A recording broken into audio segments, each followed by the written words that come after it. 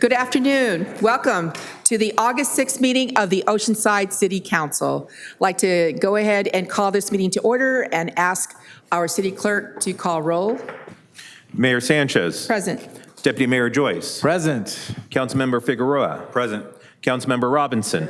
Councilmember Weiss. Here. Thank you. Please rise for the invocation. Today we have Pastor Dr. Hal Seed of New Song Church. So it looks like you're going to have a lively meeting. I want to say to you what I said last time I was here, which was I moved here 34 years ago, and every year our city's gotten better. You guys play a part in that. We're all grateful, and we're grateful for the police department as well. Let's pray. Father, as I understand my assignment, it's to invoke your presence tonight, and so I do that. I ask that you would be present in this meeting and that your will would be done here in Oceanside, preferably as it is in heaven. I ask your blessing on all of these civil servants, that they would be able to work together and derive wisdom from you and wisdom from one another and make really good decisions for our city tonight. I ask for those behind me and beside me here who are here to be heard, that they would be heard and feel heard. Again, good decisions will be made on their behalf, on our behalf. I ask your blessing on our city, Lord, your prosperity on it and your peace upon it and our nation. And I ask all this in your name. Amen. Amen. Thank you, Pastor Seed. Next, please remain standing for the Pledge of Allegiance. And if Councilmember Figueroa, please lead us. I pledge allegiance to the flag of the United States of America and to the republic for which it stands, one nation, under God, indivisible, with liberty and justice for all. You may be seated. Thank you. Thank you for all coming here. Did you guys miss us? No. That was, somebody asked, why we have a full house? It must be because you all missed the meetings. All right, at this time, I'd like to read the acknowledgement, the land acknowledgement. We acknowledge the Payom Kawichim, people of the West, as the traditional land caretakers of the land on which Oceanside is built and its surrounding traditional cultural landscapes. Today, the Payom Kawichim are known as Liseño and are made up of 7 bands: La Jolla, Palapalma, Pichanga, Rincon, San Luis Rey, and Saboba. We are mindful of the indigenous peoples in this place, and we pay our respects to the Liseño, past, present, and emerging. We are grateful to have the opportunity to be part of this community in Liseño territory and to honor their history, culture, and perseverance of spirit. Thank you. Right, the first thing we do is we do proclamations.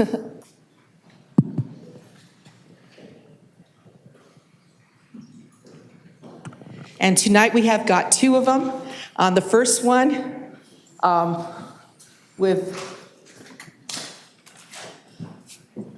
is proclamation in honor of the Oceanside Fire Department.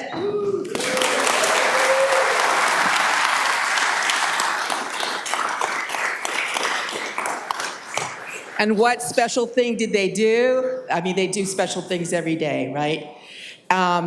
It is because they are the recipient of the 2025 American Heart Association's EMS Gold Achievement Award.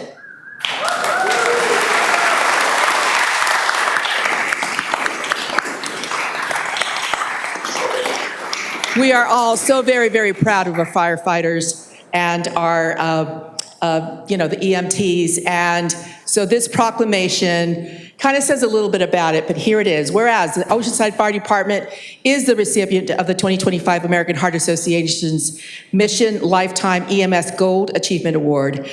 And whereas Gold Achievement is for the Oceanside Fire Department's successful commitment in implementing a higher standard of care and ensuring that every heart attack and stroke patient receives up-to-date evidence-based treatment, ultimately saving lives.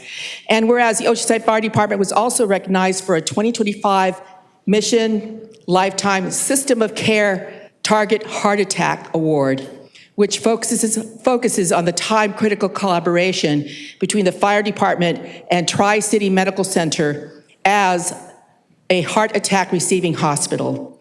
And whereas through strong collaboration with our hospital partners, the Oceanside Fire Department has helped save lives and prevented disability by exceeding the American Heart Association's high standards for emergency cardiac and stroke response. And whereas the Oceanside Fire Department operates 8 fire engines, 1 ladder truck, 6 rescue ambulances, all with advanced life support capabilities, and 2 ambulances with basic life support capabilities. And whereas the Oceanside Fire Department is part of an elite group of pre-hospital providers recognized by the American Heart Association. And whereas the Oceanside Fire Department meets or exceeds, really exceeds, right, all 9 national performance measures for stroke care and cardiac care as determined by the American Heart Association. And whereas the Oceanside Fire Department has received this award 8 years in a row.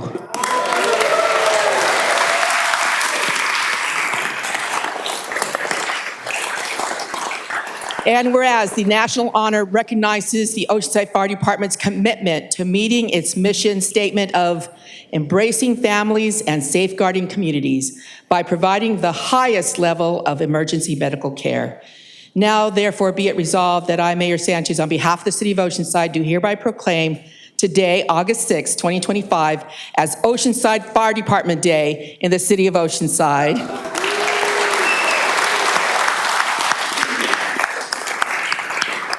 Recognizing the department's commitment to excellence and to saving lives despite the challenges of being amongst the 3 busiest fire departments in the county.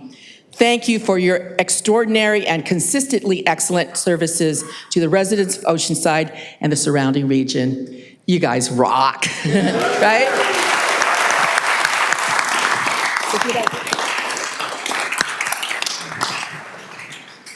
Thank you, Mayor Sanchez, for the proclamation.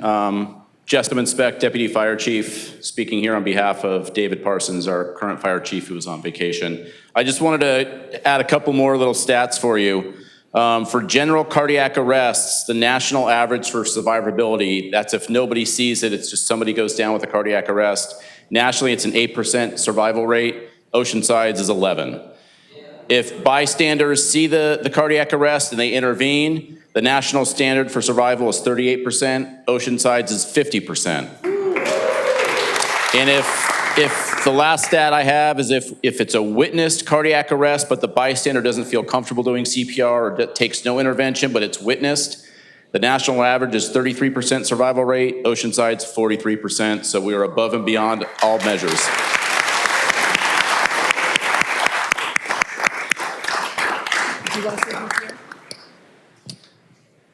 Sure. We have Captain Tyler Berry from the Lifeguard Division, Chief Tim Scott, Greg Trebby from the Lifeguards, Engineer Kevin Lewis, Tanner Drinkward, Kim Hall, MSO Amy Marquez, Battalion Chief Wes McGee, Captain Anthony Walker, Matt Price, newly promoted Battalion Chief, and Tony Chapman, Fire Captain.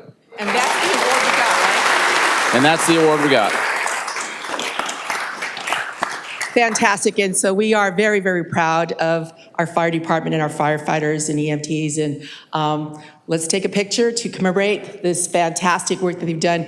8 years in a row, right? Thank you. Do the council members want to join us?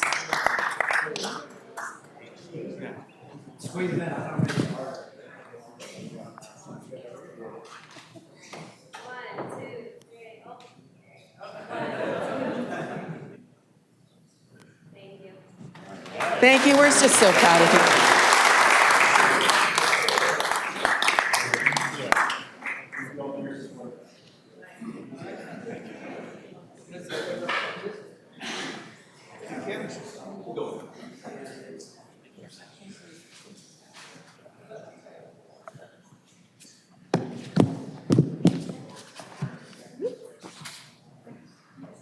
So the next proclamation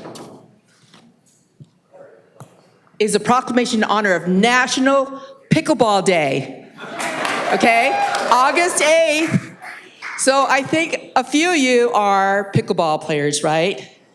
And I went through, and there's like all these special terms, so I'm not going to talk about it. It's actually Christina that's going to talk about it, right? Who's the president, right, of the Melba Bishop Pickleball Association, who's going to be receiving this award. Whereas pickleball has been around since 1965 and originated not in Oceanside, on Bainbridge Island, Washington. Friends Joel Pitchard, Bill Bell, and Barney McCullum combined elements of badminton, tennis, and table tennis. Legend has it, okay, it's a legend, maybe it's an urban legend, that has it that Joel's dog Pickles made a habit of chasing after the balls and hiding them. One thing led to another, and the game now is known as pickleball. That's possibly true, right? And whereas pickleball brings people together of all ages for social interaction, it encourages making new friends and enjoying physical activity in a fun environment. Pickleball improves cardiovascular health, hand-eye coordination, and balance by keeping people active. And whereas the Melba Bishop Pickleball Association, MBPA, was formally created in November 2015 as a 501c3 nonprofit organization and is celebrating 10 years this year. Each year, the association contracts with the city to maintain the courts and run pickleball programs.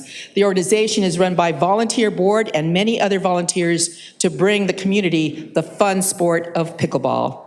And whereas one of the first projects of MBPA was raising funds to convert dilapidated tennis courts at Melba Bishop Park into 8 pickleball courts, and later an additional 3 courts for a total of 11 courts.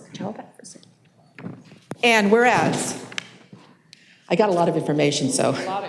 Yeah. Whereas the association has had 2 pickleball teaching professionals join, Mac McDowell and Kim Chevelle, sorry about that. Everyday play clinics, leagues, and tournaments are regularly run. And whereas a legacy clinic for women was started with the fun name of Pickleball. You know Pickleball, right? Yeah. All levels are welcomed. A core group of volunteers continue to run this program every Tuesday at 8 a.m. That's an invitation, okay? And whereas after COVID, pickleball grew across the community. There is now a 3rd teaching pickleball professional, Zach Katz, with clinics and leagues for men and kids ages 8 to 14. And whereas information for signups can be found at the Oceanside Parks and Recreation website, so Manny's supposed to be up here too, right? The City of Oceanside is the first in North County to run a successful youth pickleball league.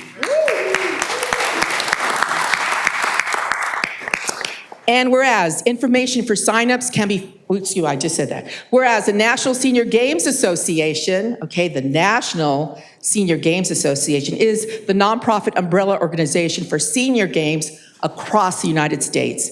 They are represented in nearly every state and Canada and host sanctioned competitions in their area every 2 years. Oceanside has been the proud host City of the San Diego Senior Games Pickleball Tournament at Melba Bishop Park. This is now a 4-day tournament, and this year it runs from Thursday, August 21st to Sunday, the 24th, with a full schedule of singles, doubles, men, women, and mixed games. This is here in Oceanside. Vendors and activities are planned throughout the long weekend. And whereas 2-star seniors are Cookie and her husband, Manny Ontiveros. At ages 81 and 82, respectively, this couple, married for 62 years, have played racquetball for 30 years and pickleball for the past 4.5 years. Cookie is registered to play at the San Diego Senior Games mixed doubles on Saturday, the 23rd. So you need to come out and, root for them to win, right? Now, therefore, be it resolved that I, Mayor Sanchez, do hereby proclaim August 8th, 2025 as National Pickleball Day and encourage all Oceanside residents to attend the 2025 San Diego Senior Games Pickleball Tournament at Melba Bishop Park on August 21st to the 24th. Congratulations to the Melba Bishop Pickleball Association on your 10-year anniversary, with many thanks for your service and volunteerism in establishing a national sport here in Oceanside that has greatly benefited all Oceanside residents, especially our senior community, by keeping them active and healthy. Thank you. Thank you for your work. Thank you. Thank you, Mayor Sanchez, and thank you, Manny, for being our partner. It took us a whole year to really serve the entire community in this sport. So if you have grandchildren, if you have children, and you're thinking, wow, my kids probably would want to play pickleball, you should reach out to that website, the Parks and Rec website. Zach and our team would love to have you and your children participate. We also have women's leagues, all levels, and men's leagues. So pickleball is an easy sport to learn. It gets you out. It's great networking. I am so beholden to have Cookie Ontiveros in my life. She has been a volunteer as long as I have known her, and I'm new around here, so that's not that long, but she has been part of our community, our pickleball community. She is just knows so many people. We're so proud to have her. She truly represents what I feel like Oceanside seniors should be: active, loving, a friend, God-fearing. What else, Cookie? I'm going to give you the mic for a moment.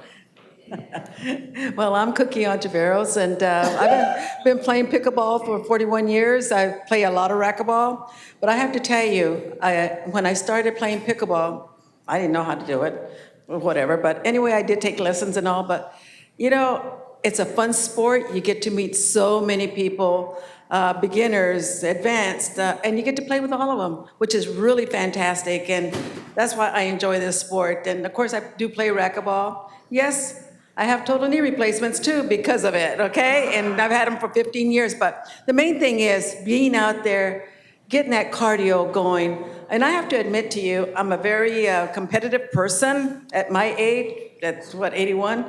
And I have to say, as I'm driving to these pickleball courts on Monday, Wednesday, and Friday, because I play at least 2 hours every time, I'm doing a lot of prayer, because there's a lot of people that need you out there that are going through issues that you don't even know about. And I'm always praying to myself, I says, Lord, help me to be kind, gentle, loving, being there for others. And it prepares me for whatever may be. And I host on Wednesdays. I'm there, I decorate my table and all, and you know, I greet everybody. Especially, we get a lot of people from other states, which is really, really good and all, but come and join us. You'll have a great, great time. And I've enjoyed, I've learned, I've met so many beautiful people. Christina, I didn't know Christina, but I've known her now for a few years or so. And so anyway, come out and join us. You'll have a great time. A lot of laughing, yes.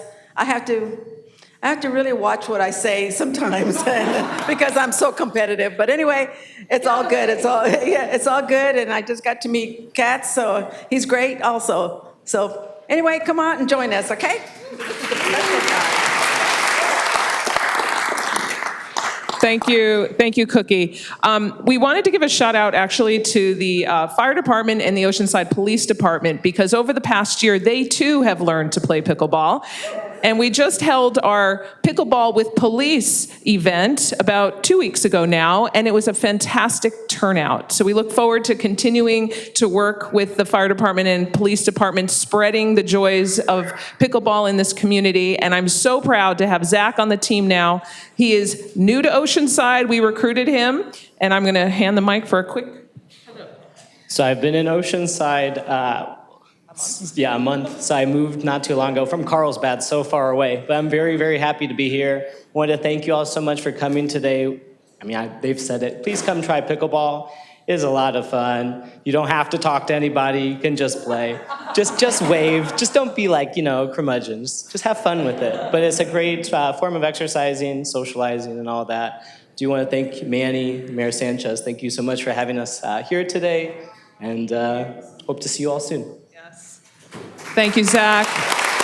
Thank you, everybody, again. And up front, Up front, we do have flyers for the youth pickleball for men's for the San Diego Senior Games. We still have just a couple openings, so if you know a pickleball player, give them a nudge.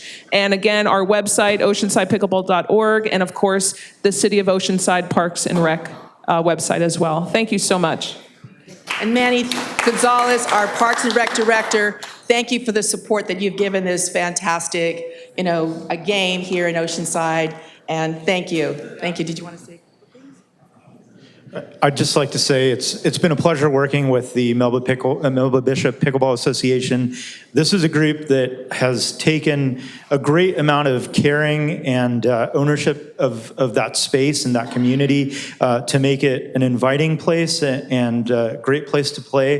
The atmosphere is fantastic in these courts, and rather than just asking the city to take care of things, they've helped us to and really been a partner to make those courts as great as they can be. And we're looking forward to 12 additional courts at the El Corazon site. Whoa, yay.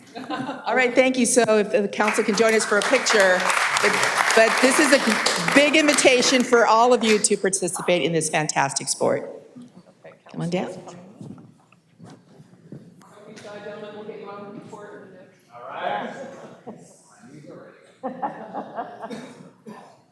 Thank you. Thank you. Thank you. Congratulations.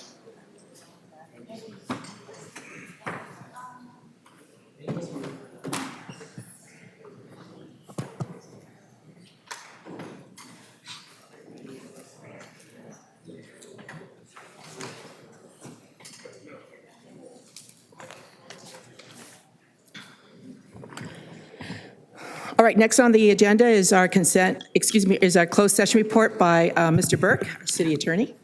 Thank you, Mayor. Council did meet in closed session earlier today, 3:30 p.m. There was no meeting on item 1, conference with labor negotiator. On item 2, there were 3 separate litigation-related items. 1, initiation of litigation, 1 case. Under the Brown Act, I will report that the council unanimously approved the city to intervene in the Purdue Pharma and Sackler bankruptcy proceedings and settlement, and for the city attorney to pursue the documents related to same. On the additional items, 1, Matthew Culver, City of Oceanside workers' compensation claim, meet and discuss. Direction was provided, but no reportable action under the Brown Act. Similarly, on item B2, Dorothy King Garcia versus City of Oceanside, was deliberation and direction provided, but no reportable action under the Brown Act at this time. Thank you. Thank you. Next is our consent calendar items 3 through 22. Any requests to pull any items? Mr. Navarro? For the Yes, public? we have received requests to pull the following items.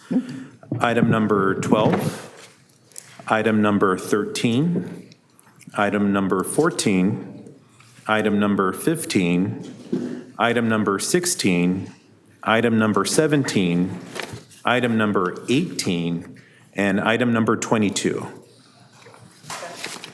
Well, it's almost the entire calendar. Any request to pull from the council? No? Is there a motion to approve the balance? Move approval, balance. Second? Is there a second? Okay, there's a motion and second. Please vote.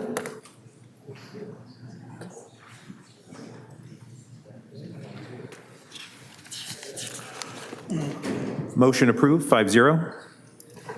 Okay.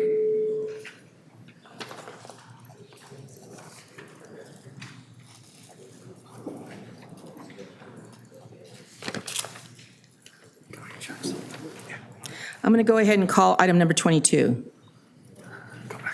Okay. All right, for item number 22, How many do we have? we have 10 speakers. 10.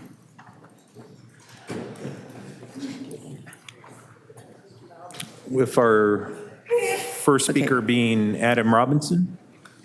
All right, so I've asked I understand the applicant is also asking to speak on item number 22, and I'll go ahead and read it. Staff recommends the City Council take final action on the appeal of Planning Commission Resolutions 2025-P04 and 2025-P05 by affirming, modifying, or denying the project and based on the May 21st, 2025 intended decision, adopt the proposed resolution with associated findings, granting the appeal, overturning the Planning Commission's decision, and denying a development plan, conditional use permit, and variance that would have allowed the construction of a warehouse, manufacturing office facility consisting of 4 separate buildings with a cumulative total of 497,822 square feet and 34 truck bays known as the multi-building and truck bay reduction alternative at 250 Eddie Jones Road. Staff further recommends that in overturning Planning Commission Resolution 2025-P05, the City Council decline to certify the final environmental impact report based on the denial of the project pursuant to Public Resources Code Section 21080, subsection A, subsection 5. There are 10. I'm going to be asking that, because we have others that have been pulled, that you speak for 2 minutes, but I'll certainly give you some leeway. If you run out of time and you need, another minute or so left. Okay? So start with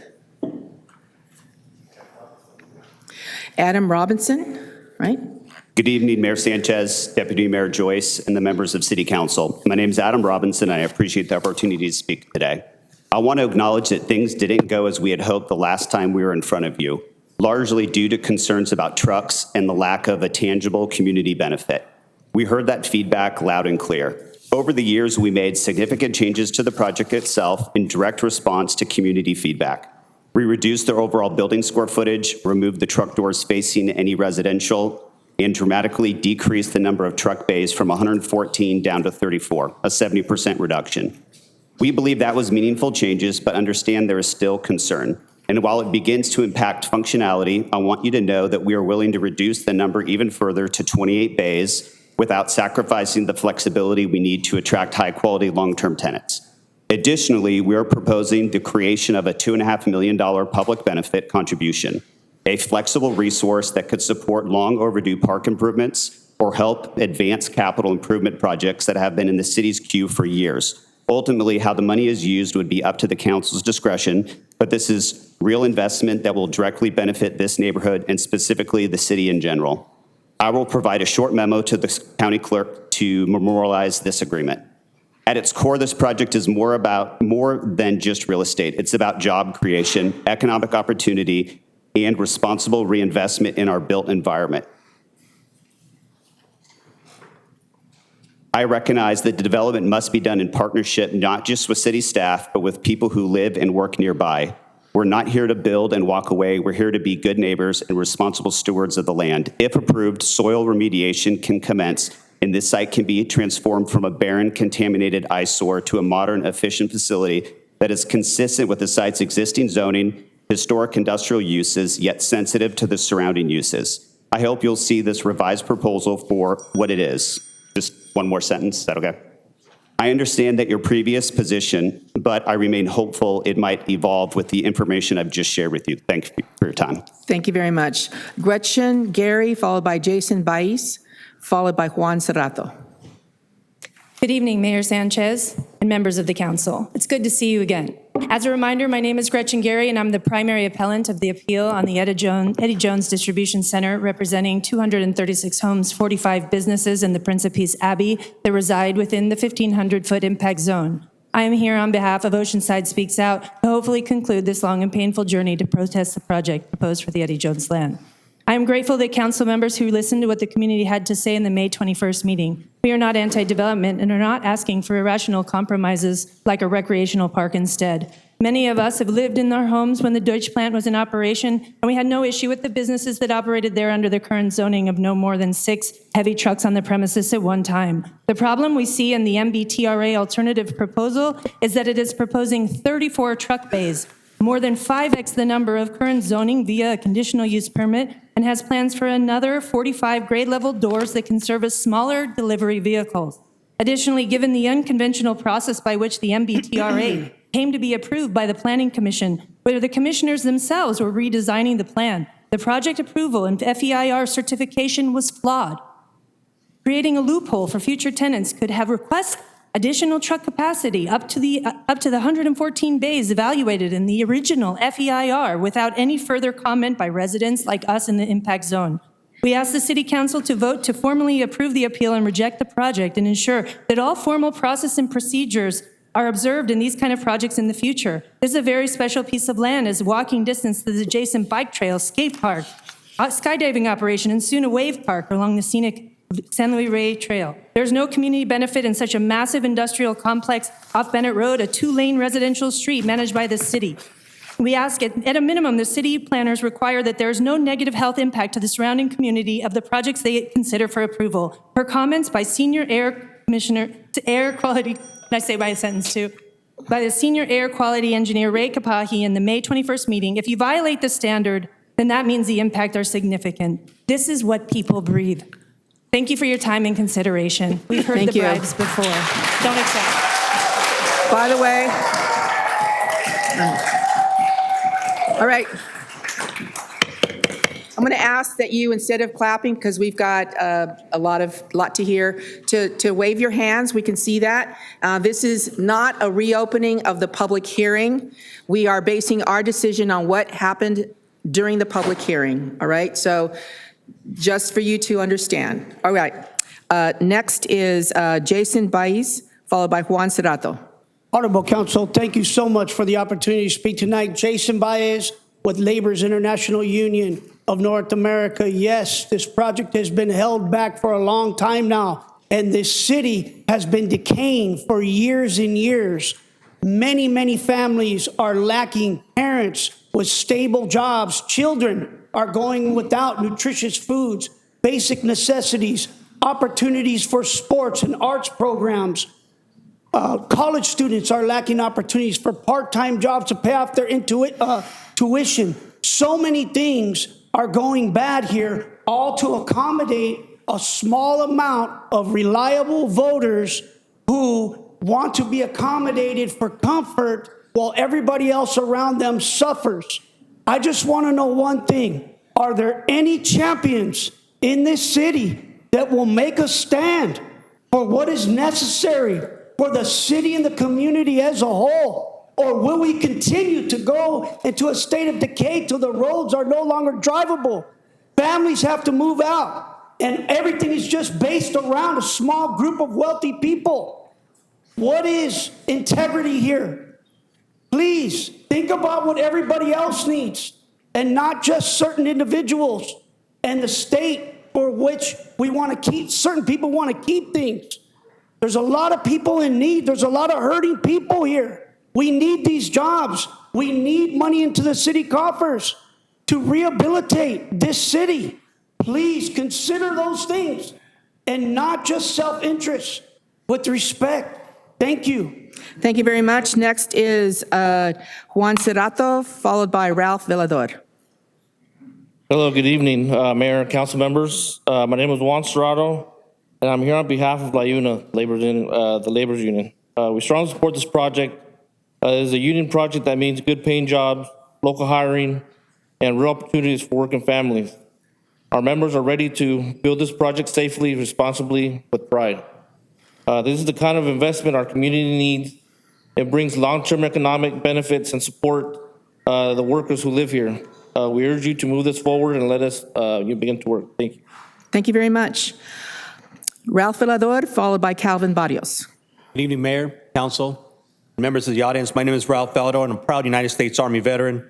And I'm here on behalf of the Southern California Council of Laborers and our members who are here tonight, but more importantly, the local union members that couldn't be here. Our members depend on decisions like this very one so we can go to work. We all know it takes the economy, it takes developers like this one here to infuse private money into our economy to make it robust. The developers bringing in private money and infusing it right here and putting people to work. That's something to say. We must support developers who use union contractors that hire well-trained union tradesmen who are professional in their craft, that build to the highest standard and pay a dignified wage with benefits.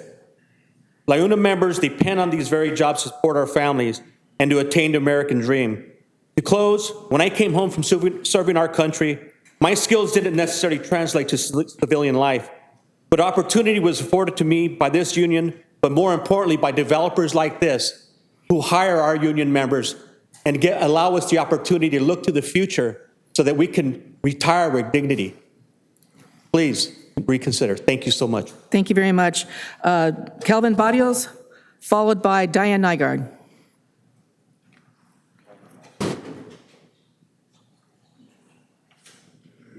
Not here. Okay, Diane Nygaard, followed by Joe Chen Kressler.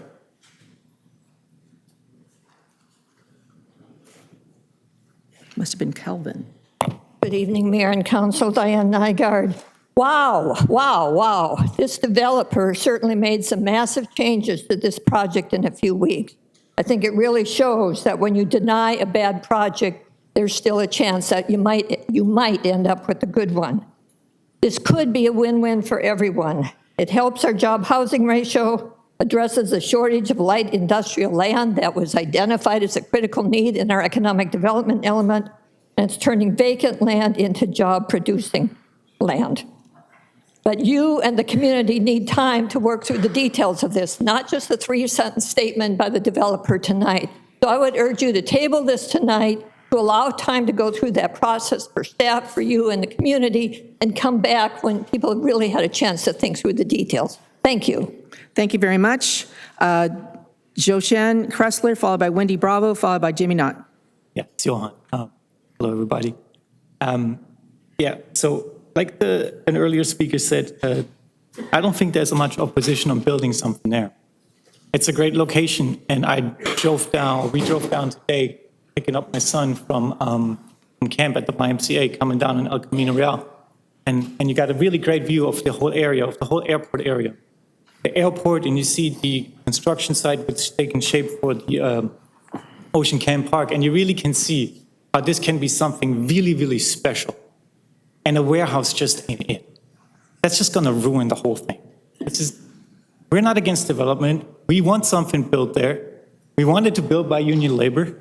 And I'm from that neighborhood, and there probably are some rich people there, but I work at the university. My wife is a former teacher. My neighbors are 2 nurses across the street, and then a firefighter and a policeman. So, no, it's not a rich neighborhood. Okay? It's a middle-class neighborhood. It's a nice neighborhood. It's a beautiful area in a beautiful location in Oceanside, and it has so much potential. Just look at it from that El Camino, overlook it, airport, Ocean Camp, warehouse. No, please. Build something that really fits there, that puts Oceanside forward. And yes, build it with union labor, build it with good paying jobs, but not a warehouse. Please. No. Thank you. Wendy Bravo, followed by Jimmy Knott. Hi, my name is Wendy Bravo, and I'm an oblate at the Prince of Peace Abbey, and we are extensions of the monastery insofar as our station of life allows. As a worshiper there, I'm among many thousands that come to that 130-some-odd acre property that overlooks this debacle of a non-plan and really what is a shell design. It's a non-design, really. There's no tenant.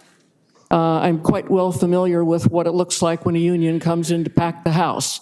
And, while the sentiments are, appealing, the people have already spoken. They spoke in petition and some 5,000 signatures. You have a large community of people that are going to be living close on, as well as a multi-species habitat that's going to be impacted. The tests that were run under DUDEC, which is well known to RPG and has been used frequently, were slipshod. Okay, so I appeal to you, Council, to uphold how you've already voted in response to the people, regardless of their income, but on behalf of their faith and their lifestyle and their children and their families that are close on this project. Thank you very much. Thank you. Jimmy Knott. Mayor, council members, Jimmy Knott, 127 Sherry Lane. This has been before you many times. This has been discussed by the community. The community has spoken. The environmental, professionals have spoken. They have told you, very simply, it's unfit. for that type of construction at that place. There's other places that are more preferable. What's going on is simple. Myself, being a former union member, I can understand what's being said. But I also know the tactics that are being used. Being a proud democratic socialist, I understand what's being used. It's a simple thing. And it's trying to persuade using the best argument that they have. And they're playing on emotions. What you have before you scientifically is not right. It's a threat to our water. There is no insurance for the public in any sentence of this project. The developer is not going to ensure that 50% of our water, which is going to be coming out of the San Luis Rey, is going to be assured if anything happens, because there's no occupant at that site. If there is a major catastrophe at that site, who's going to pay for our home water supply? Are the union members going to come back and say, here's the millions that's going to help you? There's a lot more that can be said. Thank you. Thank you very much. That's it. That concludes our speakers. Thank you. I'm going to go ahead and move approval of staff's recommendation, including denial of the project and taking no action on the final environmental impact report. Is there a second? A second. Okay.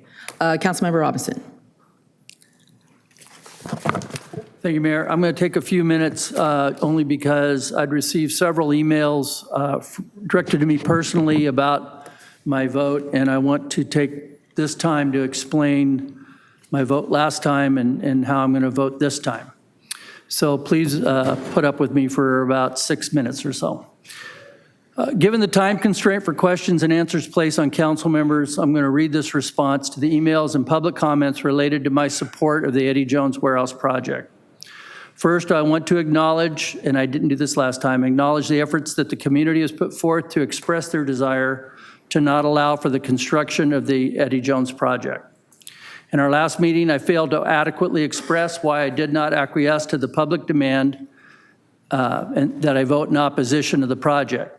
I hope my position on the matter will be better understood. While community input is critical to governance, it is not the only metric by which we as elected officials should make decisions. At most council meetings, there are projects which require a for or against vote. I cannot think of a recent project that has come before council that did not have some form of neighborhood protest. Unfortunately, the state of California has imposed rules and regulations that more often than not limit our ability to oppose a project without the threat of lawsuits, which promise significant financial penalties. I and others on this dais have supported concerns of those in opposition, but absent substantial evidence or a successful legal path to follow, a majority vote gives approval to the project.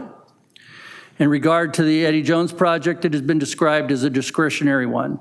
Given the high level of community opposition for the project, why did I vote to deny the appeal?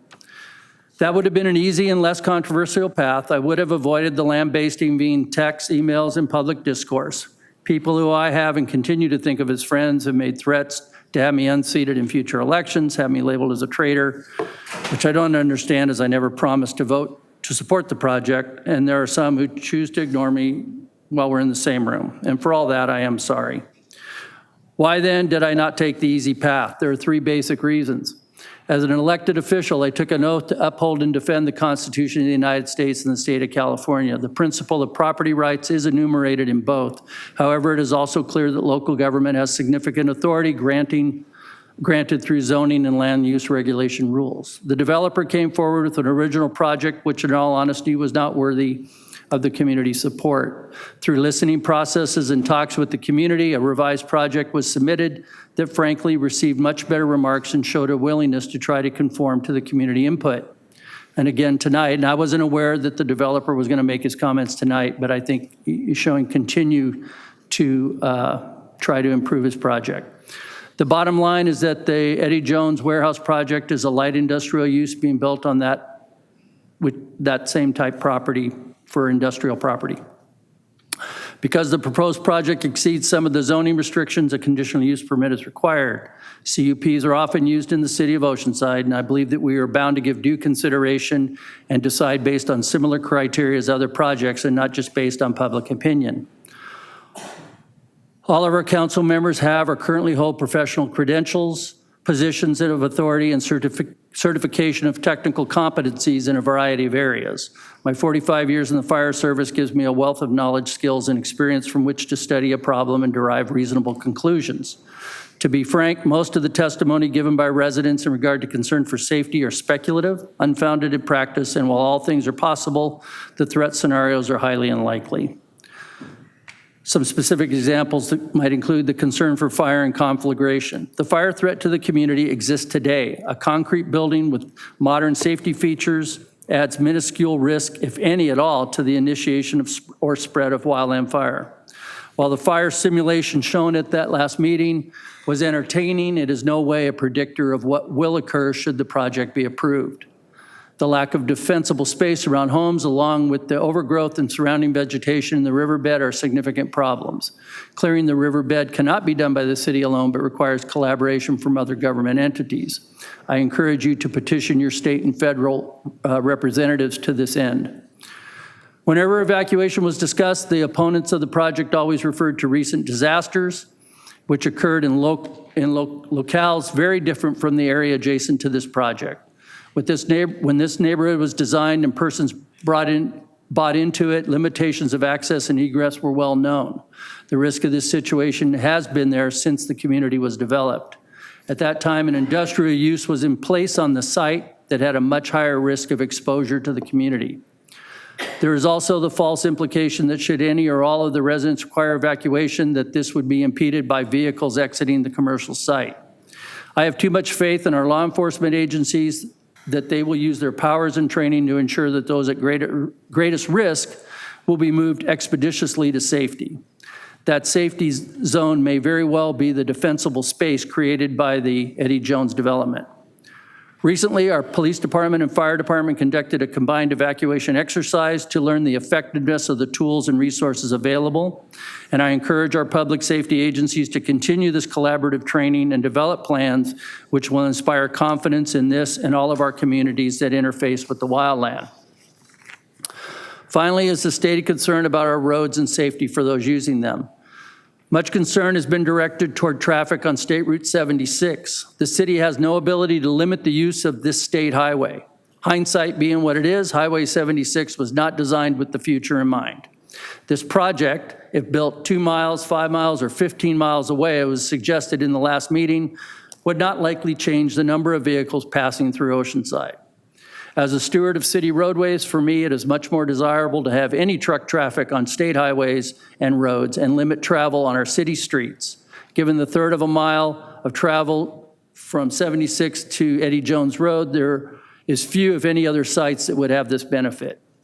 Safety for children and others coming in and out of the neighborhood was a stated concern.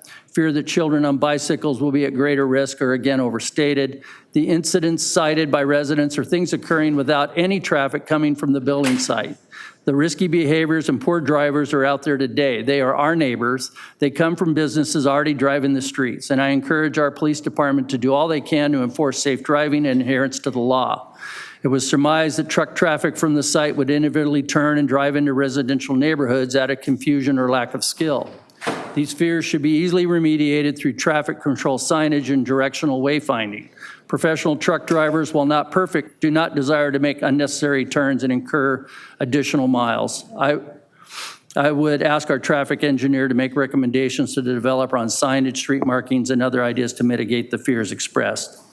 Time does not allow me to debunk all the fears and misstatements that I have taken in at the meeting. In the early phase of the project, some residents did come to see me and ask my opinion on these topics. My message has been consistent. I've consulted with our fire chief, and while I will not speak for him, I will say that in those conversations, we have agreed as to the community risk and the added risk or lack of that this project brings to the community. I find it interesting that your local fire safety professionals are routinely discounted or are never consulted. I would be remiss if I did not address my not in my backyard comment. At the appeal hearing, there were multiple comments made about the project being a good one, but the location is not right. The final speaker on behalf of the appellant closed by saying, and I'm paraphrase a little bit here, the developer was a good developer and tried to work with the community. The project was a good project, but this was not the site and it should go somewhere else. If that is not a not in my backyard sentiment, I don't know what is. Every building project we approve is a bother to some community. As council members, we too live with our decisions. I've never fought against a project in my district that impacts me or my neighborhood because it's just in my district. The growth of a city can be painful, especially to those who do not like change. As a council member, I have to make my decisions based on the principles that I swore to uphold and the knowledge, skills, and abilities that I and my colleagues bring to the table. I understand that my vote may not be in conformance with your way of thinking, and I respect your right to dissent with my opinion. This is but one issue that will come before this body, and I promise to do my best to serve you and all the citizens of our great city of Oceanside. Thank you. Councilmember Figueroa. I have a few questions. I would like, is it okay to get the developer up here? I have some questions for him.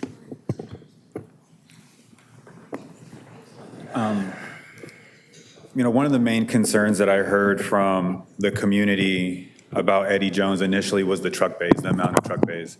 And I believe initially we started at, or the developer, you started at 114. I believe that was what was being proposed to the city. And That's correct. Then you suggested 56 was the second, right? Yes, yeah, after feedback from the community. Okay. And then on May 21st, what was before us was 34 truck bays, correct? Correct. At Planning Commission, they reduced the truck bays down to 34. And then today, are you, and I'm asking because I wasn't sure, I think I might have missed it. Did you suggest that you would willing to reduce the truck bays again? That's correct. We want to make sure we don't limit ourselves from attracting high-quality tenants, so we need a certain amount just because it's a large project on a large piece of land, but we are willing to reduce the truck bays down to 28. And so that would be, what is that, is it 20% reduction? About that, that's correct. Okay. So essentially that would be about 7 bays for each individual. If you have 4 different tenants, they each would have about 7 different. That is correct. Okay. And then at the last meeting, what I think I heard you saying, please correct me if I was wrong, that you said that you'd be willing to condition this project for it to never be in Amazon. Was that correct? I did say that at the end. That is correct. This project is not designed to be in Amazon. We're not trying to sneak in Amazon, so we'd be willing to do that. Okay. One of the many emails that I received after the May 21st meeting from community members was, what was the timeline for the environmental cleanup of this site after the 21st meeting? And it's my understanding that the cleanup of this site is not feasible without this project moving forward. Am I wrong? That's correct. It's tied to the EIR, so we have the money set aside with our lender to clean it up, but we're not allowed to move forward with the environmental cleanup until the EIR has been approved. It's tethered to the EIR. And I've learned a little bit more about this site and as far as the environmental issues regarding the site due to its previous tenant. Can you share a little bit about that cleanup and what it entails, just given some of the environmental? It's removing of the contaminated soil that was contaminated by TE connectivity for all the uses they did throughout the years. So I'm not an expert, but we have a pretty extensive plan, and it's into the city on our rough grading permit. So the rough grading permit's actually a permit to remove all the contaminated soil. I know the process is actually relatively quick. It takes 60 to 90 days to do it. But we have, environmental specialists that do that work. And, doing just more research about this project, it is also my understanding because of those environmental impacts, and maybe this for the city attorney to answer, this property can never be open space. It can never be a park. It's deed restricted to for That's correct, yeah. The correct? DTSC, who's the environmental agency that's monitoring the cleanup, deed restricted it to only be industrial. So when people say they want it to be other uses, it can't be. So it can only be industrial, meaning it's a warehouse, it's a similar project, something similar to this project? That's correct. Correct, okay. Now, at 28 truck bays, would that be considered still a distribution site by industry standards? No. I mean, we've really designed the buildings to go after more of the high-tech manufacturing type tenants anyways, especially when we went from the larger building, which was distribution, to the 4-building project. And you'll see, I mean, a lot of projects in Oceanside that are distribution that are the same size will have 140 docks, something like that. So we're in the size range where we're going to be attracting more, manufacturing, life science, those types of tenants. Would you say that this project is something more aligned with industry standards to be considered more light industrial? Yes, correct. Okay. And part of the initial proposal that came to us on the 21st, there was a few things that was mentioned in that, and I just wanted to see if you can share a little bit about it. It said that this project would develop pedestrian connections provided through the construction of 600 feet of sidewalk along Bennett Road, frontage that would connect to the San Luis Rey River Trail, and a new sidewalk would also connect to the river trail on the Alex Road frontage. And in addition, the proposed project would maintain also 100 feet biological buffer from the edge of the San Luis Rey riparian habitat, correct? Yes, that's all correct. We could have built within the buffer, but we decided to stay completely out of it. So we are completely out of the buffer. Okay. And is there, I know it's hard without understanding the tenants, but is there any type of forecast given as far as how many jobs this can potentially bring to the city of Oceanside? Yes, we did an economic study, and it was saying that not only are there 1,200 construction jobs during the construction period, that it should be a minimum of 500 new jobs to the city of Oceanside. Post-construction? Post-construction, correct. Okay. And today in your presentation, you also mentioned this project, if it were to move forward, condition of moving forward, the developer be willing to agree to $2.5 million community benefit for the city of Oceanside. Can you share a little bit about that? Yeah, one of the main things that we heard about the project was the community's not really getting anything for it. So we've presented, and I gave the city clerk a little letter that we would give $2.5 million to the city for the council to decide where those funds would go. But yes, that's correct. Thank you. All right, thank you. Yeah. Deputy Mayor Joyce. Well, I'm not done. Oh, sorry. No. I can wait. We can hold my, okay. No, go ahead. I think that one of the things that's always been a priority of mine is addressing our jobs to housing ratio here in the city of Oceanside, which at the current moment, we fall behind our neighboring cities of Carlsbad and Vista. And anytime that we have an opportunity to increase that, I think just given to Councilmember Robinson's point, is something that we need to consider as a city as a whole. I appreciate the developer listening to the community and being willing to reduce the truck bays by another 20%. What initially started as 116 truck bays, which was something that I couldn't agree with or be aligned with, even the 56. And then when the developer dropped it down to 34, it showed that they were working with the community, but now reducing it to the 20s. One, I think it shows that this is not a distribution site. It doesn't have the characteristics of a distribution site. The community benefits that the developer is willing to offer, I think, really gives us the opportunity to address some of the projects that are on our CIP list that have gone unfunded. And during our one of our last meetings in June, when we finalized the budget, I heard our mayor clearly and council member Wise share concerns about our forecasts and our budget, and I took those to heart, I took those to mind, and those concerns came up when we were discussing the lighting of Prince Park, which neighbors this project. And I think that the community benefits that are being offered today allows us to address some of those concerns, especially around Prince Park that has already been approved. But I think we can use some of that funding to not only address the Prince Park lighting project, but also the feasibility study for the bathrooms at Fireside Park, which is located in one of our opportunity neighborhoods. And it also allows us to address some other projects in our back gate D Valley area, like the skate park lights that have come before us, as well as the pickleball courts in that community. So those are just my comments. Thank you. And we never sacrifice one community for another. Deputy Mayor Joyce. Thank you, Mayor. Okay, I had a question for the city staff. If, let's just say, 28 truck bays are adopted as the number of truck bays for the property, what would it take to add bays to the project? Let's say they're like, oh, we have a new tenant that needs 10 more truck bays. What Or would 50. What would need to happen?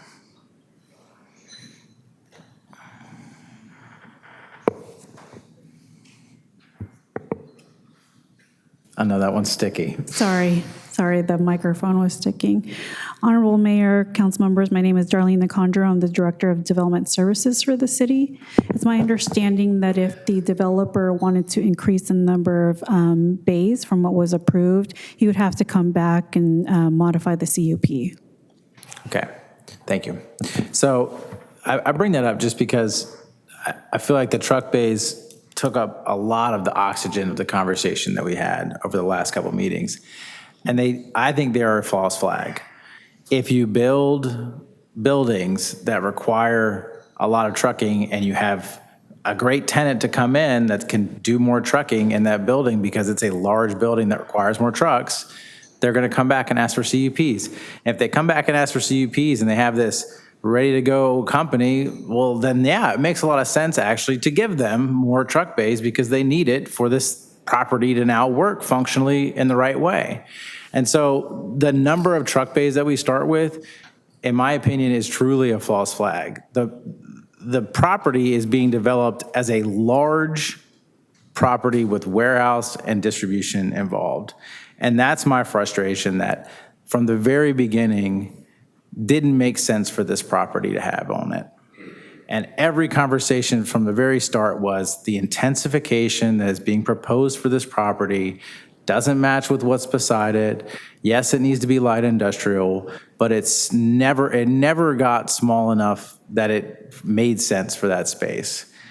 Even if it were to be half of this, it could be half of this as phase one and then work on phase two if the surrounding neighborhood sees that it's an intensification, that's not too bad. But unfortunately, we never really got progress from our first talk to our last talk. And then I'm frustrated by the process that we're seeing again today, where we get letters that are very long, complicated, and proposals that we frankly don't have time to sort of sift through right before the meeting. That's just not the way we should be doing business. I really appreciate everybody who's here about this tonight. It shows it's a very important project. I appreciate both the members of that community that have showed up, not just tonight, but in countless nights, listening to us drone on about all kinds of other things, waiting for their 3 minutes at the end of a long meeting to say, don't forget about us. I really appreciate our workers, and I wish that I could stand with you in this vote tonight. I really do. Unfortunately, you're standing beside a project that's going to poison the air beside a community that I represent, and I can't vote for it. I think that's all I have to say. Thank you. This project started at 114, and during the time of the life of this project from day one, I knew that I needed to not comment on this project, because to me, to do an EIR based on 114 bays basically means that's where they want to go. And all you have to do is file something with the planning department. And based on who's on the council, it will get approved. So they could say, well, we need 50 more bays. We just absolutely need them. And it's going to bring more jobs. The kind of jobs that they're going to bring are not the kind of jobs that we want for Oceanside. They are not. This project was heard, and to be bringing a completely different, project at this late time is unprecedented. This council will not be bought. This council should not be bought. It should not. And that is what the message is going to be if there is a change on the vote, that we can be bought. This is Oceanside. This is a city where we listen to the public. And a lot of this was looked at, reviewed. The community consistently, and this is from listening to all of the information that was out there. And why wasn't it turned into another project early on, if they were really listening to the community? Why not? So, yes, we've taken a lot of time today. We actually have to listen to our 6 o'clock time certain items, which means we're going to have to continue the rest of the consent calendar. But this is an exceptionally critical vote today. I feel that we were really, really clear. We listened to the community, a petition of 5,000. And I have to say, I know many of the folks who live in this area, and there will be one way in, one way out for all of these neighborhoods because of the other project that we've approved, a project that is going to be bringing jobs and economic development to this city that are higher end jobs. So I'm actually going to go ahead and ask for the vote, but I am especially asking that this council remember all the people that came out that are here tonight and basically saying, this is not the project. We want a project, but this is not the project. Please vote. The motion is to approve staff's recommendation, which is to deny the project based on the findings that are in the staff report, as well as declining to certify the FEIR. Please vote.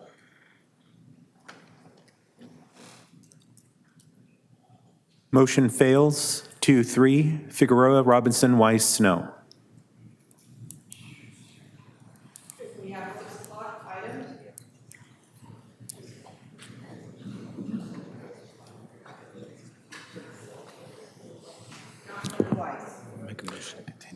Thank you, Mayor. And I would just like to say, when people say it's the wrong place for the wrong project, if you go up to Ocean Ranch, there's MagnaFlow, Suja Juice. They're all similar to what this is going to be. So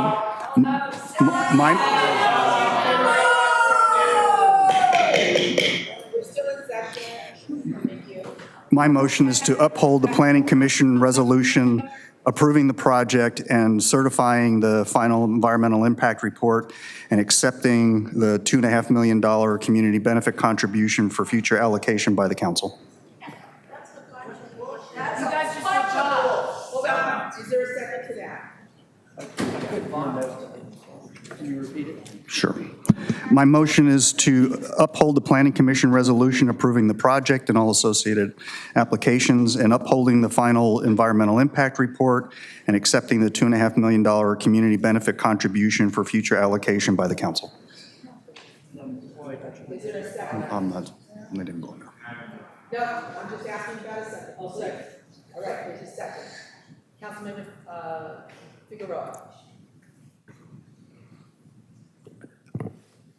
With that, I would like to amend Councilmember Weiss's motion in regards to the contribution, if we can include to cover all the costs associated with the Prince Skate Park lights, which is neighboring the project, to cover all the costs associated with the Fireside Park bathroom feasibility study, and to cover all the costs associated with implementing lights at the Melba Bishop Skate Park and the remaining pickleball courts at Melba Bishop. And then the remaining balance, the council can decide. I'll okay that. All right, I actually do have a big issue with this. If this is a community benefit, we're gonna assign the money right now to our own districts. Like, that's definitely not how this should go. This is we should go through the process of assigning this money appropriately. So I'm gonna make a motion to continue this item to 2 meetings down the road. Yes, motion to continue takes precedence. Is there a second? There is no second. Please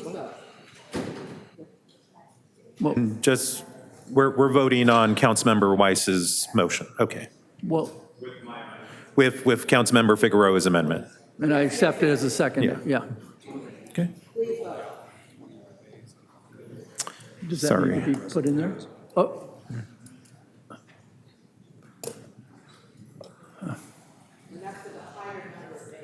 28.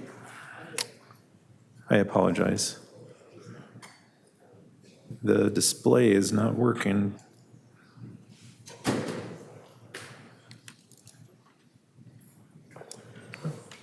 Oh, there it goes.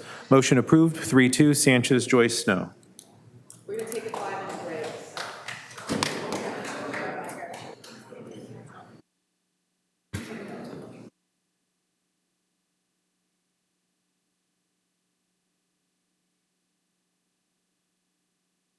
What does that mean?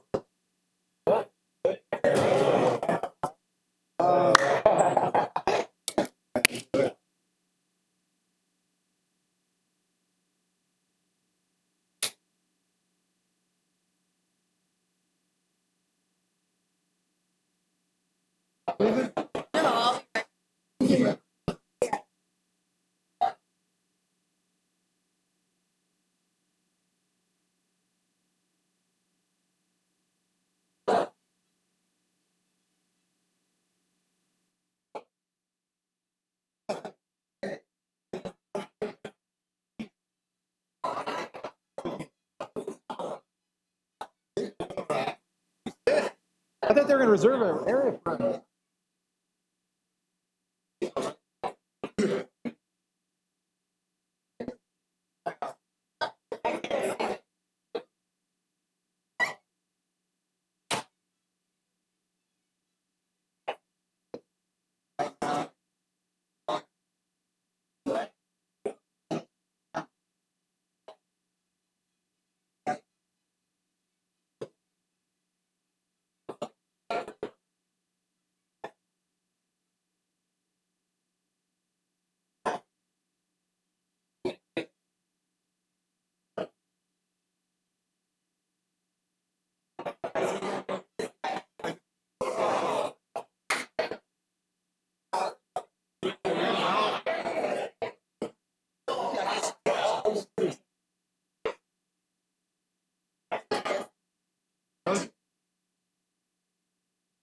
Yeah.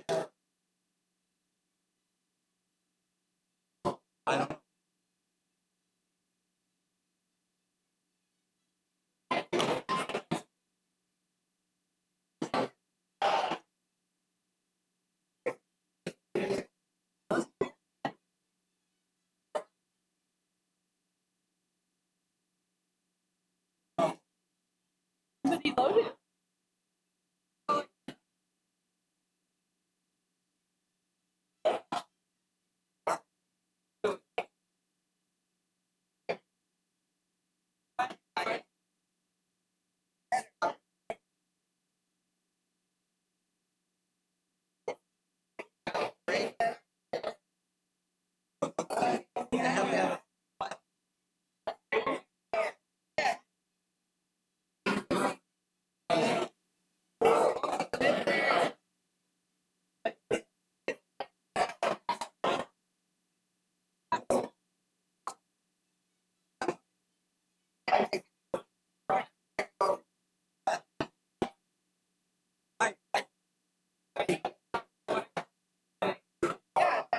If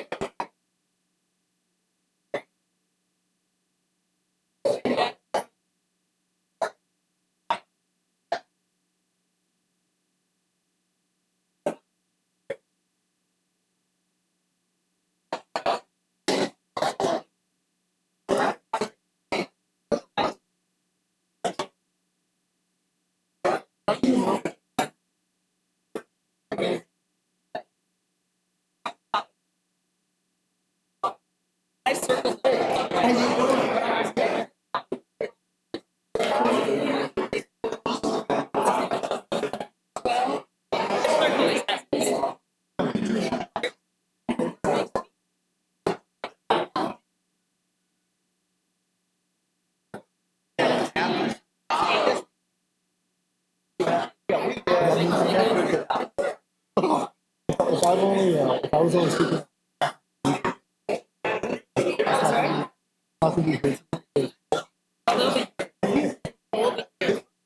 Even if the ones that were poor. So we're gonna be talking.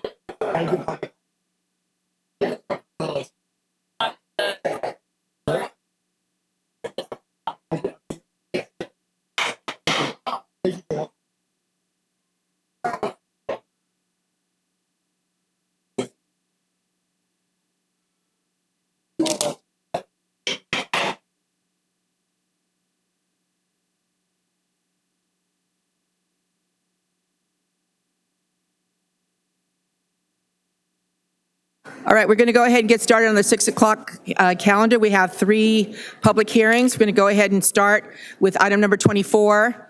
After that, we'll go back to the general item and the consent calendar items that have been pulled. So start number 24. Staff recommends the City Council, number 1, introduce an ordinance amending the Oceanside City Code to allow for up to 4 cannabis storefront retail licenses. Number 2, introduce an ordinance amending the Oceanside zoning ordinance, specifying which districts would allow storefront retailers. Number 3, adopt a resolution establishing new cannabis business fees and endorsing the proposed application materials, procedures, and format. And number 4, adopt a resolution granting license priority to the city's 2 existing operators. I'm going to go ahead and open this public hearing. Request disclosures from council members regarding constituent contacts and correspondence. Staff, public, and we've had this several times in front of us. Staff, public, and applicants. Staff, public, many emails, calls, and of course, hearings. I spoke with staff about this. I spoke with a couple of the applicants, one of the applicants since our last meeting, and members of the public. Staff, public, and potential applicants. Thank you. Mr. Navarro, do we have any correspondence and/or petitions? Any correspondence we received was forwarded to the council prior to the meeting. Thank you. We're going to go ahead and begin with a report by Dane Thompson, Associate Planner. Mr. Thompson? Thank you and good evening. Honorable Mayor, council members, Dane Thompson with the Planning Division, presenting the revised cannabis storefront retail licensing program. Staff presented the proposed storefront retail licensing program to the City Council on June 18th, just a few weeks ago. During that presentation, staff heard from the council that the program was largely good, but could be improved with 3 revisions. 1 would be eliminating the requirement to retain a site during the local license process. 2, institute strict separations from schools. And 3, reward businesses with a proven track record of abiding by collective bargaining agreements, or CBAs, in the license scoring criteria. Tonight, staff is recommending that the council approve the revised program by taking the same 5 actions as proposed on June 18th. The revisions made to the program will be shown in yellow throughout the PowerPoint. Actions 1 and 2 entail amending local codes to allow up to 4 storefront licenses in specified zoning districts throughout the city. Actions 3 through 5 would create an application process that is the official application process. The city code amendment would entail a cap of 4 licenses, the elimination of the existing vacant non-storefront license, a clarification that the current non-storefront licensee could continue operations but would forfeit the license if the business ceases operations. And the code amendment would restrict transfers of ownership interest during the first 4 years of operation. And the code amendment would also institute deadlines for all license types to become operational. Revisions to the code amendment were made to clarify that storefront retail applicants would be exempt from needing to supply a business location on their application. The zoning code amendment includes the creation of a definition for storefront retailers, which precludes drive-through, drive-up, and curbside delivery services citywide. It also specifies which commercial industrial districts outside of the downtown and the coastal zone would allow storefronts, and clarifies that storefronts are subject to the separations Article 36. Staff has revised the code amendment to prohibit storefront retailers from locating within 1,000 feet from a middle or high school and within 550 feet from elementary and other schools. I have prepared buffer maps for the council by district if desired. However, the maps are for illustrative purposes only, as the separation distances would be measured by most direct pedestrian path, which is not possible to map. So these maps shown on the screen here show an as the crow flies radius, which do not accurately depict true buffer. The zoning map before you is the same as it was on June 18th. No revisions have been proposed to the zoning district.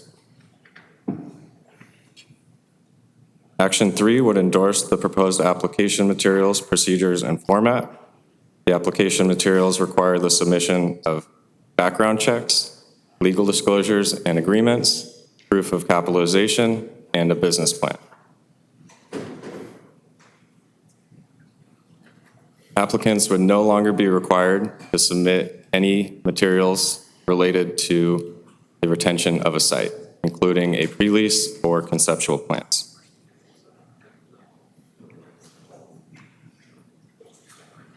The proposed evaluation criteria have been modified to no longer require and score a proposed location. The revised scoring criteria now has only 2 parts: the business, labor, and employment plan, and the community and employee benefit plan. The business section would score applications on experience, proof of capitalization, and local ownership, whereas the community benefit section would award points for donations to youth-serving causes and wages above county minimums. A revision was made in this section to award points to businesses with a proven track record of abiding by a CBA. Another revision that I want to read into the record is that donations to youth-serving causes should be a specified percentage of gross receipts only. The current evaluation criteria gives businesses the option of donating a certain percentage of revenues or a larger percentage of profits. Staff would like to change the criteria to not allow for percentages related to profits, but only to gross receipts. Applications would still be awarded via a merit-based process, which would no longer require a zoning verification letter. The first step in the process would be a completeness screening, where applicants are invited to cure their applications if they are missing any pertinent information.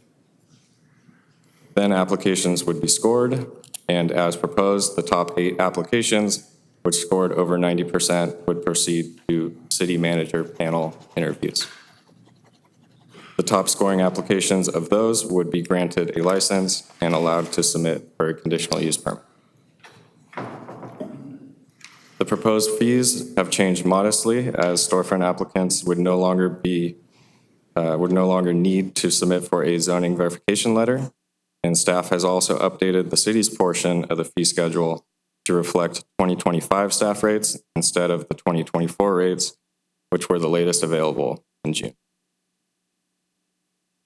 Lastly, the city's 2 existing operators would be granted a special priority status and would be allowed to bypass the city manager panel interviews and submit directly for use permits should they submit a qualifying application. Staff has determined that the program would be exempt from CEQA under the common sense exemption, and each specific operator would need to undergo CEQA review for their proposed site during the CUP process. If the program gets adopted tonight, the city could open the application window in late fall or early winter of this year, and CUPs could be brought before the council as early as mid-2026 for those awarded a local license. With that, staff recommends that the City Council introduce an ordinance amending the Oceanside City Code to allow up to 4 storefront retail licenses, introduce an ordinance amending the Oceanside zoning ordinance, specifying which districts would allow storefront retailers, adopt a resolution establishing new cannabis business fees and endorsing the proposed application materials, procedures, and format, and adopt a resolution granting license priority to the city's 2 existing operators. That concludes my presentation, and I'll be available for any questions. Thank you. Thank you very much. This is the time to hear from the public. We don't necessarily need you to have signed up. I know that some people did, so we'll go through those first, and then afterwards I will ask if anyone else wishes to speak. How many do we have at this time? We have 18 registered speakers. 18. Okay. So we are going to be having each person speak for 2 minutes. All right, it's going to go down to 2 minutes, normally for 3. And so I'm going to go ahead and begin with Karina Delgado, followed by Erica Carter. And I'll give you, I know I'm just popping this on you, so if you need a little bit more time, I'll try to accommodate you, okay? Thank you. Good evening, Mayor Sanchez and City Council members. My name is Karina Delgado. I am the Program Manager for Vista Community Clinic's Alcohol and Other Drug Prevention Program. I'm here to provide some important information for consideration as Oceanside evaluates the presence of marijuana storefronts. So part of my job as this region's prevention provider is to staff the North Coastal Prevention Coalition. In the month of March, we hosted a youth panel here at Oceanside Civic Center Library Branch, where 13 youth from both Be the Resistance, Oceanside High School, and Spreading Tobacco and Alcohol Awareness Youth Club from Vista High School gathered with their families and community members to share their firsthand experiences on substance use. This is including marijuana use among their peers. One of the main items that youth mentioned from this event is how easily accessible youth access to marijuana products is to get from their friends, their family members, and even older individuals in their community.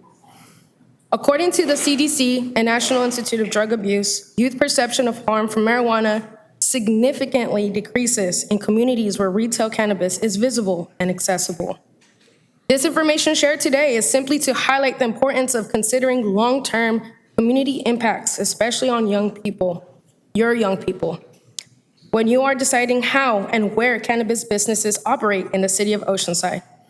Lastly, today here I have provided you with a packet with some additional information, resources, such as cannabis policies, just for your reference. Thank you so much for your time. Thank you. Erica Carter, followed by Jennifer Gill. Good evening, Mayor Sanchez and council members. My name is Erica Carter, and I have been an Oceanside resident for over 25 years. As a concerned parent of 3 teens, I am here today to urge you to vote no on agenda item 24. Ever since I have lived in Oceanside, I have worked with children, youth, and young adults, either through coaching, as a teacher, and now in my current role overseeing healthy child development efforts in the pediatric clinical care setting. One of my concerns is the increased access and exposure children and youth will experience by having cannabis storefronts in the community, thereby normalizing cannabis use and potentially resulting in an increase of its use. This increase in use is concerning, as the human brain is not yet fully developed until between the ages of 25 and 27. Did you know that substance use disorders are more likely if individuals are exposed to addictive substances during the developmental stages? Another concern I have is cannabis poisoning, as the largest increase in cannabis-related calls to the California Poison Control System from 2016 to 2023 were seen in children and youth.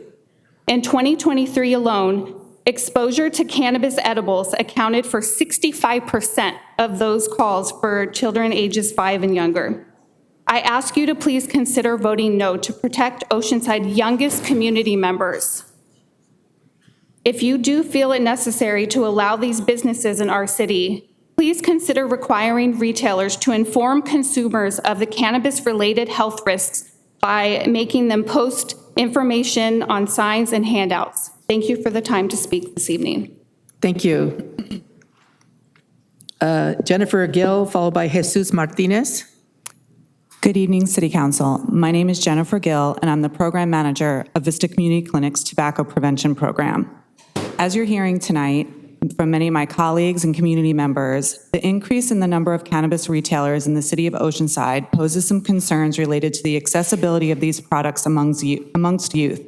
In order to minimize the health risks associated with cannabis access and use among youth, much can be learned from the decades of tobacco control efforts throughout the country, state, and here locally. For example, cities that implement comprehensive tobacco retail license policies can reduce youth access to tobacco and nicotine products by incorporating proper enforcement protocols.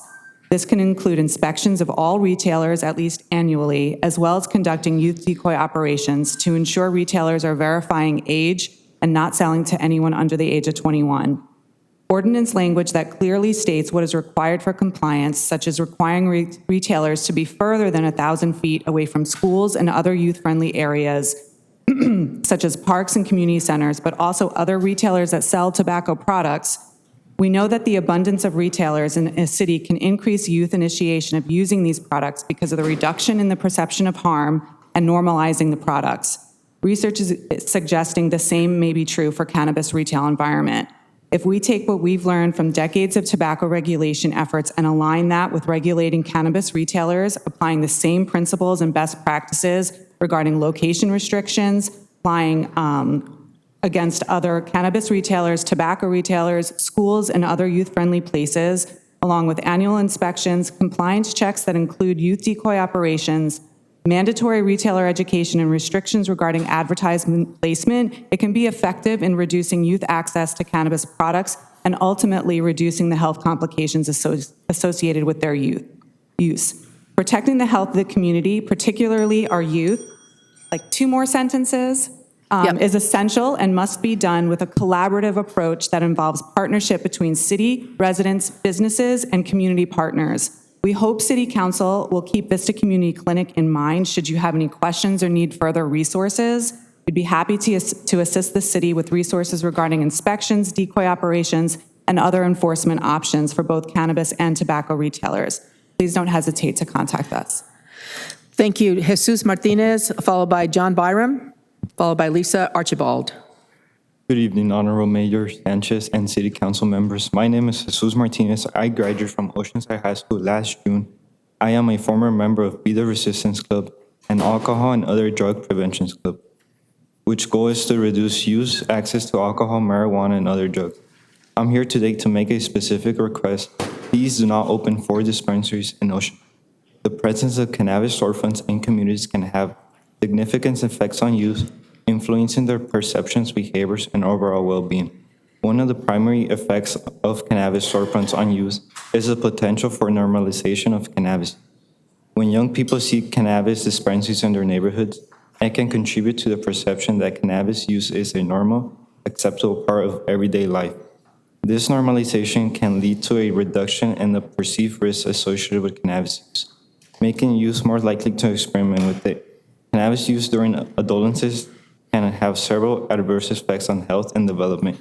The teenage brain is still developing, and cannabis use can interfere with this process, impacting cognitive functions such as memory, attention, and learning. Regular use during these formative years also lead to mental health issues, including anxiety and depression. During my high school years, I saw many youth vaping marijuana in the bathrooms. Please prevent the proliferation of businesses that affect youth health, and please do not bring these businesses to our neighborhoods. Thank you for your time and consideration. Thank you. John Byram, followed by Lisa Archibald, followed by Dustin Go. Hello, Mayor Sanchez and council members. I've been around here for 20 years talking on this issue. And long before a lot of you were here. I can remember Councilmember Weiss saying, we're not going to have those shops on my watch. I know that's not going to happen today, but I would urge you to keep it to the two people that you've already licensed already. I talked to the City of Vista today, and they told me that Oceanside should get ready for lawsuits. Lots of lawsuits if you open it up to more.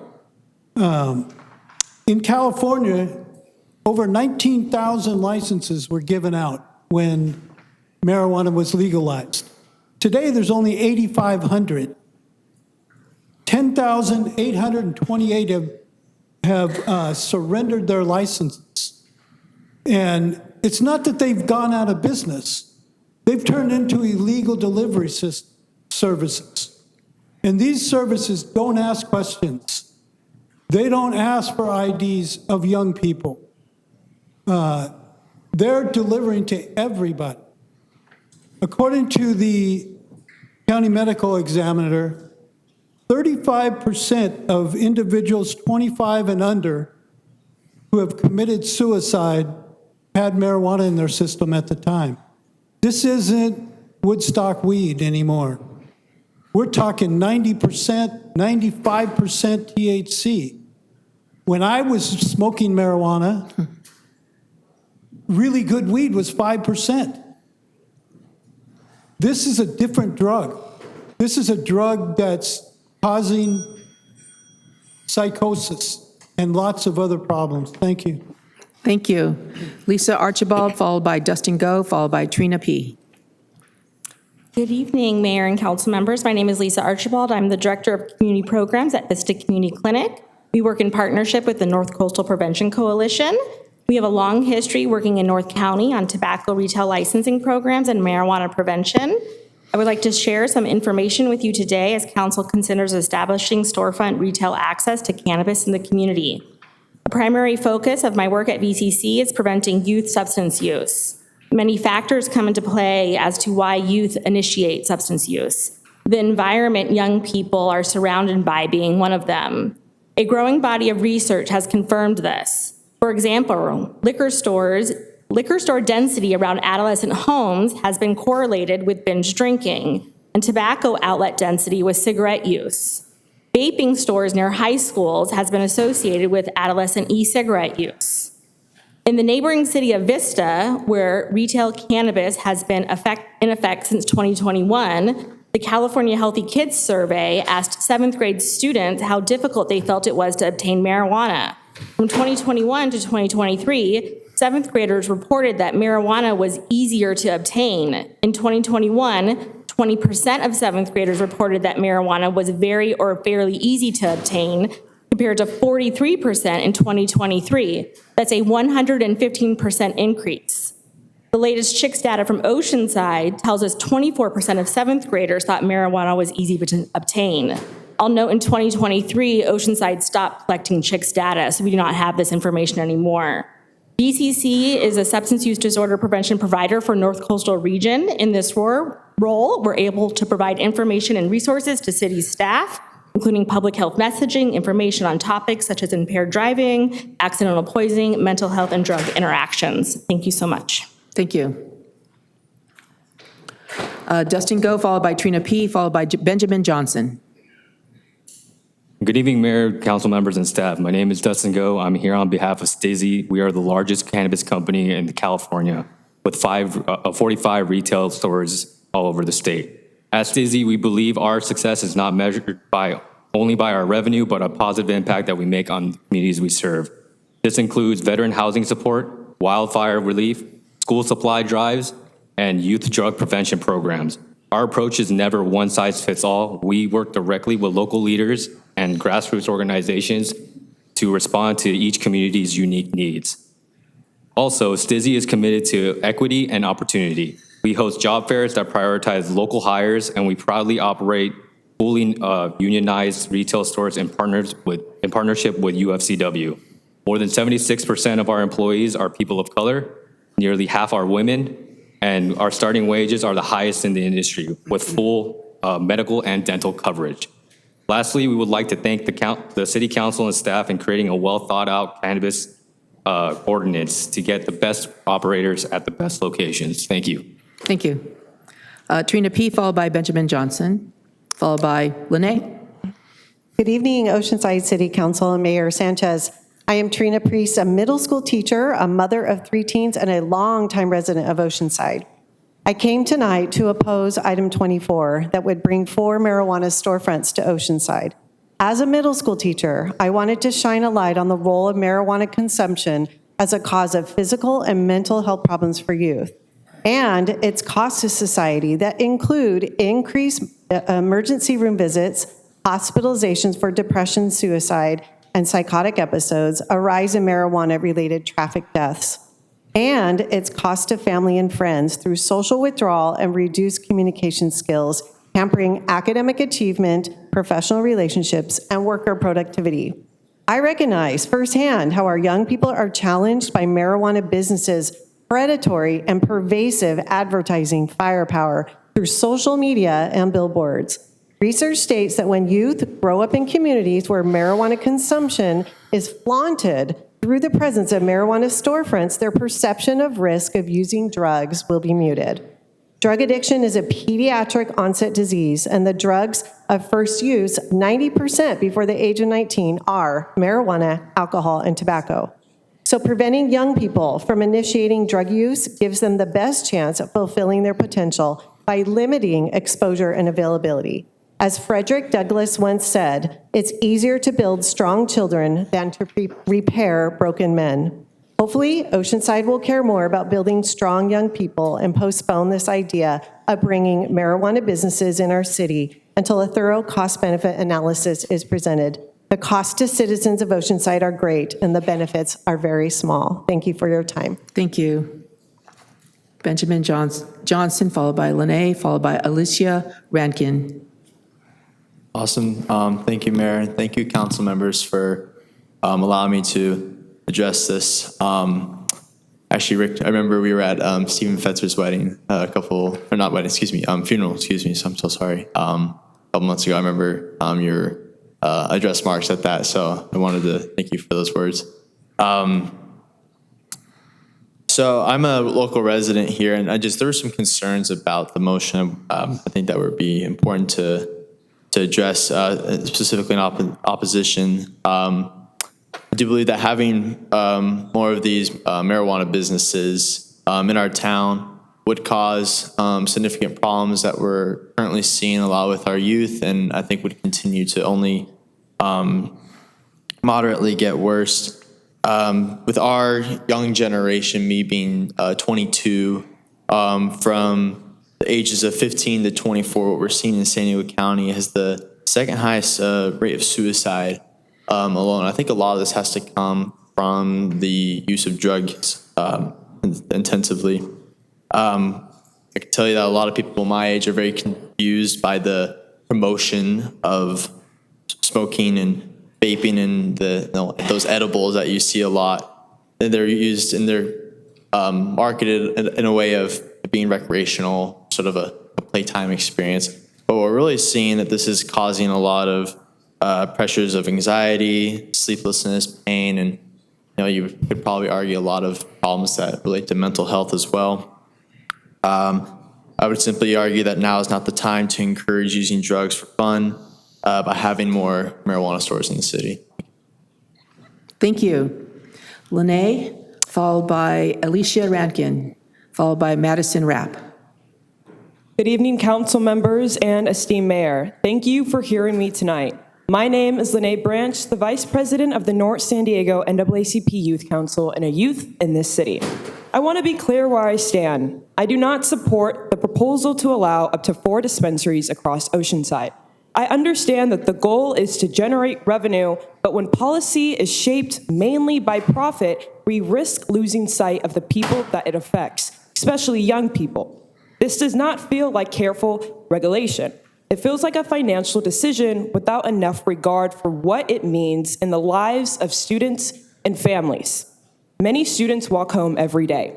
They pass malls, bus stops, and storefronts to get to where they live. That walk should not include bright signage or the slow normalization of something that they are just not ready for. I know the plan requires dispensaries to be at least 1,000 feet from schools, but distance alone is simply not enough.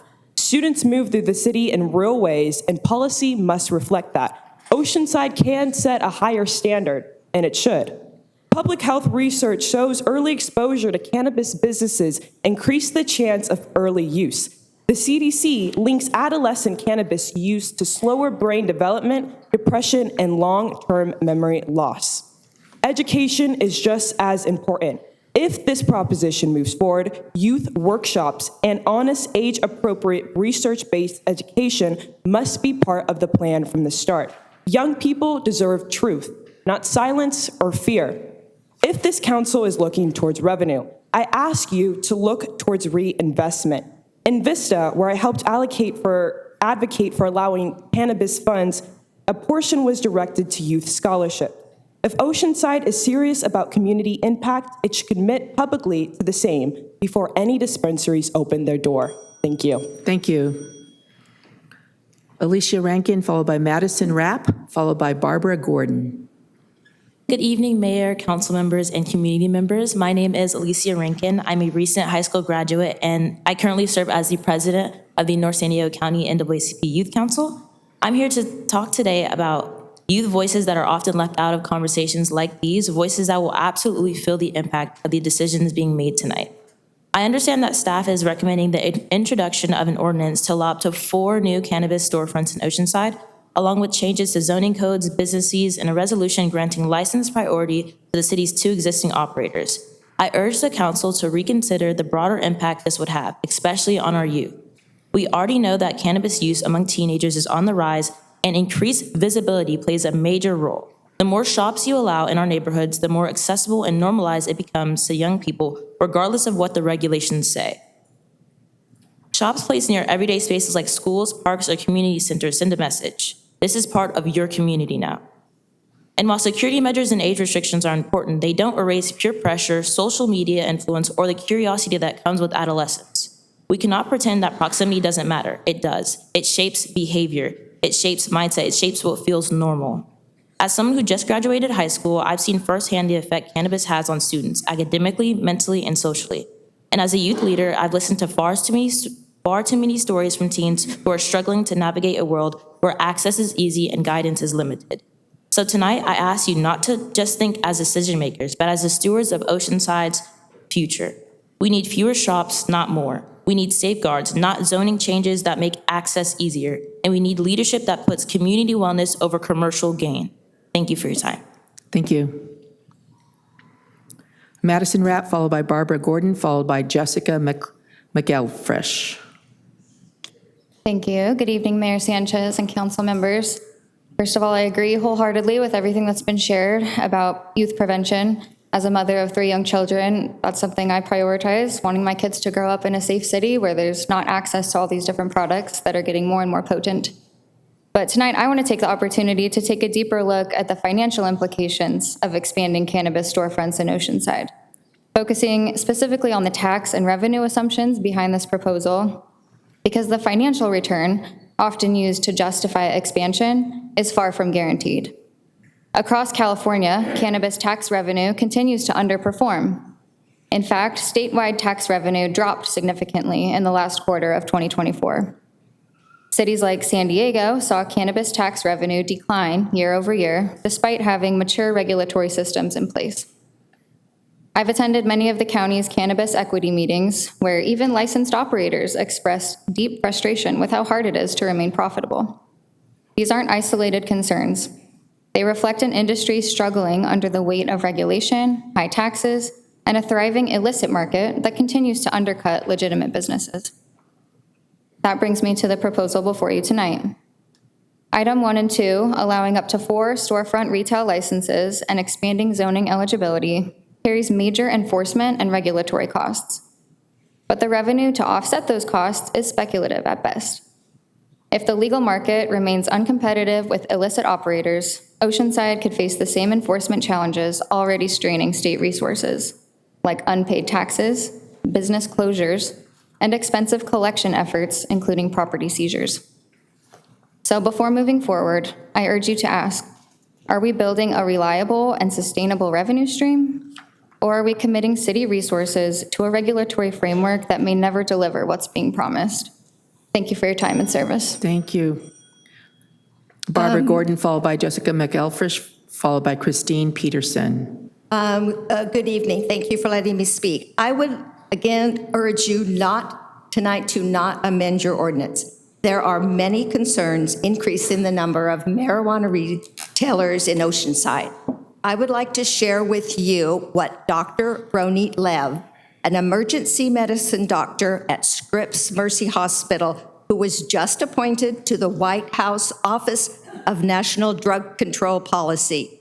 Dr. Lev has spoken and written extensively about her issues with marijuana and the patients that she saw daily in the ER room due to marijuana use and abuse, describing it as an understated public health risk. She went on to say, when it comes to marijuana, the harms are right in front of our eyes, but we ignore the data and we follow the industry's talking points, just like we did in the OxyContin days. Dr. Lev said, it's an insult to our profession to call marijuana medical. Councilman Figueroa, I have heard you speak several times to young people about the harms of marijuana and drug use. I am urging you and your council members to not increase the number of pot shops, given the troubling rise in marijuana use, abuse, and acknowledge the risk and the impact it is having on the community and young people. Thank you. Thank you. Jessica McElfresh, I know I'm butchering your name, sorry. You're quite close, yes. Christine Peterson, followed by Christine Peterson and Lorraine Peterson. Thank you. Thank you. My name is Jessica McElfresh, though I'll answer nearly anything. I've gotten used to it. Just don't call me late for dinner. I'm here representing MedLeaf, which is one of your current licensed non-storefront delivery retailers. I do appreciate, and I'm here tonight to advocate for my client, but I do want to acknowledge that the council has had numerous meetings on this over the years.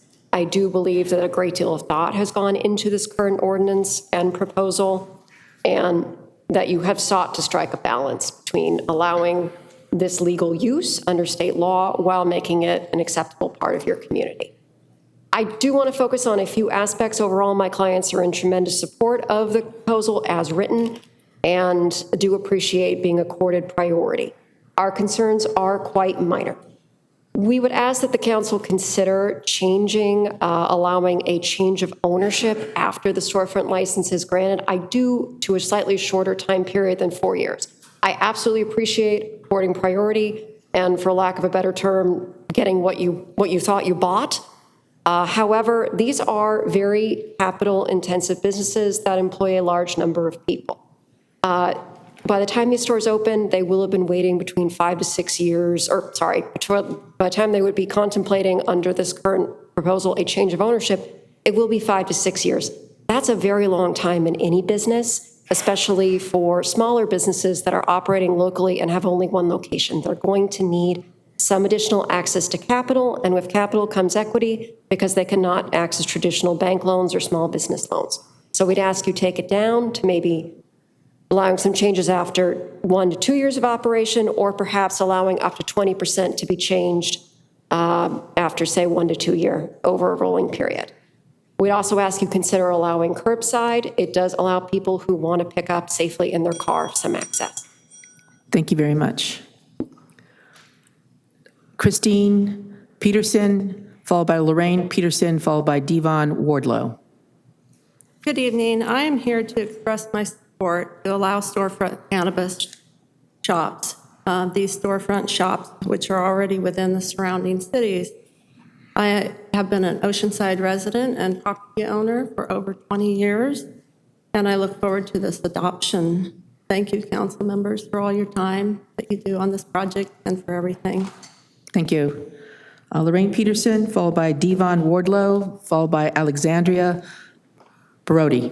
Hi, I'm Lorraine Peterson. I've lived in Oceanside for over 30 years, and this city has made some incredible progress over the past 30 years. It's beautiful, and the development is very nice. I wanted to just state that I'm in support of the city moving forward with the staff recommendations for the cannabis operators. I appreciate that there's been time in this process to make it smart, and I appreciate that you're vetting the operators, that these are professionals that want to operate within the parameters of the law and with the rules that the city has set forth. So I feel comfortable that that process is being followed. And the other thing too, one can't ignore the possible city sales tax from the retailers, and that can be put to some more good use in the city of Oceanside. Thank you. Thank you. Devon Wardlow, followed by Alexandria Brody.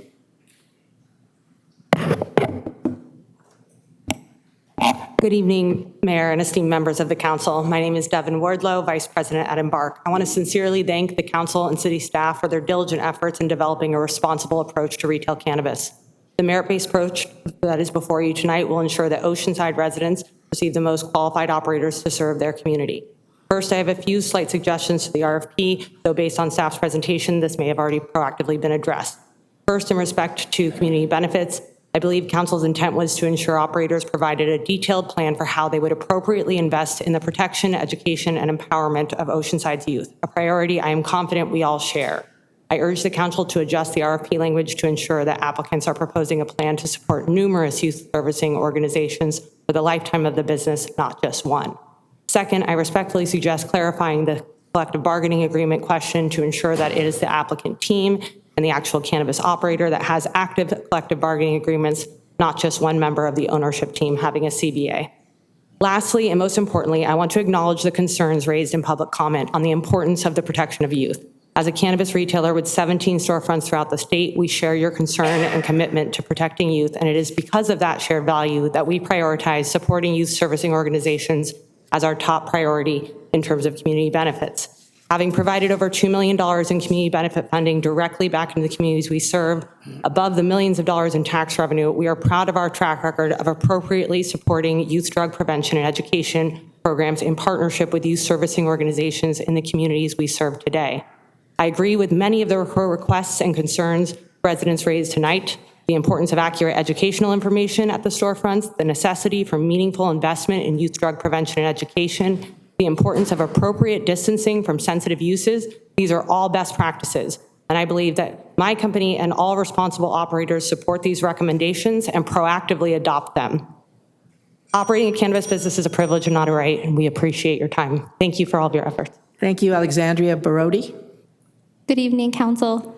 My name is Alexandria Brody, and I am one of the 2 current operators here in the city of Oceanside. I have came this evening to speak in favor of giving the current operators priority. as we've been here from the very beginning. Nothing is more important than us in maintaining a positive relationship and reputation for our company and also cannabis in general. I also wanted to comment and personally thank all of the youth groups that have came today to speak their concerns. This shows just how much our city cares about their youth and their community as a whole. This has been and still is a shared value of ours, as I am a mother of 3 children myself. I wanted to note that this is what safe access looks like. This is what a partnership between community and businesses is talking about these hard things and coming to a solution for all of us to work together. This partnership between storefronts and community develops allows us to provide safe access to citizens of the community. As there is youth in the community, there is also other members of this community who will benefit from being able to shop locally in their home city, such as the veteran community, which is very important as Oceanside is a very weighted city, and we are also a veteran-owned company as well. And the senior citizen community as well, as a lot of people love Oceanside and come and they retire or they've lived here and have invested in their community. With this being said, the prior properties are invested and committed to the community and Oceanside as a whole. Please make this a streamlined process for us as we are here for the long haul.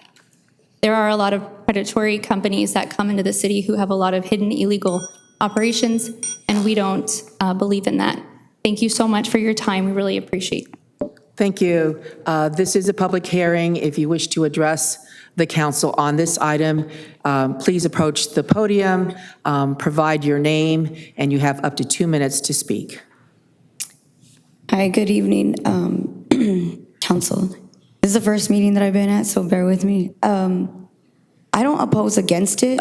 Your name? Oh, I'm sorry. My name is Romelia Castillo. I'm not opposed against it, but I don't think we need 4 in Oceanside. I think there are already 2, if I know. But I'm a former addict of meth, so having marijuana accessible in a responsible way, I vouch for that. Because we have youth, we have adults, we have brothers, sisters, I'm a mother of 3, dying of fentanyl. Not weed. There's not too much suicide from weed. I think if we really put the numbers together, I think we really know where the detrimental things lie. I do have 3 children. They're 25, 21, and 19. My children do not have huge drug problems. They are somewhat adults, and they may use it, but I think for our mental health purposes, people, what are we doing? Communicate with your children. Communicate with society. It's all society. It's social media. It's our personal opinions. Talk about it. Be open about it. You guys want to put your kids in this little perfect corner? No. They're not perfect. You're not perfect. None of us are perfect. Talk about it. Communicate. It's not about how many stores of liquor, how many weed dispensaries, how many cigarette sellers there are out there on the street. It's your children and you as a parent communicating. Communicate. Be the parent. Stop blaming everything else on everybody else. It's not the business. It's not the corporation. It's not the council. It's you as a parent. Period. Thank you very much. Anyone else wishing to speak on this item? Thank you. Please approach the podium, state your name, and you have up to 2 minutes. My name is Tamara Rosmus. I'm an attorney. I represent existing operator Left Coast. First of all, we support staff's proposal. I echo Attorney McElfresh's statements where councils work very hard to implement the ordinance and strike a balance with very clear community concerns. We would ask that the council do prioritize the 2 existing operators. My client is a veteran-owned business. They are a good community member. They are a good community partner. And again, we just ask that the council vote on this. This has been a very long process. Everybody's paid a lot of attention to it, and get the ordinance amended and let's go forward. Thank you. Thank you. State your name, sir, and you have up to 2 minutes. My name's John Dowell. My concern is an alleyway behind the house that I own on Brook Street. I've lived in that house for 25 years. The whole time I've been there, the alley has just been a real problem. Needs repair. It did have repair at one time. Are you addressing this item about the cannabis shops? About what? The cannabis shops. This is only the time to address the council on item number, Oh, I'm sorry. Somebody told me it was okay to come up now. yeah, sorry, item number 20, what is it, 24. What item number do I look for? You have to wait. Okay. Anyone else I'm wishing to good. speak I'm good on waiting. item number I can wait. 24? On item number 24. I see no one else rising. I'm going to go ahead and close this portion of the public hearing. And I don't think there were any questions that were asked. Mr. Varl, did you want to say something? No. Okay. All right, to the council, Councilmember Robinson. Thank you, Mayor. First of all, I want to thank everybody coming out. Especially do want to acknowledge our youth that come and they speak very profoundly and eloquently on their opinions, and I appreciate that. You know, one of the things you hear when you sit here is the things that are currently going on, and that's absent anything that we're doing in the city. So there is a problem, I guess, with youth. I don't guess, but I'm sure with youth and drug use. It's been around for a long time, but I don't personally believe that, at least from my investigation and looking into these stores, that much of the concern is warranted about youth access. There was a comment made about signs, and if you look at the signage requirement, and I think our ordinance, there's no, Dane, you can correct me if I'm wrong here, but there's no flashing lights saying cannabis here, green crosses or whatever the things are, right? Am I? Councilmember Robinson, that is correct. Businesses would be limited to basically just their business name. No insignias, no weed leaves, no green crosses or anything like that. And other signage that would restrict access, make people know where they could go and can't go. I think there was something like there about restricted access. Inside the store? Yeah, on the store, yeah. The other question I have, and it might have to be answered by our police chief or representative, but I'm just curious from a law enforcement perspective, I'll ask it and then you can wander down and answer it, Chief, as in your experience or from what you know from other cities or your collaboration across the county, are you highly concerned about youth access to these facilities? So I'm going to let that hang there for a minute. I did listen to some of the comments of corrections, and Dane, I just want to point out a couple things, if you would, on the evaluation criteria and the application part. As I was going through and marking, there's I think it's your first bullet under community employee benefits. It says 25 points, but then in the, I don't know, were you aware of that? You might have mentioned that and I didn't catch it, so I just. Councilmember Robinson, sorry, that was a typo. The column to the right says, I believe, 30 points. Right. It should read 30 points. Okay, I just wanted to make sure we had that right. And I agree with what Ms. Wardlow said about the nonprofit organization, just making that a plural. I think you were aware of that too, on that. Yes, the materials say an organization, but staff would not have an issue if they proposed multiple. Yeah, I think that's a better way to go about it, is make that plural, excuse me. Chief, you're here. What's your our law enforcement guy, what's the concern, or what do you think about the controls that are in place at cannabis storefronts for not allowing youth access? Mayor, Deputy Mayor, Council, thank you for the question. So what I will say is that cannabis, once it was legalized in California, the studies for law enforcement kind of took a back seat. So there is not a lot out there as it pertains to, the legality or the enforcement of cannabis-related incidents. What I will say is that, just like alcohol, I think we're concerned about our youth having these substances or having access to these substances. But again, it's similar to alcohol. And a lot of these locations tend to be, for whatever reason, located in impoverished or near impoverished communities. And I will say that is a concern of me personally. But you're pretty confident that there are enough controls built into these things, and the punishments or the penalties for violating if they're caught in a cannabis store for serving a minor are pretty severe, aren't they? Yes, they can be. And I think there's also some consequences that the business would face from the city's Yeah, that's what I'm talking perspective. about. The business, potentially, they could lose their license or be fined, I think, thousands of dollars, I think, if that's...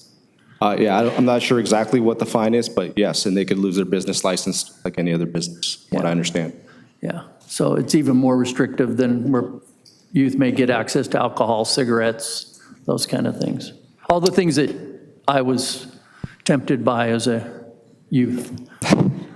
Yes, sir. Just bought it in a different place. Let's see, I think I had one other suggestion. You're pretty much, you're probably real tired of this, but you pretty much want to stay with the 100-point scoring criteria. You don't want to vary from that. Is that what I'm getting from you? Staff is recommending the 100-point system, but we're open to revisions if you have any. Well, I just know that there was some concern about when we took out the location thing about having a differentiation, and I didn't know if it was worth on the collective bargaining agreements, if it was, if they had 1 to 5 stores or they got 5 points. If they had more than that, they get additional 5 points. I'm just trying to give you some options. I don't know if that matters to you, if you think it'll matter in the differentiating of scores. Tiebreakers, something like that. So as proposed, you just get the 5 points, I believe, if you have a proven track record of having a CBA or abiding by a CBA. We haven't currently proposed any differentiation within that. So no, okay.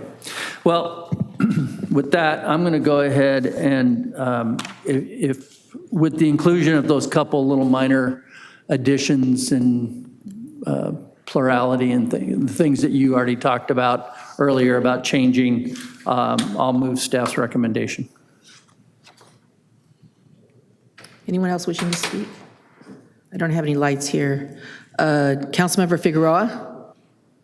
Just to clarify, Councilmember Robinson and to staff, I wasn't sure. One thing that was mentioned in Section 2 of the application was including youth serving nonprofit organization and make it plural. So it's youth serving nonprofit organization. So an applicant can include multiple nonprofit youth serving organizations. Was that already included in the staff? I don't know if I missed that. We haven't included that, but it was brought up earlier today. So that's not something that we would have made an issue, even though it reads that way. We can revise it administratively if that's okay with the city attorney when this motion goes through. Okay. Was that part of your motion? Was that to make it plural? So, okay. I just wanted to make sure. Okay. Similar to our chief, I have, a lot of concerns since this was brought up. I've been here as an advocate before. I was on council as someone who has served running our youth development programs here in the city of Oceanside for over a decade. I have facilitated programs that it's part of our daily programming to implement evidence-based drug prevention curriculums to our students. It's part of being a part of the program. Most of the programs that I've worked with serving youth, we always have a drug prevention component to it at those respected programs. And I also ran a homeless shelter for families with children. And it was a high barrier shelter. So one of the conditions that we had as staying at the shelter was that it was a drug-free environment. And so our shelter did test for cannabis usage along with alcohol and other substances. And we ran that shelter with a dispensary across the street. And so at times it made it very difficult for our nonprofit organization. Not that our clients were utilizing that dispensary, but just the optics and even the temptation of having it so close to the nonprofit.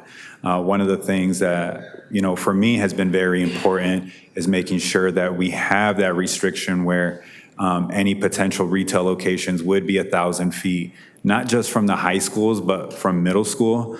As someone who has worked in youth development the majority of my career, it was common to see a middle school kid start experiencing with cannabis as early as 6th grade, 7th grade. I know growing up, being born and raised in Oceanside, cannabis has always been very accessible. I was first exposed to it, I believe, in elementary school or before I was a teenager.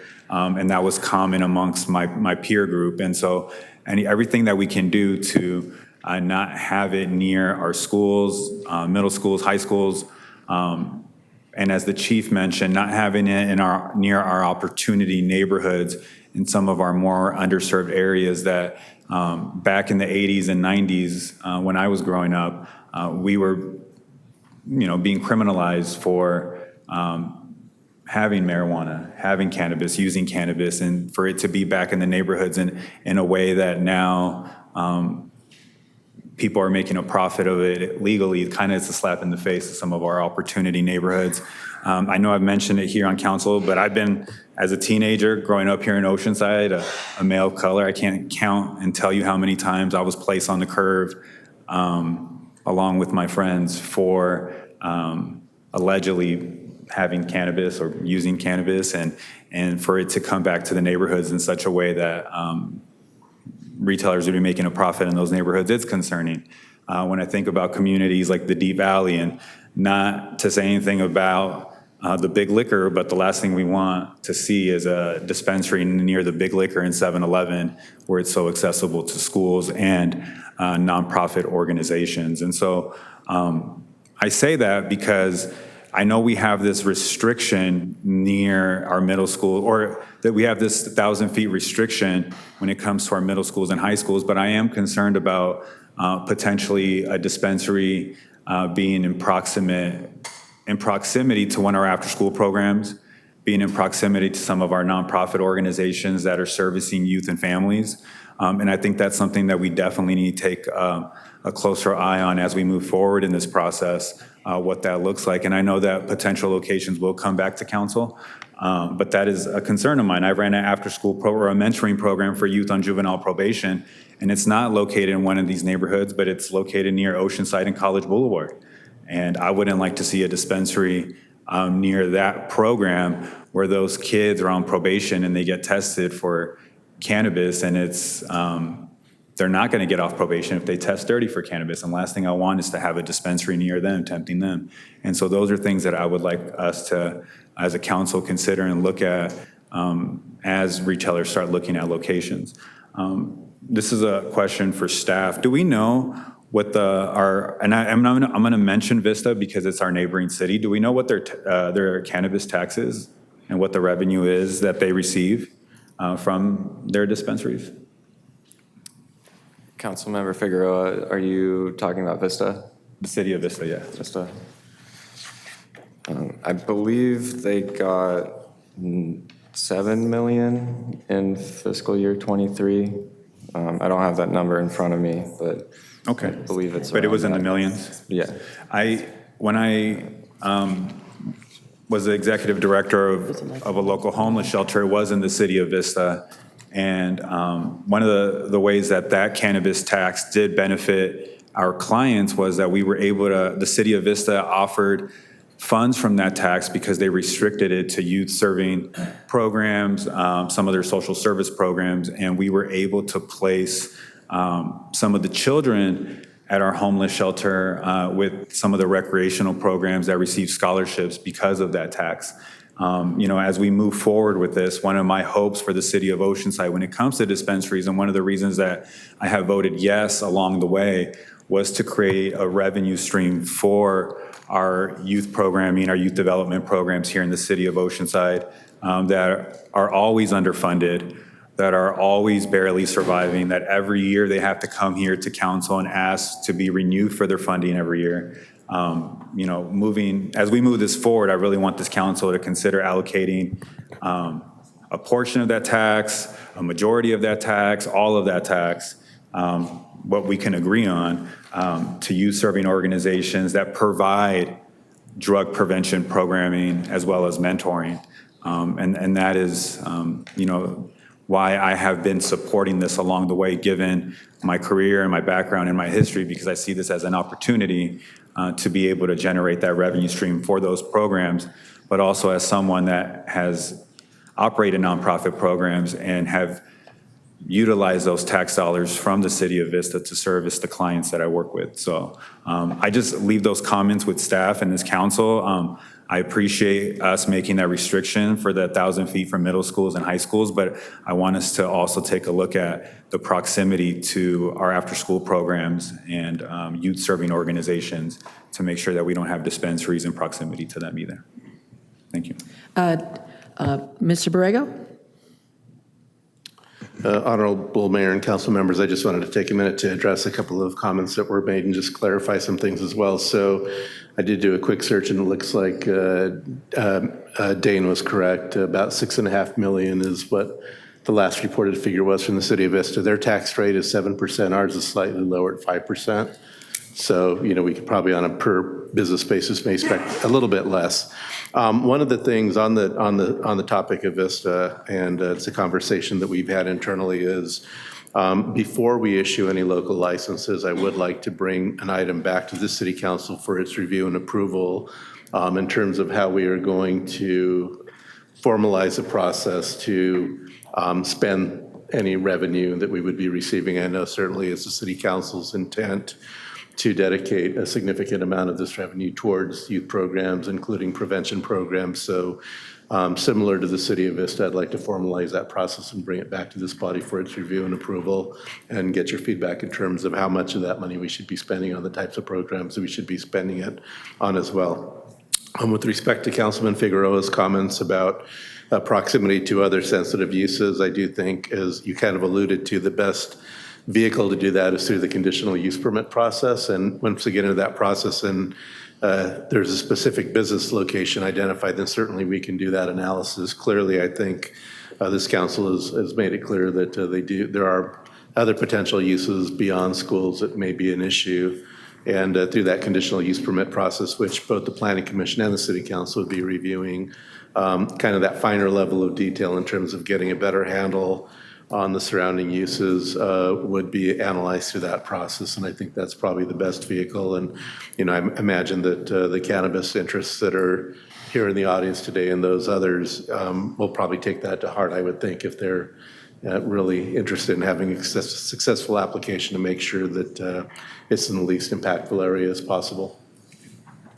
Is the city able to recommend to the businesses where they could be contributing towards youth services? I honestly think it's probably best to do that through the process that I described when we bring back a formal program, as opposed to identifying businesses on the front end through the license application process, because I do think that might be problematic in terms of creating a level playing field for all the nonprofits out there that might have an interest in getting that money. But certainly when it comes to the city divvying up the funds that it receives in the future, certainly I think that's part of the conversation that could happen. Is it intended that the funds will be going to the city with a recommendation with respect to the contributions? I'm not talking about the tax, I'm talking about the contributions. Yeah, so the program that we bring forward would have that level of detail in terms of, where we would expect the money to go. So the city would have a say? Yeah, exactly. Not necessarily identifying specific nonprofits, because of course we never know what nonprofits come and go over the years, but Right. generally speaking, the types of nonprofits that we would expect to support through this program. For example, we'd have a list. Right, potentially. we could, If I yeah. can And interject. again, my intent is to really kind of take a look at Right. the City of Vista, because I understand they have a pretty established program in terms of how that process works, and it seems to be working well for them. Okay. Councilmember Figueroa, did you want to finish? Yeah, because I think the comments? staff's going to mention something like this, but I just speaking to that, I think that the question that you asked, would the community benefits come to the city and then we would distribute? It was my understanding that the selected providers would distribute on their own, and then they would show who they distributed to. I think when we refer to the tax. Yes, that's correct. That is a distinction, and thank you for clarifying right. that. The 1% Yes. that they get credit for through their application process, they would, as part of them, decide who they want to contribute to. The revenue that we collect on the tax is what I was talking about. And I would assume that we administer something like similar to what we do with Measure X or the opioid funding. We would figure out a way to create a program on how that works. That is correct. And keep in mind, too, that the businesses that are successful in achieving that 90% threshold that then proceed to the interviews with staff, who they're contributing to, how much they're contributing, I think will definitely factor into their final rankings. So I think businesses would be wise to really do as much as they can in support of the youth through the application process. Thank you. And I know being in Vista for a couple of years, not as someone that was running nonprofits there, not as a resident, but seeing what that revenue was bringing in. I know a big portion of it did go to youth development, but they also, some of it went to some of their other public serving, whether departments or entities within the city. They created a program that was pretty well-rounded, that was, became pretty substantial for the city. So, thank you. Okay, I actually, when I was addressing the contributions, I wasn't talking about the tax. I was talking about, my question was, can the city make recommendations or build some kind of criteria towards which, because there will be some that will be probably more able to address situations, better outfitted to do that than others. And the prevention and the counseling and the supportive services is something that I think is very critical to be included within the contributions. When I say the business contributions, I wasn't even mentioning the taxes. So is that something that we can come up with? I might defer to the city attorney on this one here, because I don't necessarily want to tilt the process in favor of one organization or another. I'm not exactly sure. I might have to kind of think this through. Deputy Mayor Joyce, you're next, but did you want to hear from the? Sure, it looks like he's not sure. Can I ask a clarifying question, Mayor? Just that question. Yeah. So would it help to define like what we're doing? Maybe not the exact, are you talking about exact Criteria. organizations? Yeah, criteria. So we talked about the last meeting was primarily youth serving organizations. So further defining This that. says nonprofits, that could be Yes, I think. anything that has nothing to do with So drug use. I would agree. I think from what the last conversation was, we can further define that. So yeah, I'll step back. I just want to make sure that's what we're talking about. Did you have your light on? I did not, but I may have missed the call of the question. So we're talking about in the business plan presentation, the 1% allocation and the points that they derive for that. And we've described how you come up with whether you qualify for those points within that. And it says revenue to a youth-serving nonprofit organization, which we intend to now pluralize, or organizations, right, located within the City of Oceanside, or as financial support of a city-sponsored youth-serving activity or organization. So if the council's direction was to further refine that language so that it was focused more on prevention or a specific thing, then yes, I would suggest we would have the discretion to be able to do that within the driving that, if that was the policy direction. Just as someone that has operated in that space, there is a difference between like an after-school program that's recreational and academic assistance, and an after-school program that that provides evidence-based drug prevention curriculum, and that has a mentoring component that focuses on drug prevention. Some programs do all of it. Some is more of a drop-in center, but there is a difference between There a is a recreation. qualitative difference. Correct. And so, but it's also a difference in who provides that here in the city. There's several, or there's a strong handful of nonprofits that do drug prevention work with our youth programs. And then there's others that are drop-in centers or more recreational and academic assistance based. If we restrict it to drug prevention-based programs, just know that we are, or drug organizations or locations I think that it's do the drug- opposite, isn't it? It sounds like it's more nonprofit, any nonprofit. Youth-serving nonprofits. Well, it doesn't even say youth serving, it's, what does Yes, it it say? Youth. It's supposed to say primary. That's correct. The language as proposed, right, is a community benefit pledging a minimum of 10% of income or 1% on an annual basis revenue. Youth benefit. Which I believe was modified by staff, so there's a little bit of a modification within that specific language, but to a youth-serving nonprofit organization located within the city, or as financial support of a city-sponsored youth-serving activity or organization. Yeah. So there's some flexibility within the range of There is, but I think the intent from the beginning was to have a nonprofit organization that was primarily serving youth. So not that it'd be a component of what they do, but it is what they do. The intent of what they are as in existence is to service our youth. Because there's a lot of organizations out there as well that they're a nonprofit, and 10% of their scope of work goes to serving youth. I think we were looking for organizations that the majority of their scope of work or their mission statement, vision statement, it is related to serving youth. Intent. So is there a proposal for how you would revise that description? So, Mr. Berger, is this something you wanted to address? Yeah, I was going to say, I think we get the intent here. I think the question is going to be, do we want to limit it to organizations whose sole purpose is to serve youth, or primarily their primary purpose is to serve youth? If it's the sole purpose, and either way would work for us. We just need clarification. If it's primarily serving youth or solely serving youth.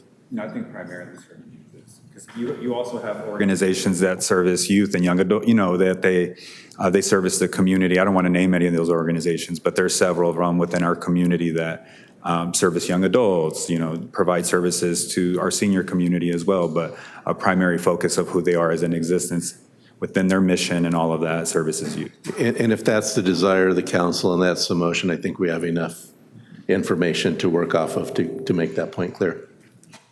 Deputy Mayor Joyce. Has there been a second? No, not yet. Okay. All right. I'm going to try and not tread over ground that's already been tread on. Very important points that were brought up about making sure that this funding goes directly to youth, do not pass go, no other choices. So I'm fully in support of that. I did have a question for my council colleagues, and I'm looking for 3 nods or thumbs ups. I think there is an area of our city that would make sense, since we have very restrictive signage and we have very, it's already kind of restricted to certain areas.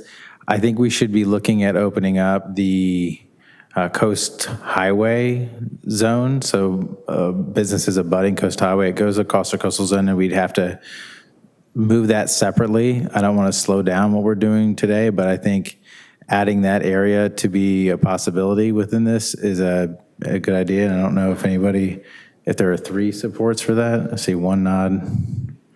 Just 1. Okay. Worth a shot. Well, I think I heard you say that we'd have to bring it back. I'm not proposing we do this again. I'm proposing that we would adopt it as it is, and then as it goes through, 2 separate tracks to do that. But if that's too much, then that's too much. I would not support curbside pickup or a shorter transfer window for existing users, existing operations, because the reason we have the direct path for the local operators is because we're assuming that they want to stay local. So if they're selling faster than that, then that kind of defeats the whole purpose of giving them an inside track. So I would not support that. And that wasn't part of your motion, right? Okay. I would suggest a slight amendment to the motion, and then I'd be happy to second. I would like to add 2 more points to the CBA clause so that they're eligible for 7 points. I'm not proposing we change the total possible score criteria to anything over 100, just that the CBA itself be 7 points instead of 5. I think it kind of got added on at the back end and didn't fully get calibrated into what we did. So if the original motion maker is okay with that. And then I would just speak to one more thing. The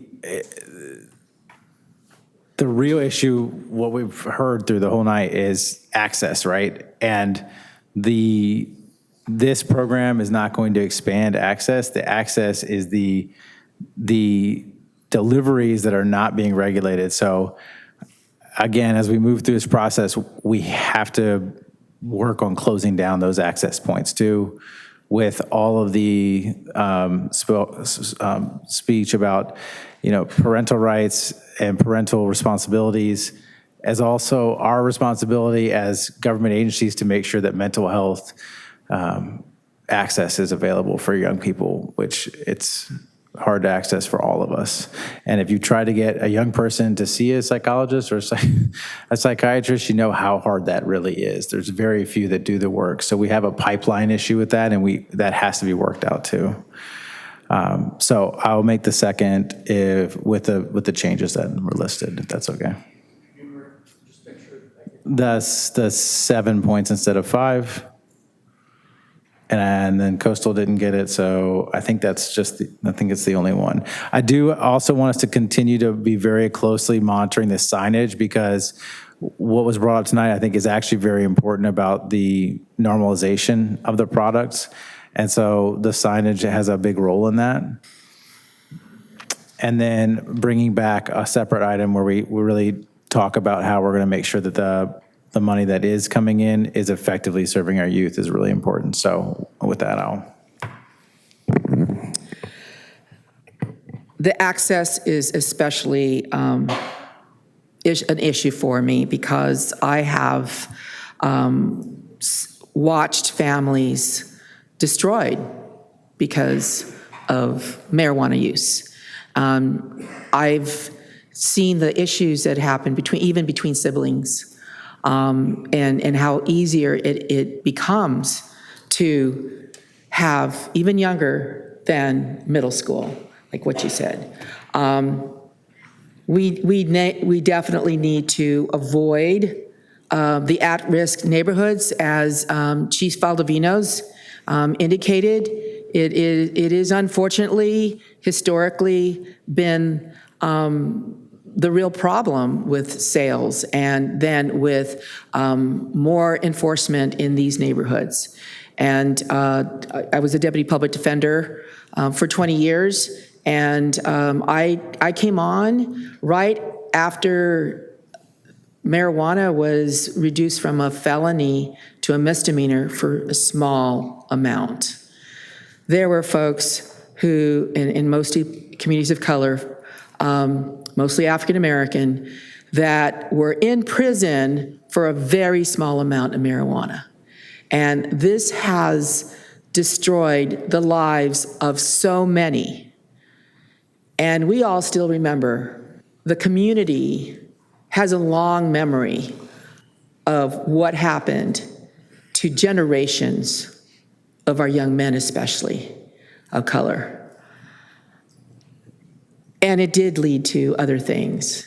And I know that our OGs know that they don't want this to happen to their children or grandchildren or their nephews, whatever. And it's about access. Oceanside was a lot smaller these neighborhoods. That's why the East Side, which was the first poor neighborhood, that got hit so hard by the anti-drug wars. And so therefore, that's where the impacts were, and actually continue to be. So I do feel very strongly that this be a consideration during that process, that you say 1,000 feet, that you be mindful of this, where children congregate, where children pass by, as Lene indicated. You just watch any day where high school kids, when the Oceanside High School, when they're out, they're walking home, they're crossing the bridge, they're walking through commercial areas to get home. And it would be horrific if any of these places were chosen to sell. And I hear same alcohol. You don't have to actually walk in. You could get somebody else to walk in for you. I remember the day, right? Drinking age here was always 21. In other places of the country, it was 18. But my high school colleagues were absolutely, it was so easy to get alcohol. And unfortunately, the East Side and other poor neighborhoods have a higher number of regulated uses, liquor stores, casinos, we have one, and other areas that are highly regulated. Why do we have to have an abundance of that in our communities of color that happen to be the poor neighborhoods? So I really caution the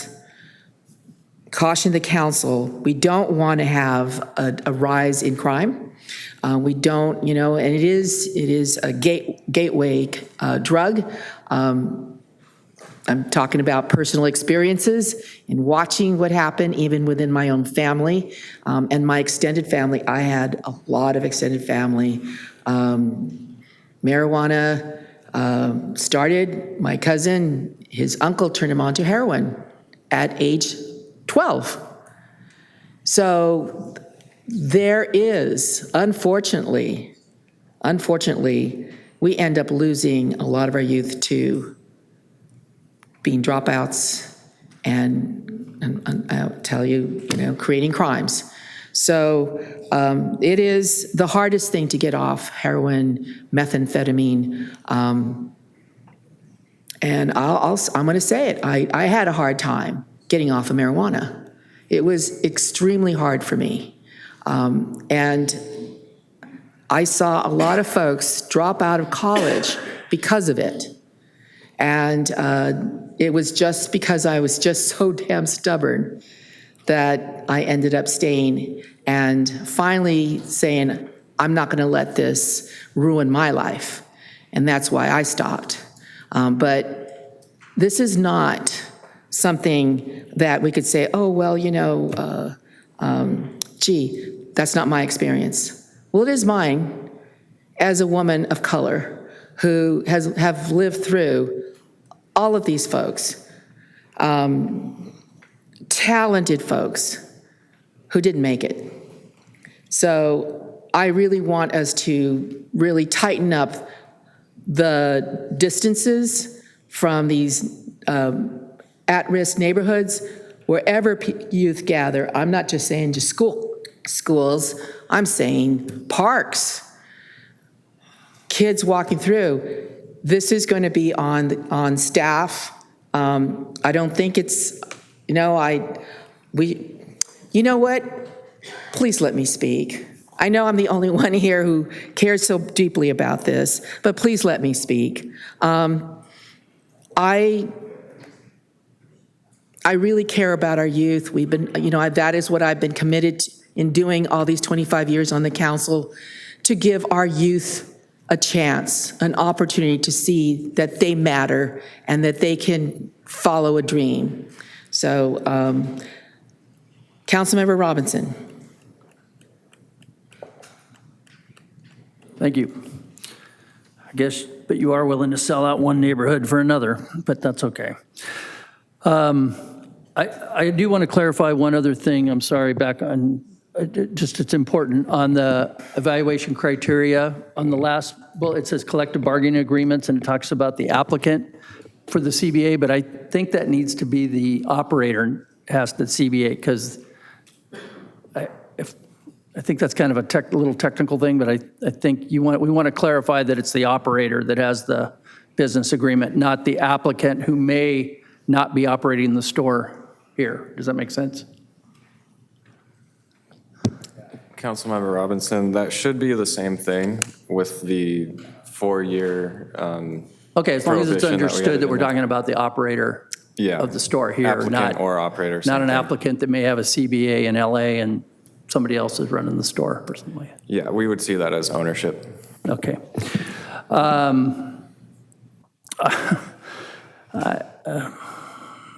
Listen to all the things. I guess, and I'm fine approving the changes that the deputy mayor wanted to make. I would say to look at neighborhoods in the past, there used to be a thing called prohibition, and I'll bet you somewhere in this city there were stills that we went and broke up, and probably there's a liquor store sitting right where that still was. It's kind of the same thing. I get things happen to us as kids. I get that we want to protect the youth, but part of that is, it was said by somebody, a parent, a mentor. Councilmember Figueroa, I've seen you mentor young men. I've been with you. I've watched you do it. That is more powerful than where they walk by. And if they want to, if walking by a store is enough to cause somebody to fall, they're going to find a way to do it anyways. Temptation is there. I was a 2-pack smoker until May 20th, 1982. That was my last cigarette. And I'll tell you what, every time I walk in a store and sells them, I'm a little bit tempted to buy a Camel. It's just there. But you make those personal decisions not to do it. And I'm not comparing cigarettes directly to drugs. I know it's and actually, Mayor, believe it or not, white folks also have problems with drugs and could have stories to tell. So it's not just neighborhoods of color. I'm not saying that. I'm talking Yeah, you about are. enforcement and arrest and going to prison. Okay. Yeah. Yeah, well, same. We can tell, we should trade stories someday over a beer. Yeah, right. So anyways, I think as long as we understand that point I just brought up about the operators, and we'll come back and talk about, and I do want to stay away from this body making the recommendations of where the 1%, the money goes for it, because it shouldn't be our pet projects. We need to let the operators who do this, who know the companies they deal with and those that are, and it's part of the application process. So anyways, I'm not going to say another word. If the mayor would call for the vote. Deputy Mayor Joyce. Just really quickly, point of clarification. The word primarily serving was added in. That's all. That's part of the motion. I just want to make sure for the record. Primarily serving youth serving organizations. That's fine with me. Okay. On your 7 point, does that mean you're taking points from something else? I just want to. No. But we can't get to 100. They could go over 100, but the max would be 100. So if they scored 102, they'd still only get credit for 100. So 100 max. There's just a variance there to. Yeah, just to not mess everything up. Okay, we're good. All right. I would just say that, just really briefly, that underserved neighborhoods are a real thing. The history of that history is very real, and it has echoes and impacts on the current day. It has impacts on land values. It has impacts on generations of people that come from the neighborhoods, and that we absolutely should be considerate of that when we're making choices about the now, because history doesn't just end because it was yesterday. It has impacts and echoes that go on for a long time. So I won't get into a whole sermon on it, but we should probably know that. Councilmember Figueroa. Yeah, last thing I did have I wanted to know if we were going to do 7 points. that was one of my questions. I did want to know if we were going to do 7 points, if we were going to pull from somewhere else. But just to give a practical, real, how much time do I have? Okay. No, but I just want to give a practical, real example. In the Mesa Margarita neighborhood in the Deep Valley, Libby Lake, about 2 decades ago, that used to be a 7-Eleven there on that corner of North River Road and Calle Montecito. I know that you know that. And we had a lot of issues. And I remember our former housing director, Marjorie Pierce, would always say that we knew that things were improving after we removed the 7-Eleven and we replaced it with the Community Resource Center, because folks would actually, no one would deliver pizza into the Libby Lake community. No Pizza Hut, Domino's, they were all scared to go in there. Pizza could not be delivered into that community. When we removed the 7-Eleven, which is a liquor store, and we placed, and I know we put it with social services, and Project Reach Libby Lake is there. Like they said, oh, we can rate progress because you can get pizza delivered here now. But in reality, removing that 7-Eleven, that liquor store from that neighborhood had a substantial impact, a positive impact on that community. And, some of those issues, we can talk about some of our upbringing here in Oceanside and the things that we encountered, but neighborhoods like the John Landis community in Tri-City, the East Side, Crown Heights, the Mid Valley, the Deep Valley, Libby Lake, we're still having these same issues. Like I'm in those communities, often, and I still see a lot of the same issues that we had, when I was growing up. And we had a thing in Tri-City where we did have a level of services being offered on Waring Drive, and I can't tell you how much the residents were concerned about that. And now it's been moved to Vista Way, and just by having it away from a specific area, it has helped with some of the concerns we had in that community. So those are just some real life practical, examples that we've had here in the city when it comes to proximity and accessibility. And I just wanted to point those out. All right, well, there's a motion and a second. Please vote. Hold on. There are 2 ordinances as part of this package, as well as 2 resolutions. Title the ordinance. Okay. We can do a single vote. I think the direction's clear. But we have the introduction and first reading and introduction of 2 ordinances. The first is an ordinance of the City Council, the City of Oceanside, amending Chapter 7 of the Oceanside City Code by the amendment of Article 13 regarding storefront cannabis facilities. We also have an ordinance of the City Council of the City of Oceanside amending Articles 4, 11, 13, and 36 of the Oceanside zoning ordinance regarding storefront cannabis facilities. Please vote.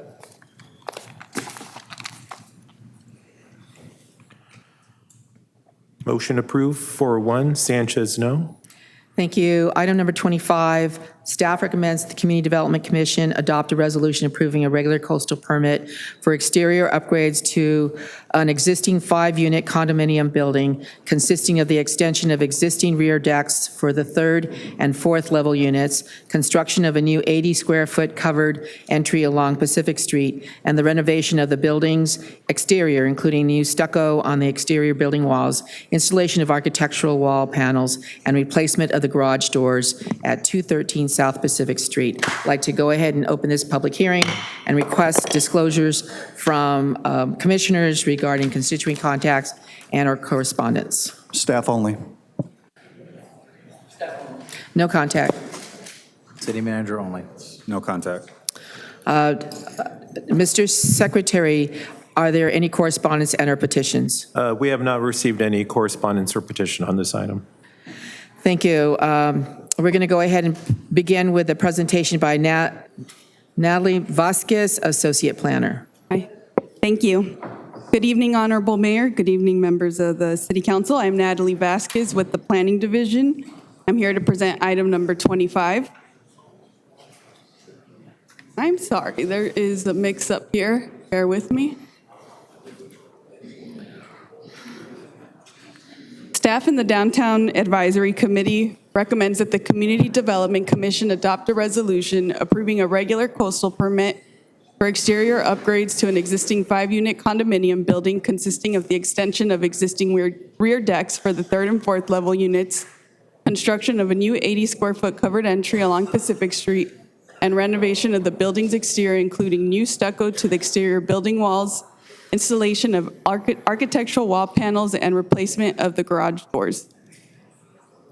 The project site is a 4,173-square-foot lot located at 213 South Pacific Street and is developed with an existing 5-unit condominium building and is situated in the appealable area of the coastal zone and is within the downtown district 4A and within the townsite neighborhood planning area. Here you can see the existing 5-unit condominium complex fronts both Pacific Street and the Strand. The Pacific Street elevation features a 2-car garage and entrance to the top unit, while the Strand side includes the 3 lower-level garages and private decks facing the Pacific Ocean on the Could you hold on for a second? Yeah. Could you please be quiet? We're conducting the hearing. Thank you. Go ahead. And then the elevation along the Strand has private decks facing the Pacific Ocean on the 2nd, 3rd, and 4th levels. The regular coastal permit is a request for exterior upgrades to the existing 5-unit condominium building. These upgrades include extending the existing decks located on the 3rd and 4th level, doubling the size of each deck from 170.5 square feet to 341 square feet. For the construction of a new 80-square-foot covered entry along Pacific Street and renovating the building's exterior to include new stucco to the exterior building walls, installation of architectural wall panels mainly on the front and rear areas of the structure, and replacement of the garage doors to aluminum-framed garage doors. Because the site is located within the Coastal Commission appeal jurisdiction, a coastal development permit must be processed. As shown in the elevations, the proposed 80-square-foot walkway along Pacific Street would be enclosed with an exterior wall consisting of wood panels and new wood door. The same wood panels would be incorporated into the elevation facing the Strand. The expanded 3rd and 4th level decks would consist of tempered glass guardrails, while the garage doors would be updated with aluminum frame doors with stained etched glass. For reference, this is the south elevation of the building. As shown on the elevation, the decks would not extend beyond the existing 2nd level deck, and the building's exterior walls on the north and south elevations would be refaced with smooth stucco. Staff has reviewed the project and found it to be in conformance with all relevant city codes and policies.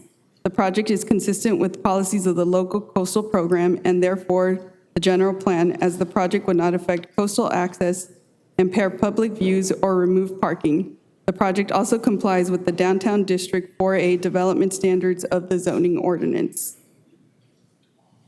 The project has complied with the city's enhanced notification policy as staff sent out the required mailers, and the yellow notification project sign has been posted on the site. To date, no comments have been received for the proposed project.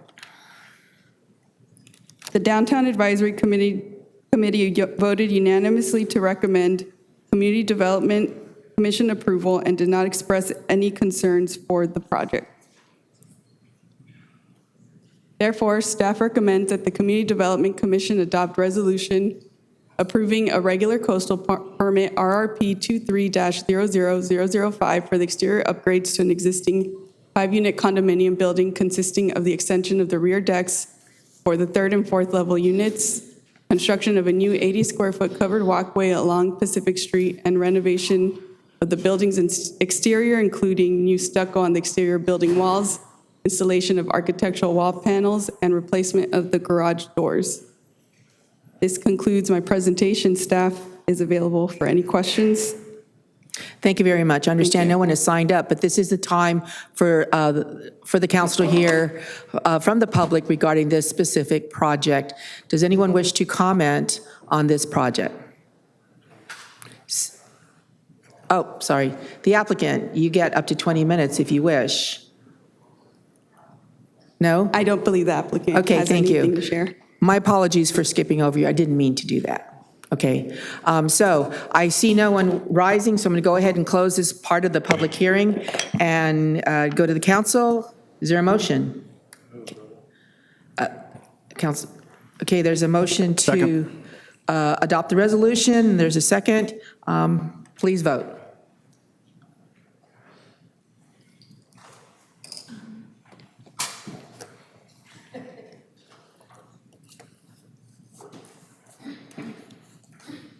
Motion approved, 5-0. Everybody's ready? Okay. Next is item number 26. Staff recommends that the Community Development Commission adopt a resolution approving a development plan, tentative map, density bonus, and regular coastal permit to allow the construction of a proposed mixed-use development project comprised of 332 residential units, including 34 units reserved for low-income households and 18,682 square feet of commercial floor area on a 2.72 acre site located at 401 Mission Avenue. I'm going to go ahead and open this public hearing and request disclosures from commissioners regarding constituent contacts and/or correspondence. Staff, applicant, and public. Same. Staff and public. I've met with the applicant, staff on this, and several members of the public. Staff and applicant and emails from the public. Mr. Secretary, are there any correspondence and/or petitions? We forwarded all correspondence prior to the meeting, and I did distribute a letter from Cal HDF to council prior to this meeting. All right, thank you. We're going to start with a presentation from Manuel Baeza, Principal Planner. Mr. Baeza? Yeah. Good evening, Mayor, members of the City Council. Manuel Baeza here, Principal Planner and Project Manager for the 401 Mission Avenue Mixed-Use Project. Staff is recommending that the Community Development Commission adopt a resolution approving the development plan, tentative map, density bonus, and regular coastal permit to allow the construction of a proposed mixed-use development project comprised of 332 residential units, including 34 reserved for low-income households, and 18,682 square feet of commercial floor area on a 2.72 acre site located at 401 Mission Avenue. Some background on this project. Here's an aerial of the vicinity of the project site. Again, the project's located at 401 Mission Avenue. It has frontage along Mission Avenue, North Coast Highway, and Seagaze Drive. It has a general plan land use designation of downtown and a zoning of downtown subdistrict D1. It's located in the town site neighborhood planning area in the non-appealable coastal zone area. The existing development was constructed in 1999. It includes a 60,000 square foot, 16 screen theater, about 20,000 square feet of retail space, a 15,462 square foot publicly accessible central plaza for a 1999 pedestrian access easement agreement. There are 2 larger retail tenant spaces along North Coast Highway and 8 smaller inline shops encircling the plaza. There are 4 unoccupied lease spaces at this time. There is no on-site parking for the project site. Here we have images of the project site as it exists. On top you have Mission Avenue. You can see the Regal Theater and the plaza. On the bottom you have North Coast Highway. That's like the frontage put together there. Here are additional images of the project site. With regard to the current conditions of the site, the Regal Theater is declining in business, and it's following a trend of struggling movie theaters due to the pandemic and popularity of in-home movie streaming services. In the middle, you see the plaza. It's often empty and underutilized, possibly because it has an uninviting privatized feel. There are signage that discourages public use of the plaza. There are also vacant lease areas, including the Breakwater Brewery that closed 2 years ago. 4 entitlements are requested as part of this project. The first part is a development plan for the demolition of the existing Ocean Place Commercial Center, including the Regal Theater, and for the construction of a 7-story, 405,698 square foot mixed-use project to include 332 apartment units, 18,682 square feet of commercial floor area, 591 parking spaces in a structure, and 2 public plazas. The second entitlement is for a tentative map. It's a condominium map prepared for separating the residential and commercial land uses. A density bonus application is also being proposed for the development of 332 apartment units at a density of 122 dwelling units per acre in exchange for reserving 10% of the units. That would be 34 units for low-income households. There's also a regular coastal permit for the development of a mixed-use project within the non-appealable area of the local coastal plan. Here we have the site plan for the project. The site is 2.72 acres. The building faces both Mission Avenue and Coast Highway. There are 2 restaurant spaces that would face Mission Avenue and 2 larger retail spaces located along North Coast Highway. 2 public plazas are proposed that would face Mission Avenue. For the parking structure, the entrance would be taken off of Seagaze Drive.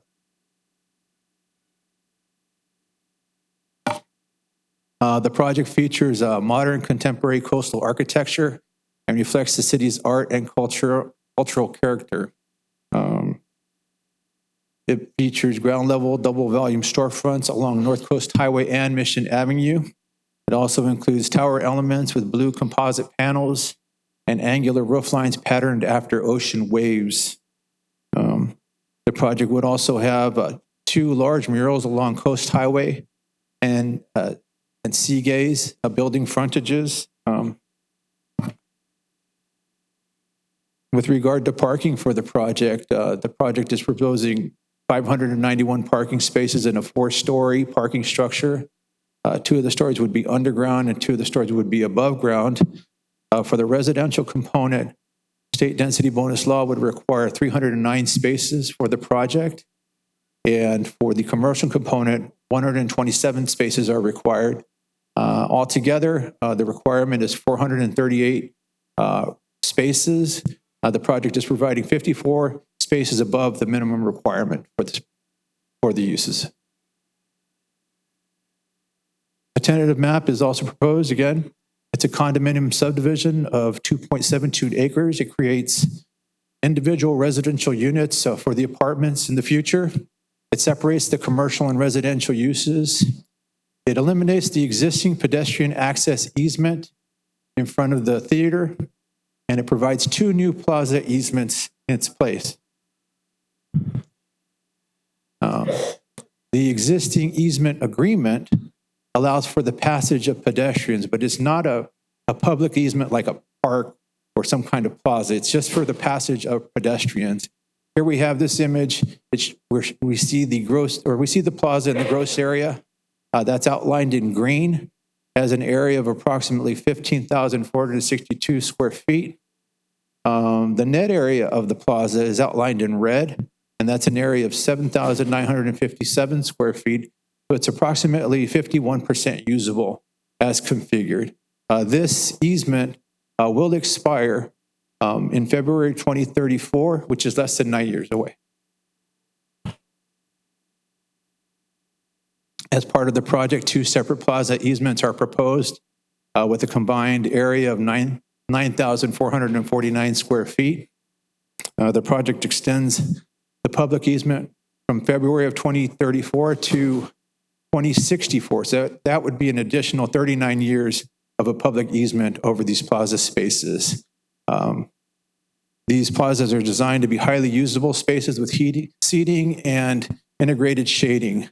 The design is coordinated with the downtown placemaking and downtown wayfinding and entryway signage capital improvement projects of the city. To address any remaining concerns regarding the plaza area, the applicant has come up with 2 alternative designs. Alternative 1 is shown here on this slide. It retains the configuration of the existing buildings and plazas, but it would convert the leased space on the ground floor next to Plaza 1 to a restaurant space.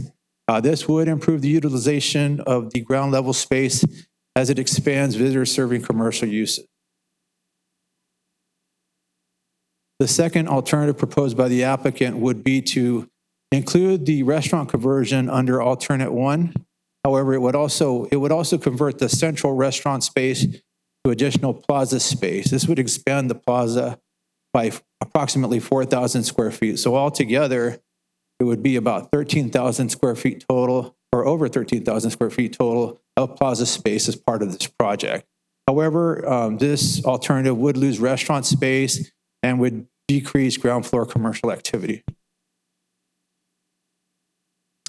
State density bonus law entitles projects to incentives and concessions for development of financially feasible, affordable units. And denying requested incentives or waivers is prohibited unless findings are made that the granting results in a specific adverse impact defined as significant, quantifiable, direct, and unavoidable impacts based on objective, identified written public health or safety standards, policies, or conditions. Inconsistency with the zoning ordinance or general plan shall not constitute a specific adverse impact on public health or safety. The applicant is requesting one concession, and that's for relief from the undergrounding requirement across from Seagaze Drive, and the applicant has submitted documentation showing that the project would result in reduced costs for the project. In addition to the incentive concessions, the applicant is requesting a number of waivers for relief from setback requirements, building height limitations, architectural features and equipment height, minimum landscape standards, private outdoor living and open space standards, facade modulation, minimum restaurant and commercial parking requirements, loading space requirements, parking stall and width requirements, and maximum vehicular access with limitations. The project does comply with the downtown zoning orders district development standards with the exception of the waivers that are being requested. The project is also consistent with the general plan. It's consistent with the pattern development bound in the downtown, including a number of mid-rise mixed-use buildings and resort hotels and timeshare units. It also adds to the variety of housing types available in the area with units large enough to accommodate families. In addition, the project provides affordable housing opportunities in an area that would otherwise be unattainable for lower income households. It's also consistent with the coastal program. It revitalizes coastal areas by upgrading visitor amenities, and it's compatible with the character of the surrounding area that includes several mid-rise buildings. The project does provide a number of benefits. It addresses the center's current state of decline, redeveloping the site before its anchor tenant and other spaces may be forced to shutter.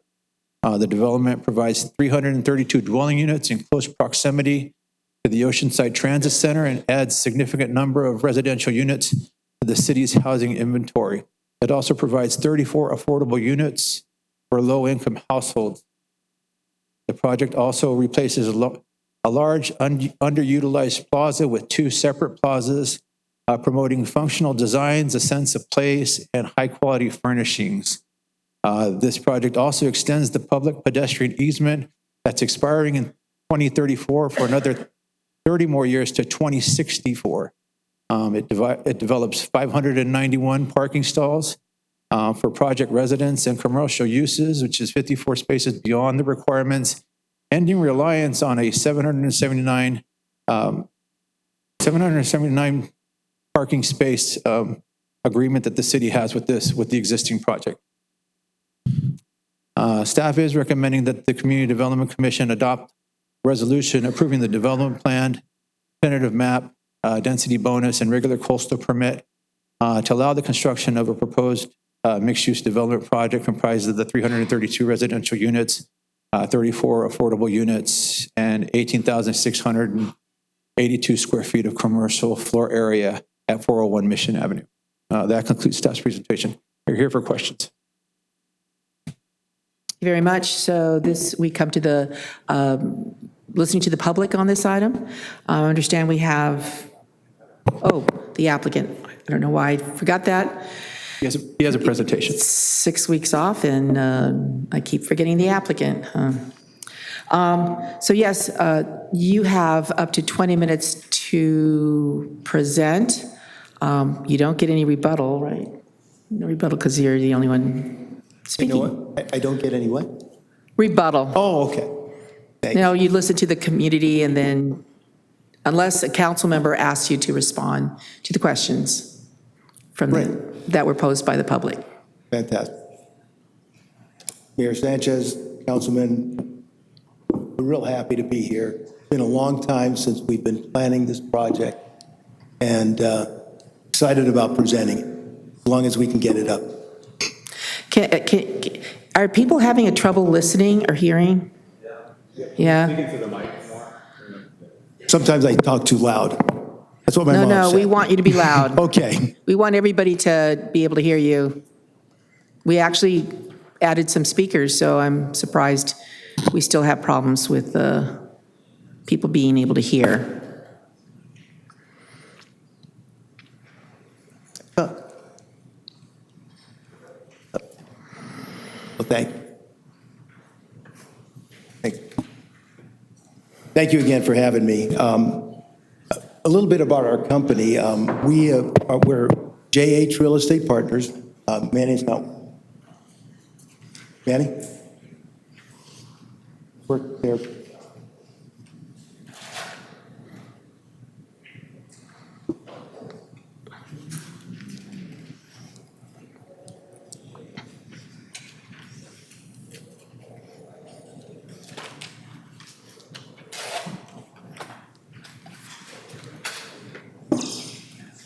What's that?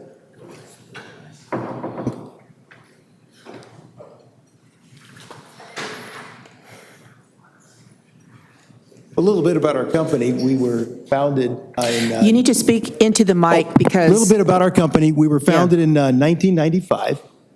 We owned over 20,000 units in California. We've owned and operated 500 affordable units, all in California. We were actually awarded projects in the city of Ontario to renovate and to operate affordable housing units. So we have experience in the affordable housing area. We've owned and developed other mixed-use projects, one called Central Park Village, which won a Gold Nugget Award, which actually had a public park, privately owned, and we developed that project. Ocean Place, we've a little bit of history about it.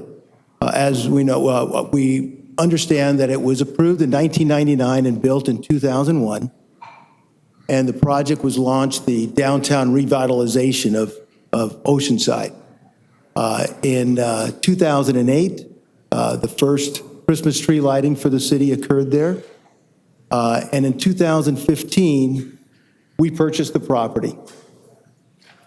In 2017, a big Regal Theater came to us and said they would like to downsize the 16 screens that they had into a much smaller scale. That was back in 2017. So what we did in 2018 is we tried to provide some impetus to give them more business and added a pergola and other improvements to the plaza area in the tune of over $500,000. That wasn't required. We did that for Regal and for the property owner. 2020, COVID hit, really diminished their business. 2022, Regal went bankrupt. And in 2022-23, we started preparing for a new use for the project. And we understand that the Regal Theater, that area, holds really, a piece of their heart there when it first was developed. I talked to a lot of residents about it, and some had their first date there. They dropped off their kids, they played there. And we understand that that really means something. And unfortunately, the theater business is not what it was back in 2001. And the way that they build theaters today is a lot different than what they built them back in 2001. They're much smaller scale. And unfortunately, we tried to reconfigure it and we could not. So we've submitted our plans, and the overview is we believe that it's the gateway to the downtown area. It's 332 units, 34 reserved for low income. It retains the plaza area, in which we will show in a different slide. And we also providing retail space and restaurant space. We did many public outreaches. In 2023, we first launched our first public outreach, and we will talk to anyone that wanted to talk to us about the project. We've had meetings at Main Street, Oceanside, when the residents next door at the Homeowners Association approached us at the meeting in 2023. We immediately had a meeting the next month, brought our architect, went to their site, looked at the building, and made changes that they wanted to do. Some were privacy issues. Some were, we had glass balconies. They didn't want to see through it. We put solid ones in. We added some architectural features. We worked with them to try to probably provide the best possible view for them from their property. The public benefits on this project, it creates 332 units, of which 34 are reserved for low-income housing. It provides a very large fiscal benefit that will be positive cash flow for the property. It eliminates a 779 parking space agreement with the city of Oceanside when the project was built. Originally, I think it was 995, but it included the condos. But it was reduced to 779 when the project was built, and we're expunging that agreement. Right now, the site has 0 parking. One of the other reasons that the theater is not doing well and is really on what I call life support, and we're helping them stay open because a vacant theater there is not a good thing to have. But there was numerous lots around the project that were used for parking.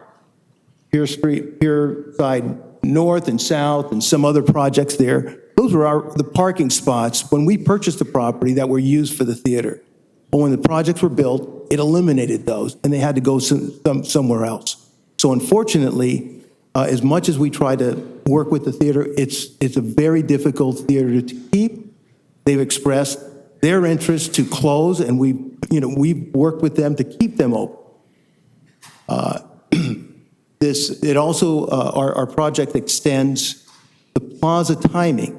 We created very, very inviting plazas and extended the time frame for those over 30 years. It's 39 years from when we approved the project. The main plaza will also be used for the Christmas tree lighting, which we've been helpful with for the last 10 years ourselves. The residential unit mix on the project is a little bit more unique than other projects proposed. 45% are 2 bedrooms and 3 bedrooms. And they're all mixed with all the affordable units are commensurate with the units. So we have 2 bedrooms, 3 bedrooms, studios, very little studios, and 1 bedroom. We believe that it'll draw families to the downtown area. It's open to the exteriors. The units are open to the exteriors and all have private balconies except for the studio. The residential amenities will include courtyards, pool, podium decks, co-working space, fitness center, clubhouse, social spaces. And we also have proposed restaurants and retail. Now, in the presentation, it showed 2 retail spaces. Yes, there are 2 retail spaces that could be subdivided into smaller space. So I know that in talking to business owners in the city, they were concerned how, these are going to be, big box retailers, et cetera. No, they could be subdivided. They could be subdivided into 1,000 square foot units, 1,200 square foot units, 4,000 square foot units. It really depends on supply and demand, but we definitely can subdivide the retail areas. And for the restaurants, We have a restaurant on the corner with some mezzanine. We also have a restaurant with a coffee shop. Excuse me, a coffee shop that faces the plazas to activate that plaza area. The project, we've overparked. Rather than have zero parking, obviously, that they have today, we're proposing 591 parking spaces, of which we're 54 spaces over of what we're required to do. The circulation, it's an interesting site because on Mission Avenue and on Coast Highway, we cannot have any vehicular access to the property itself. The only, and we back up to the condominiums behind us on the south side. The only access that we have is on Seagaze, so ingress and egress goes out on Seagaze.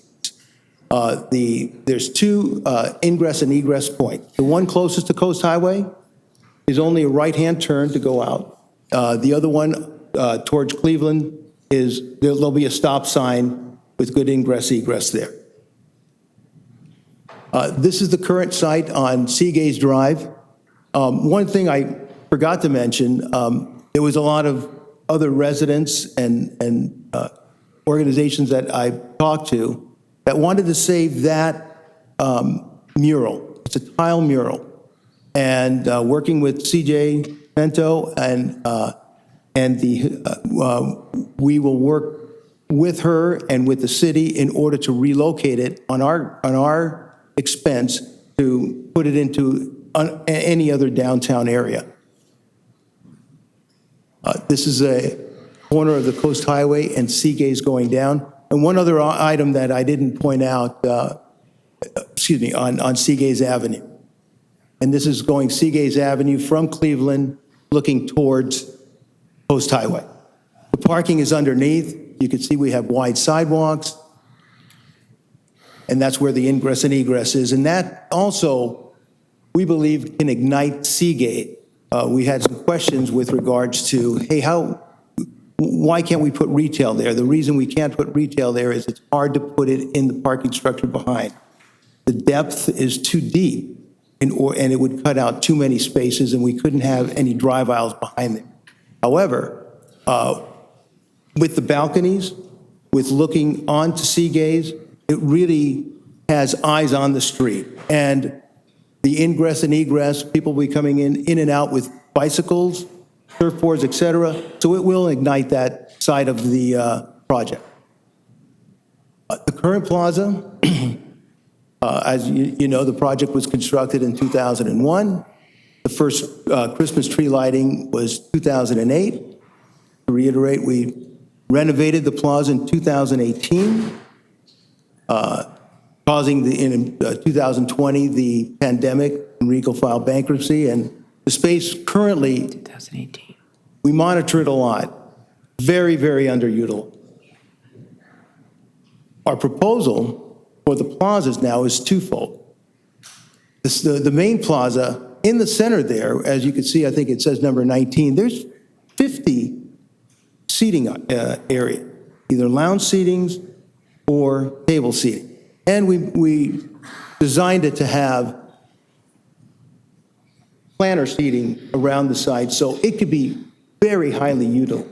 Currently, there is a lot of undulations and a lot of different grade changes to that site to make it not that usable. We also provided a secondary plaza that's smaller towards Coast Highway that could be utilized for small art events, and in this plaza itself, or in the area on Mission Street, again, in working with the Arts Department and even the Historical Museum and Christy Hoffman with regards to putting some QR codes and posts along Mission Avenue that you could scan it with a phone, and it'll take you to the museum site. It could take you to visit Oceanside. It could take you to any events that the city wants to, advertise. There'll be 4 areas there along the Mission Avenue that you can do that, and that's the impetus to do that. A little close-up of the seating area.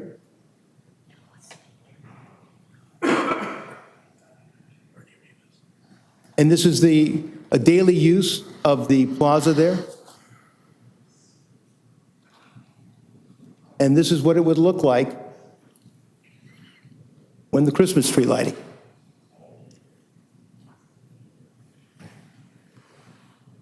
This is the smaller plaza, an indication of that, and it does have some grade change on it.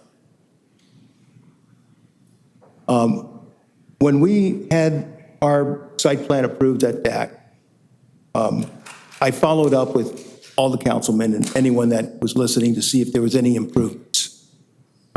What we did is what was suggested and is an alternate to our original plan that was approved at DAC was our leasing office, as you could see it on the right-hand side on the bottom. That was a leasing office. We converted that area to a retail area and to a restaurant so it could have a much more public feel versus having a leasing office there, which the suggestion was if you have a leasing office there on the ground floor next to the plaza, it just feels private. It feels like it's for those residents, et cetera. We wanted to make it much more public and much more public access. With suggestions from the council, we raised the grade and added some steps to get into the plaza to 18 inches. So there's a whole area. And if you could see, it starts from the restaurant all the way to that coffee shop is one level, just one level open. So it really has a lot of usable space. You could walk right into it from Mission Avenue and really invites the public. And the coffee shop in the center and the restaurant would also have eyes on that plaza. That would be igniting, activating that area. That area will be highly used and highly amenitized, contrary to what it is today. The one area that was a concern was the size of it. It's about 9,500 square feet, and the current size is 15,000. However, our usable space much higher than the current space of 7,000 square feet. So our usable area currently on this alternate one is mostly like 90% of the center of the plaza is usable. And it has eyes on the plazas. It activates it with a coffee shop and a restaurant. However, if there was a concern as far as the size, we provided an alternate two. And the alternate two would eliminate the middle restaurant and it would eliminate the coffee shop next to the plazas and make it expansive and wide. The one deterrent from, we would prefer alternate one because it has all of the elements, the coffee shop, the restaurant, and it also had a rooftop bar on, which I failed to point out. This will be an open area for seating. However, I had a discussion today, and I always bring things by the police department just to make sure that everything is, we're okay with this, safety, et cetera, because I know that there was some questions on trying to have a pass-through from Seagaze to Mission. There's an area that we could do that, but they said absolutely not. That is not a good place to have it. It would be, in their terms, called ambush alley. So we nixed it. However, and when I presented both alternatives, they said, hey, what do you think of this? Because you guys, the police department really monitors that plaza. They said, with alternative two, it'll be very similar to the same that we have today. And that is that there won't be no eyes on that plaza. They mentioned to me that they have issues there on Thursday Marketplace, that they have to double their squad and sweep it several times, and it becomes a major issue on the plaza area. And by having this alternative and just the same plaza, it'll keep the same area of concern for them. However, the council chooses to accept the larger plaza, we're okay with that. However, our alternative one would be the preferential of what we would like to have. You're almost down to 0. Uh-oh, I have one more thing.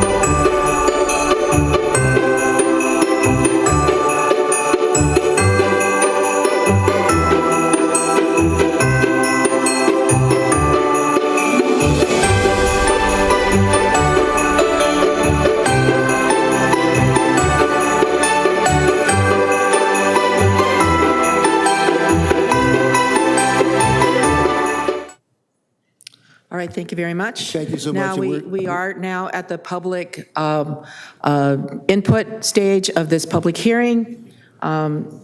We have 9 speakers that are registered to speak. 9 people who have registered. Okay, how many folks didn't register and wish to speak? Okay, so I guess 3 minutes. All right, so each one is going to have 3 minutes. We're going to go ahead and get started with the speakers who have signed up.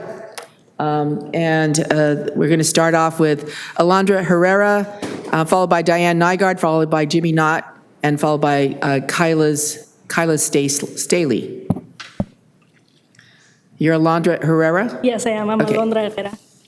So first, I kind of wanted to start off with what Councilmember Robertson's comment said earlier towards Mayor Esther Sanchez's story. I think invalidating her truth because it's not your truth is completely uncalled for and honestly disrespectful. And just to say that history in the past doesn't matter, it does matter because a lot of the issues that are happening today is because of the history that has happened. And just because it might not be the history you're taught, it's true, and it is true for other people. So first off, I wanted to start saying that I oppose this because Oceanside continues to build new development and housing, but never really benefits our community. When you do the math, how he was saying it's only 10% going to low-income affordable housing, and that's completely nothing. When I discovered out that how much of the actual residential space, like bedrooms and studios, out of 15 studios, only 2 are affordable units. Out of 165 one-bed, one-bath, only 17 are affordable. Out of 113 two-bed, two-bath, only 11 are affordable units. And out of 39 three-bed, two-bath, only 4 are affordable units. Honestly, if there are more low-income families in Oceanside who need affordable housing than just your bare minimum 10%. Oceanside has already been significantly impacted by the number of hotels and restaurants that are being opened up, and this project will change the way we feel about Oceanside permanently. To my friends and I, we grew up with the Regal Cinema, and it is a massive part of our culture, especially since it's right next to the beach. And another reason we are having these conversations is because the theater isn't doing what you want it to do, which is bring money and look aesthetically pleasing. But being that the staff report called this area a non-appealable area to the city's coastal zone is saying this, but let me remind you who else lives in this area. Oceanside High School is right up the street. Crown Heights and Center Neighborhood is to the west, and Eastside Neighborhood is to the east. If you approve this project with the bare minimum amount of affordable housing in the area that has been and continues to be gentrified, many families of these communities and neighborhoods will struggle, possibly more than they already are. My community and your constituents are already under attack with housing rent pricing increasing, groceries being expensive, and oh yeah, the most crucial ICE presence in our community. Okay, already kidnapping members of 3 different families. This mixed-use housing project will attract new residents and displace our long-standing members who are currently present.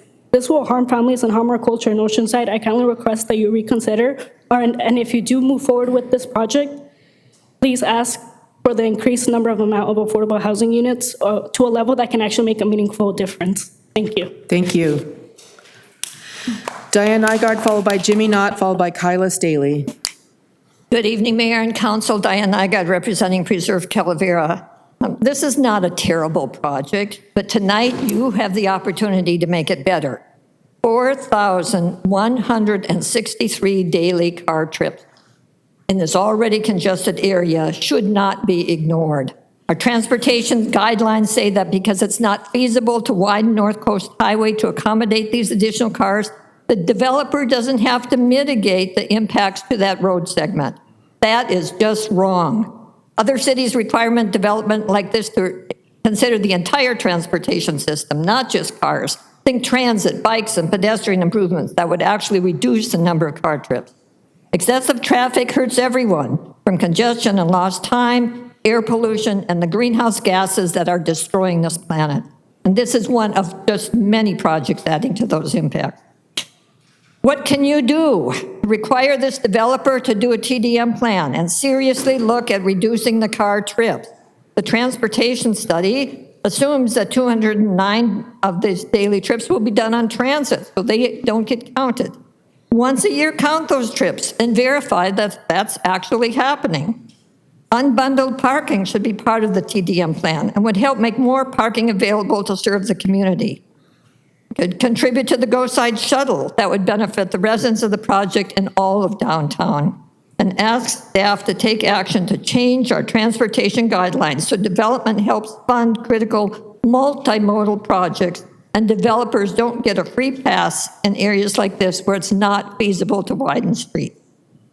And please recognize the unnecessary impacts on birds from high-rise buildings like this, with a lot of glass surface so close to the coast. Millions of birds die every year from collisions with windows. We've asked our city to adopt voluntary bird-friendly design standards included in the 22 building code. Tonight, we ask you to ask this developer to voluntarily comply with those standards. If he refuses to do that, at least ask him to consider what bird-friendly designs changes he's willing to make and report back to you to make sure that he's done something. Addressing these issues will go a long way towards making this a project that benefits our community instead of just one more very dense, very expensive high-rise building. Thank you. Thank you. Jimmy Knott, followed by Kyla Staley, followed by Brannon. Mayor, council members, Jimmy Knott, 127 Sherry Lane. Let me take you back 50 years, fishing on the pier, down here with my family. There used to be an open space there. Public, if you were talking to the people of Oceanside then, their vision for that area was a gazebo, park. Then the city decided, we want something else. So they put up a profit area, not listening to the people. And people wanted some social activities area, a public venue. The city didn't listen to them. It was not big enough for the activities that the people needed. But the people and their council just went on with their business. Parking was still a problem then. It's getting worse and getting worse. In presentations like you saw today, when they had about 330 parking spaces, according to standards that I've read, the average is 2.4 parking spaces required for each place. That would be 664 spaces, unless there was a CUP that was there involved, saying that you have a good percentage of the people mandated to have public transit only into their rental agreement. There's very little for the youth to do at no cost. Everything is costing, reflecting the culture. You have also low income. What is low income? If you go to Social Security, the minimum low income, if you go to it, for those who have 11 years in is $52. Can you live on $52? The average per month on minimum Social Security is $1,093. For the military retirement, it's $2,250. Can you live on that? I invite you to. A lot of our people are trying to do that. What's happening is we are becoming Sardine City. It's starting to look like it too. We need to start looking at what is necessity here and what reality is. Thank you. Thank you very much. Kyla Staley, followed by Brandon, followed by Mike Bullock, followed by Joan Bachman. Good evening, Mayor and City Council members. My name is Kyla Staley, and I'm here on behalf of Supporters Alliance for Environmental Responsibility, or SAFER. I'm also an attorney, and SAFER respectfully requests that the City Council not approve this project at this time because it does not qualify for CEQA's infill exemption, which is what city staff determined that the project qualifies for, which means that the project wouldn't be required to undergo environmental review. However, the project here doesn't qualify for this exemption because it may have significant air quality impacts. For example, staff didn't analyze the project's health impacts due to the project's emissions of diesel particulate matter, which the project will emit during the construction phase. SAFER's air quality experts found that they prepared a preliminary health risk assessment and found that the project's emissions of diesel particulate matter would be 8 times higher than the cancer risk threshold that is set by the San Diego Air Quality Management District. As another example, SAFER's indoor air quality expert found that the project would create a significant cancer risk due to the project's indoor emissions of formaldehyde, which is a toxic air contaminant.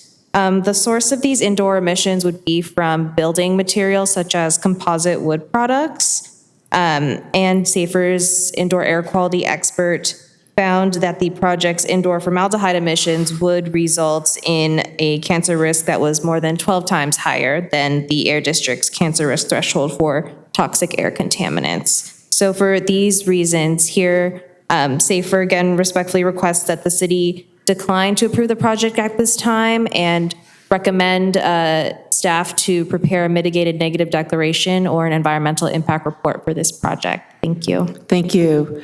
Brandon, followed by Mike Bullock, followed by Joan B. I'm assuming Joan Bachman. Brandon, is there a Brandon?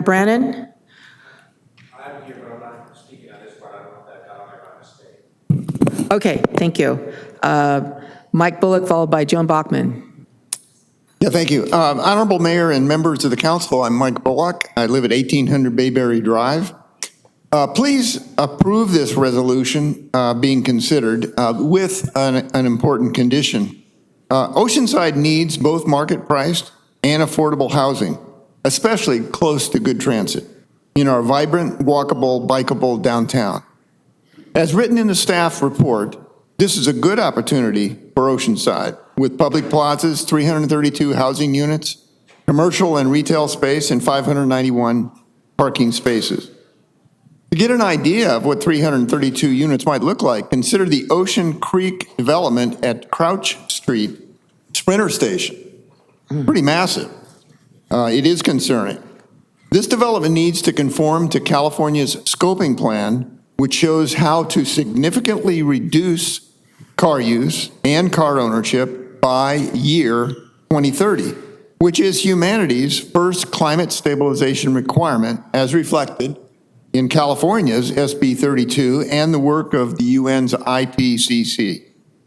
Therefore, your approval needs to include a required condition that before the end of 2030, they would have time, the monthly charge for the assigned parking for the housing units will be unbundled from the rent for the unit.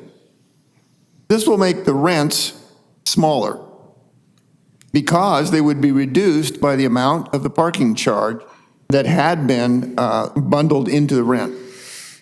Now, the unbundling of the parking charge should never be done for the affordable unit. Their rent is set by law, so please provide those tenants with as much value as possible for their rent. However, if one of the tenant families have no need for their parking, they should be able to rent it out to a third party, thus reducing their net rent below the prescribed value. The UN Secretary General has said that we have a code red climate emergency and that we are dangerously close to the point of no return. Atmospheric CO2 is over 420 parts per million. That's 50% more than it should be. We must avoid climate destabilization. SB 32 is California's corresponding science-based climate mandate for the year 2030. California's plan to achieve SB 32 states that we must reduce driving, and to do this enough, we must price parking. Thank you. Thank you. Joan Bachman, followed by Jamie Solis, followed by Elton Melendez. Good evening, Council. It's been a long night. Joan Bachman. We're in my neighborhood now with this project. And as you know, I fully support our urban downtown. Downtown goes from Pureview Way to Seagaze and does not extend beyond that. So I have no issue with the height or density within our urban downtown. I want a real urban downtown. It functions like a fantastic city that way. And that's also how we reduce traffic. The more we can put people there, give them options, give them more and more options, like Diane mentioned. You know she's right about everything that we need to be doing. We can't put more cars in. They just take up too much space. So we have to have other ways to do that. Mike and Diane have been saying this for years, and they're correct. I don't want you to hold Coast Highway hostage until we finally get the whole Coast Highway traffic calming thing done. So I'd like to see some changes now.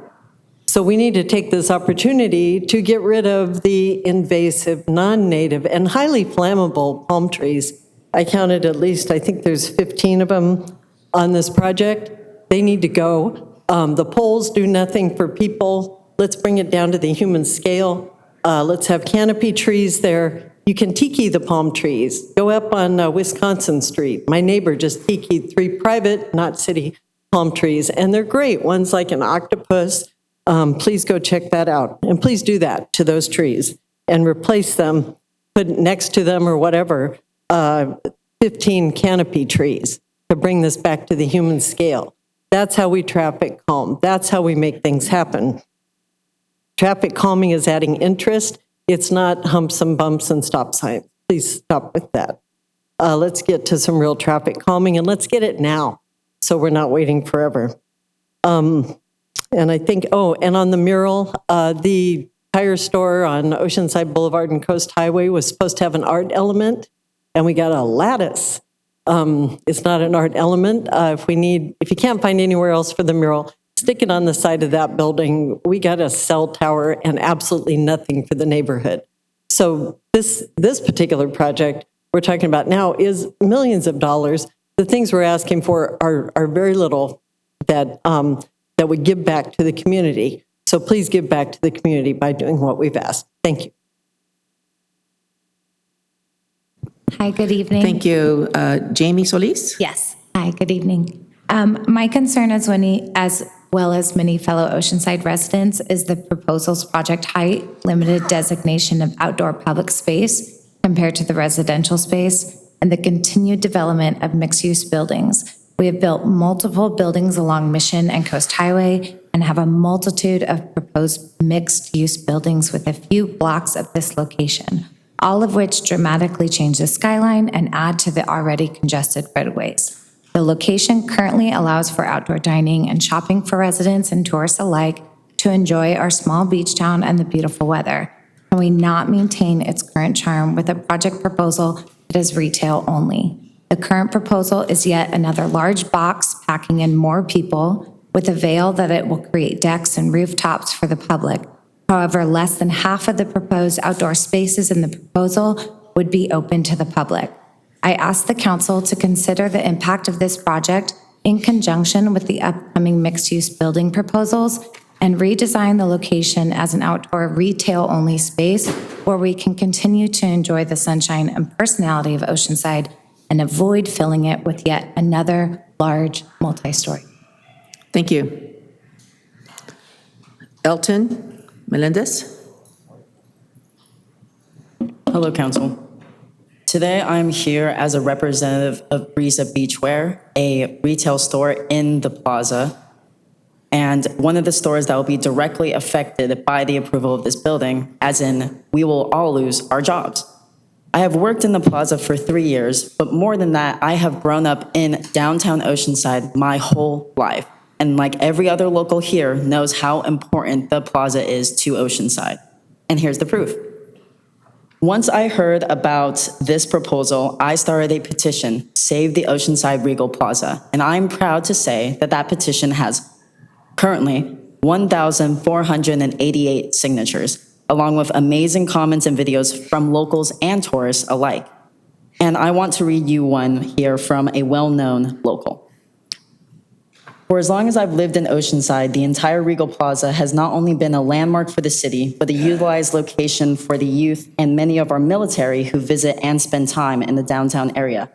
Many of them gather to eat, socialize, and enjoy the city and then get transported back to base.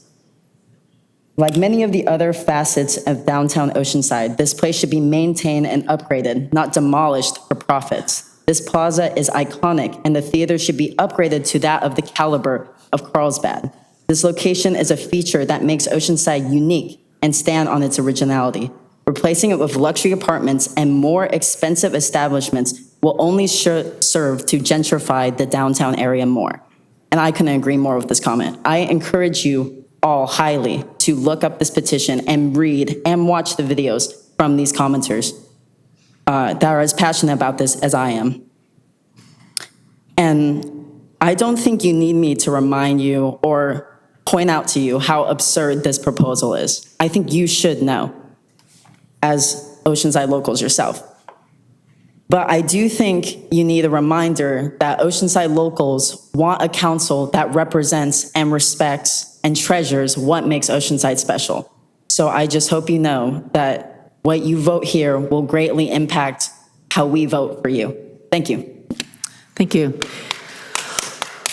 So those are the folks who signed up. Now, if you would like to make a statement about this project, not another project, this project, please rise, state your name, and you have up to 3 minutes to speak.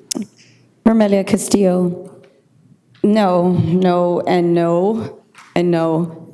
I encourage you to please go walk the street, hang out in that environment, be a part of Oceanside before you break it all down. Really step your foot into a life. I was homeless. I lived out there on those streets. I am from Oceanside since 1980. It has changed drastically for the good. But I do not think that another apartment complex needs to be put there. I think there should be a Ferris wheel. I think there should be more than excitement than what you're trying to put. Because all I heard was commercial, commercial, commercial, commercial. And the only reason why you have low income above your title is so that you can receive nonprofit organization funding. And all the rest is commercial, commercial, commercial. No. Thank you. Ms. Marshall. Hi, good evening, everyone. Thank you for letting me talk about this off the signature list. I just wanted to say that it's really sad that the Regal Theater complex is going away. However, the city and developers are hand-tied with the state of Sacramento's decisions on about what we need to do with property and development. And considering that, I want to say that this developer, Ernie, has reached out to so many groups in the community to try to fit into Oceanside, where none others that are currently on deck are doing that. And as an example, he met and called me personally multiple times. As many of you know, I'm active in many things, from the neighborhood association to the cultural district to Main Street Design Committee with all the murals, et cetera. And in fact, he and I were the ones talking about saving the tile mural for another application. Thank you. So there's not much that the city can do about this new development as far as the density and the setbacks and some of those other things because that's mandated by Sacramento. All that said, I believe that this developer did as much as he could to try to fit into our city, especially on a very busy area. And I know people are concerned about parking. Well, he's adding parking. There's none right now for that facility. They're actually using the lots across the street, which are going away soon. And so when you, and then you start adding some of the other elements, the alternate 2 for the additional plaza is something that we all wanted. The additional art and color that kind of, invigorates the downtown instead of just straight up and down gray housing and even Diane's request about bird-friendly windows. Well, that's available too. I mean, they just need to have a design on them. So there's things like that that can accommodate, excuse me, I had neck surgery. Pretty much everything, including affordable housing. So with that, I'd just like to say that we all don't want 547 units, but we don't have much to say about that. But this developer has really tried to fit into our community. And I just want to say thank you, Arnie. All right, thank you. Anybody else wishing to speak on this item? Please approach the podium, state your name, and you have up to 3 minutes. Hello, my name is Kareem Pinkston.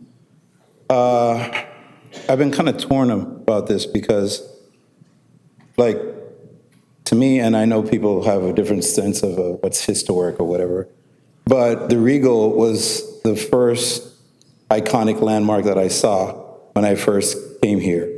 And it was one of the first things that hit me that said, this is unique. I don't see this in most other cities along the coast. So it was a very attractive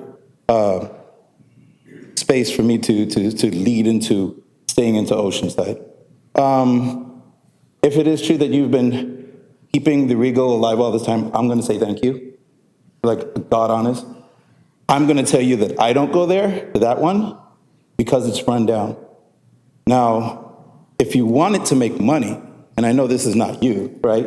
But I'm saying, to say that the movie theater business is dead, it is. I literally have to go online and get my tickets to get into the Carlsbad Theater anytime I want to go. It's always full.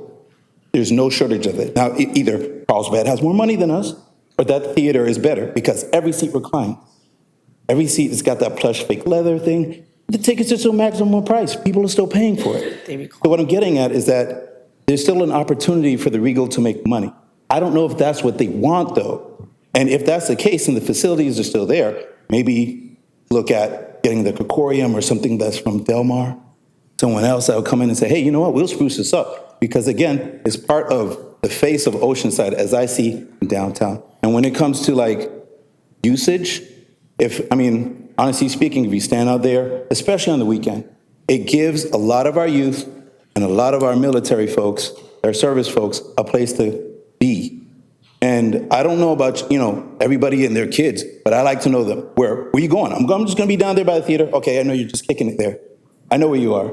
But if I take that away, where are you going to be at? So it leads into that thought of gentrification again. And I hate that because I want to see the city make some money. I want that little area of profit, but I still want to keep certain things that are in here. The Lighthouse, here, the Regal. It is actually part. I know it's a big name chain brand, but it's still iconic. It's and we stand out on the whole coast. We're one of the very few cities that actually have a movie theater. And if you actually blew it up and made it better, like luxury, bringing the wine to you, you can actually make that thing such a great standout. But I'm just more so concerned about where people will have to go when it's not there. And I fear for the gentrification and losing all of our military. They're going to go to Carlsbad, they're going to go to some other city. They're going to spend their money there and not in downtown because that location will not be there. That's just my thoughts. Thank you very much. Anyone else wishing to speak? Anyone else? Okay, I see nobody else rising, so I'm going to go ahead and close this portion of the public hearing. I don't know that there were any questions asked, so do you have any other comments, Mr. Baeza? Or? If I could, please, Mayor. Yes. I just want to correct for the record a statement made by the attorney representing SAFER. There was a CEQA conducted for the proposed project. It was analyzed based on the environmental analysis, including air quality, et cetera. The project was deemed to be categorically exempt pursuant to CEQA guidelines section 15300.2. And that analysis is provided in the packet of information as attachment 9. All right, thank you. Well, before we get into discussion and a vote, I did want to add a little bit more to the history because I've been around and Peter's been around long enough to know how much commitment the city made to even have what we have there now. The city was desperate to have something in the downtown to bring people, because nobody was coming downtown. It was a big commitment. We had redevelopment. The city bought those 2 blocks. The businesses that were there spent millions of dollars to buy out those businesses that were mostly. What were they, Peter? They were bars and baby tattoo parlors and what was that? Dry cleaners. And because the city had a vision for a vibrant downtown that would bring back folks, even from the other parts of the city, residents to come downtown. They spent millions of dollars. I don't know if you remember, it all got cleared out. There was even a park there for, I don't know, a couple of years. And before I got on the council, this is how much they wanted a good project. They sold, that city council sold those 2 blocks to McMillan for $200. $200. And that first block was committed to the most important thing that the city needed, commercial activity. Not housing, commercial activity. And so the city council then waived the parking for the commercial, not for any kind of residential, but for the commercial. The city said, okay, we'll go ahead and do that. And that was what, at the transit center, right? And the plaza was a place for people to gather. The idea was to bring people downtown and have a place to gather. And this is a condition that does run with the land. And this plaza that we've had has become iconic, has been a place for gathering. So I just wanted to make everyone understand, and also Breakwater walked away when they realized it was going to be a different project. They basically felt forced out. It wasn't that they walked away saying, oh no, we're not doing well as a business. They did it, and they were the first brewery in the downtown. The first brewery, right? So I just wanted to make sure that everyone understood how much the city really put into this, millions of dollars, to start the idea, the dream of having people come to the downtown and hopefully start drawing people so that we could have restaurants. We need to have a daytime crowd, so we needed this. So that's a little history. Deputy Mayor Joyce. Thank you, Mayor. I do want to start off by thanking Ernie and his team over the last couple of weeks. I've been giving a lot of feedback because the plaza space and the access to it is so important. And I do appreciate their willingness to work hard to bring it up to grade, to make it a space that actually feels more open. But I remember, this is like the last few weeks we've kind of been trying to work on this, but it was our first meeting, I think over a year ago, where I said, you got to understand this space is very valuable, and it's not just another block in the downtown, it's a space to gather. It's one of the few free places you can just exist in our city, and it feels less and less like you have those spaces, and that it would be very challenging for that to change in a lot of ways. So just speaking really quickly about the density. In 2019, the council removed the 43 unit per acre density. So this new density is 122. Was previously 43, so it's almost 3 times greater than the original density for the downtown. We do need to densify parts of our downtown, but it's about where the balance is. The height is 45 zoned. You can get a CUP for higher, but this is 94. And again, the most important piece of this puzzle for me is the plaza easement.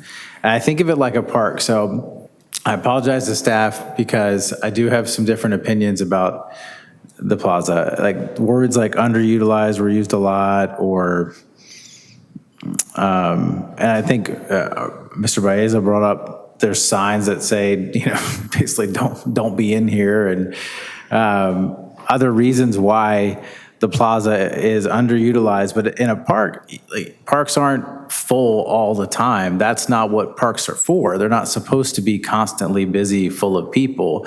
They ebb and flow with the way people exist in the downtown area.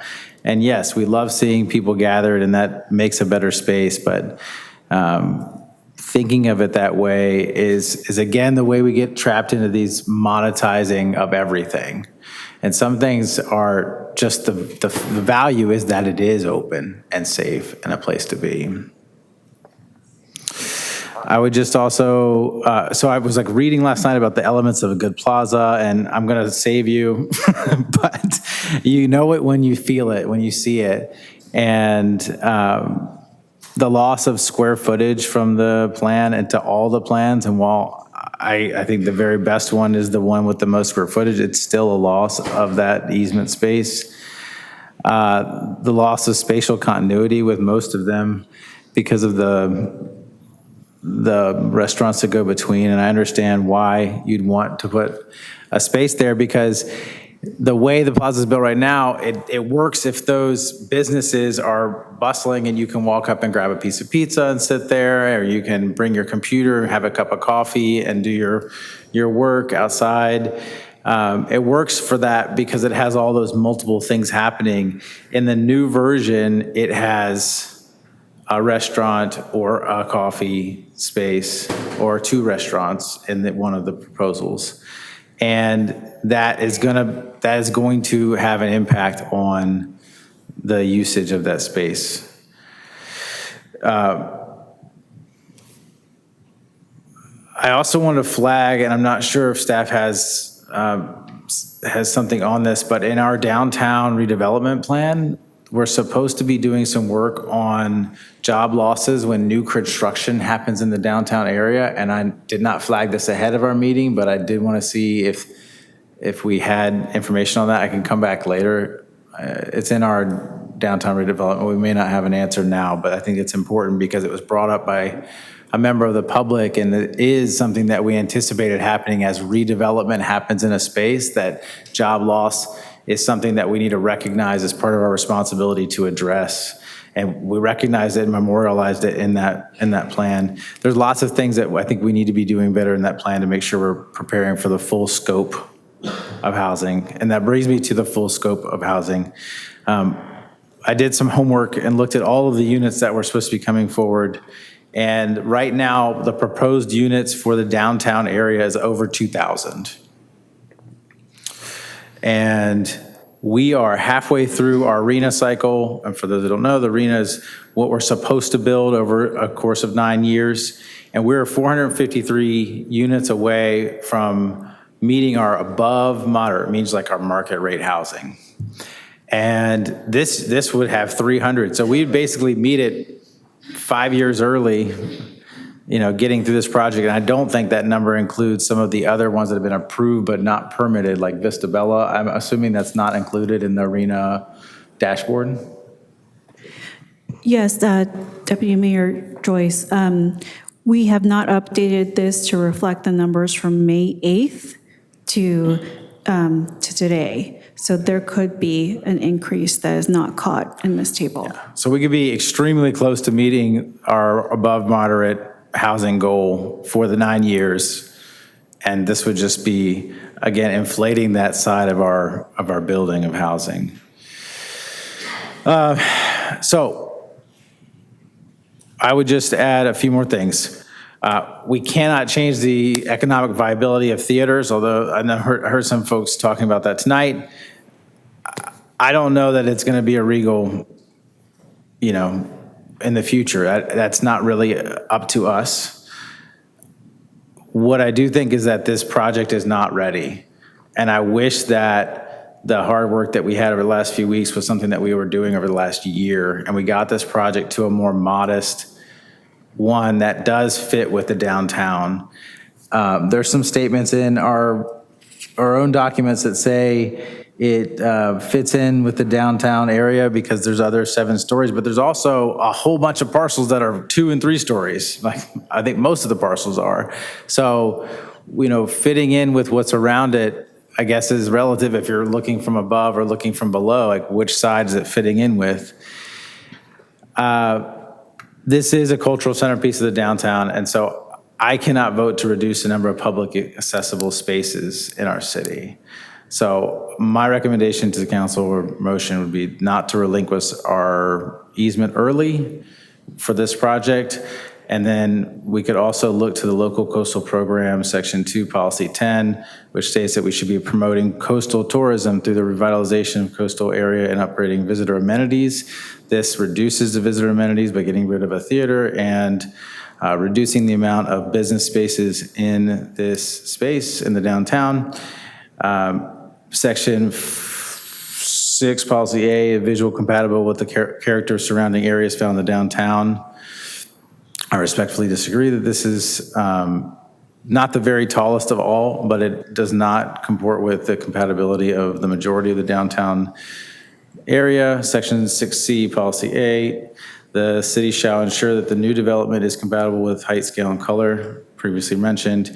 Section 2C, policy 7, in granting approvals for the new development within the coastal zone, the city shall give priority to visitors serving commercial recreation facilities over private residential, general industrial, and general commercial uses. So that's my motion. Right. So it's a motion to continue? Is that what it was?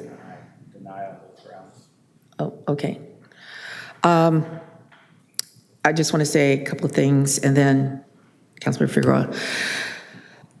I think the developer can do a much better job in terms of the public space, because that is an easement that runs with the land.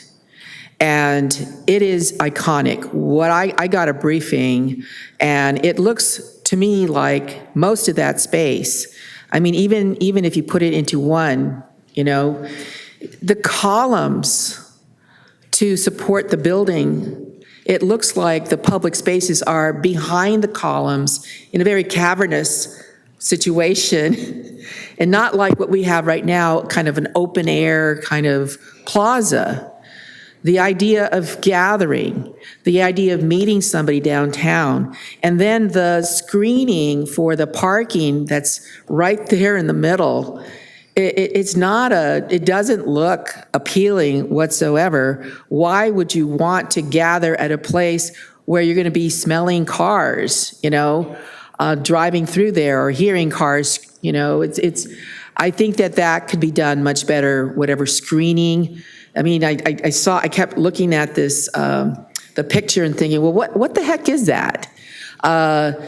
We don't have any public art in the project. I think we could do public art, some kind of a sculpture, something to show sense of place. There is absolutely nothing here. I think that you want people to think this is a great project. And walkable community, it doesn't feel, I mean, like, it feels like you're just going to walk on by or go across the street rather than go on that side. What you can do in a plaza, you can have like carts, very tasteful, artsy carts selling, you know, good coffee or whatever. I mean, you don't have to have a brick and mortar. You can actually have something that people want to have, and stop and say, oh God, what is this? You know, wow, I can have a cup of coffee here. Or a really good breakfast thing or something, right? I mean, have something that would attract people while they're waiting for somebody. I don't know. It was for the theater, but and hey, I always brought the kids to the theater. It was a family affair all the time, and I went to every single one of those like youth kind of films because, I mean, that's what you do as a family, right? But I don't see that it's eyes on the street, no, because it's underneath. So you're not seeing anybody. It just feels very cavernous. So I wanted to say that is something that I'm very concerned about, that it's not even a third or even a quarter of what would be what we have right there now in terms of attraction. So, Councilmember Figueroa. Thank you, Mayor. Yeah, I think just going through this slide deck, obviously the open plaza, it is a privately owned space, but it's become iconic with the City of Oceanside. I remember when this development was first, or when the Regal first opened up, it was huge. We would hop on the 302 bus from Tri-City to come hang out at the Regal, and it became the premier theater in all of, I want to say, North County for one point, especially in Oceanside. We had the Man Theater off of Vista Way. We had another theater where the Target shopping center is, and this really became the main theater to go to. I think someone mentioned how hard it is to get an actual seat right now. Like, it really is. If you try to book a seat, I just tried, my family of four, try to get us to sit together at a movie theater, and we ended up having to go to like the next day because it was so hard. And it seems like the Sinopolis and Vista is doing well. The Regal and Carlsbad is doing well. You drive past those theaters and you see a lot of people there. And I know that parking is one of the issues that we've had. And I know that the developer's not responsible for what the Regal does. But the open space has become so iconic, to our city, and it is a place where our community does convene. To say that it is often empty or underutilized, I think is an inaccurate statement. You go down there on a Saturday or Sunday and you see people there all the time. Obviously on Thursdays, it's always packed, and you see folks even stop because it's so hot and parking is so far away. We're not parking right next to the pier anymore like we used to because those parking accessibility is no longer there. So sometimes we're parking on Nevada or other places, and we stop at the Regal just to sit down for a little bit. To say that it's underutilized, but then there's signage that says tables and chairs for Ocean Place patrons only. So it's kind of like, well, we're asking people not to sit here. But also the fact that there is an easement on it. For me personally, it is an iconic space for the City of Oceanside, for our residents. So many folks in Oceanside have been pushed out, and folks have had to relocate east. And coming back to this site for them, it always reminds us of home. When we do visit downtown, that doesn't reflect the downtown we grew up in. At least we have the Regal to look at and remind us of that feeling. And that's why it's so important to bring a project forward, because by developing something there, you're taking something away.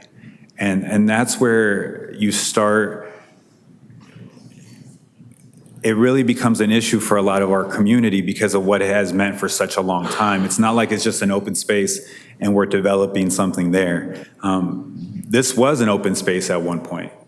And, you know, once it became an accessible commercial retail space for our community, it still operated in that function. And so for me, I just think that we can do better. I think that our community, our downtown community, and all of us that call Oceanside home, we deserve better. And with that being said, I would second Deputy Mayor Joyce's motion. Councilmember Robinson. Thank you. What was I going to say? Yeah, I get the idea of iconic and not building. God, I hope they never redevelop the Haunted Head, because that'll just really break my heart. Because it's where I identify, you know. Sorry, a little bit of joke. I think the plaza, I think what they've shown on this project is that it's actually more usable space than what they have now, the way it's designed. You just think about the Christmas tree thing when we have that. Over half of it you can't use to see anything. If you get up on the ramps or behind it, it's not usable. You really can't see anything. We're all out in the street in front of it. Same with the menorah lighting. You know, those are the two main ones that I go down there for. Maybe I need to hang out a little bit more. I don't know. But I can tell you, I have been to the theater with my grandkids recently, and when you walk in at 2 p.m. and there's 6 people in the theater, that's not viable. And things change. Remember Blockbuster? You know, it used to be the big thing that people's desires and things change. I don't think the building walked away from us. I think we walked away from the building. We changed our habits. It's not a bad thing. We just changed our habits. We changed the way that we use things and do things. So with that, and I do want to comment, because it's rare that I will say this, that Ms. Nygaard and Ms. Bachman both bring up some things that I agree with, and just kidding, ladies. But I am a little bit intrigued by and the gentleman that spoke between them, talking a little bit about the parking mitigations and those things. And I don't know what in those things we can do or can't do. But some of the things that were said about parking, the gentleman talked about, hey, if somebody's not using their space, how can they use it to offset the thing? I'd definitely be interested in exploring those if the project goes forward. And Ms. Bachman pointed out a great point, and I didn't catch it, and I should have, on the trees. I don't know if those are just renderings or if we really still including palm trees in our palettes. But if you want to do something in this city, reduce your fire risk, quit putting palm trees in. So I would strongly agree with her that we should put in some different type of vegetation and trees. But I'm willing to support the project. So that's my 2 cents. Thanks. All right, before we go on, I understand the developer would like to address the council on something. Thank you, Mayor Sanchez. With some of the comments that you're making with regards to the plaza, we'd like to ask for a continuance to further explore what we can do with that plaza and provide some of the benefits that you're asking us to do. So if you can kindly provide us a continuance, and we'll get together with all the council and residents to try to formulate a plaza that would be, like you had mentioned, more inviting, et cetera. Thank you very much. Thank you. Yeah. I just wanted to Councilmember Figueroa, yeah, I would like to do that. I don't know if. Yeah, just to this project, like, we understand that, yes, like Blockbuster, I was excited when Blockbuster got put on Oceanside and College Boulevard too, right? And then when it went away, when Netflix was first created, I was like. If I could just say that a motion to continue takes precedent over the. Correct. main I motion. just want. Okay, got it. And so I just want to clarify that. That I understand that the developer doesn't have to preserve the Regal, right? That is you own the property, not necessarily the Regal. and you actually have been helping the Regal by staying there. I just want to clarify that. I think the issue that I personally had with the plaza is that the way that that is currently being presented to us, it feels not necessarily like the open space that exists now. It feels like it's amenities to the project. Right. Like it's the amenities of The restaurant. of the residents who would be living there, and not necessarily open to the community the way that it currently is right now. And I just wanted to clarify that. So would you support a continuance? I would support a continuance. Okay. Would you be making that motion? I can make that motion. Okay. Yeah. Well, I'd like to second your motion. Okay. So I would motion for a continuance of this project. Councilmember Weiss. We would have to. Won't we have to pick a specific date so we don't have to renotice it? That would be our recommendation, would be to notice to a specific date. And so we would announce that date and time of day. You may want to request from the applicant how much time he would be considering. I would say 30 days. Yeah, I was going to ask. Okay, let's take a 5-minute break, and we'll be back to discuss that date.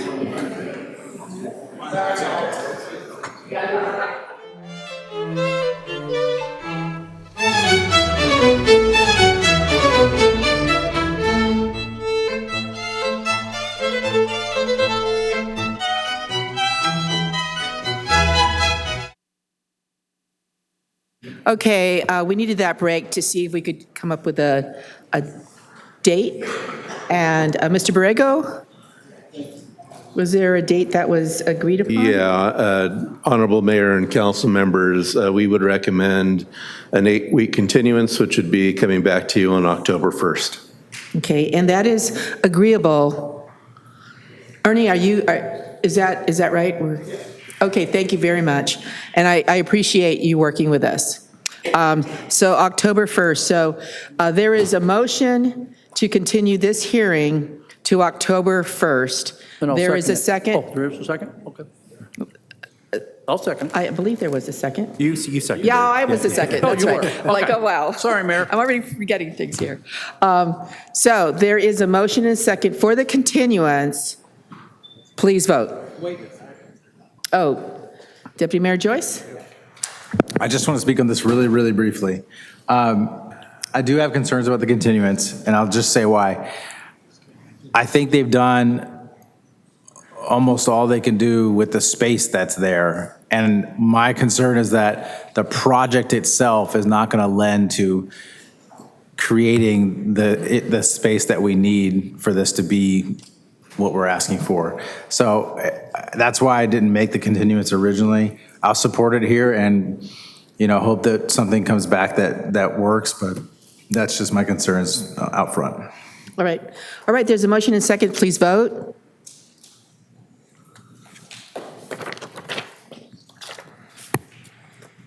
Motion approved, 4-1, Joyce, no. Okay, thank you. I'm going to go to, I believe that finishes, does that finish the public hearings? Yes. So I'm going to go back to the general item. That's item number 23. And this is staff recommends that the City Council approve the selection of Interfaith Community Services, Inc., ICS, to operate the Oceanside Navigational Center located at 3131 Oceanside Boulevard. Approve a professional services and operating agreement with ICS in an amount not to exceed $2,055,762 annually for an initial 21-month term to commence on October 1st, 2025, with 2 optional 1-year extensions for the operation of the Navigational Center for fiscal years 2025 through 2027. Approve a property use agreement with ICS to authorize use of the city-owned property for an initial 21-month term to commence on October 1st, 2025, with 2 optional 1-year extensions, and authorize the city manager or designate to execute the agreements upon receipt of all supporting documents.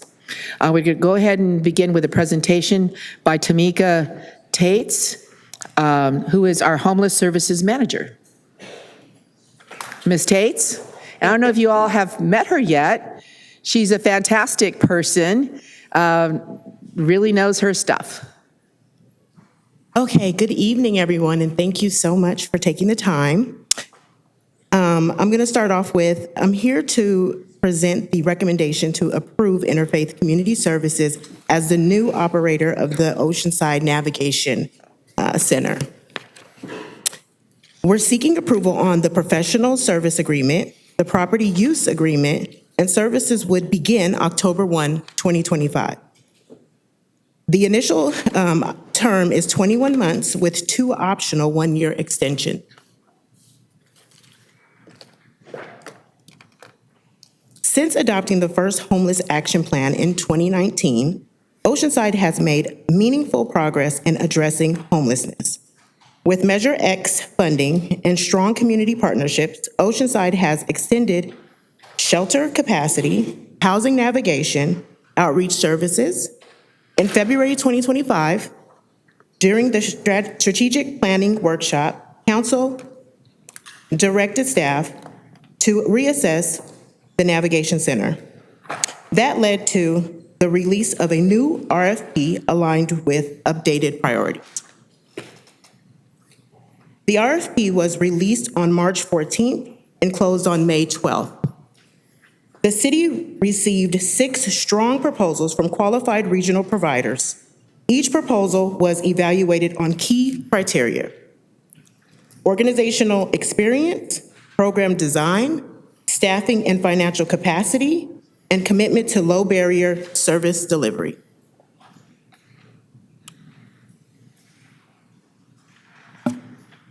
Interfaith Community Services emerged as the recommended provider. Their strong track record includes operational and successful Escondido Navigation Center.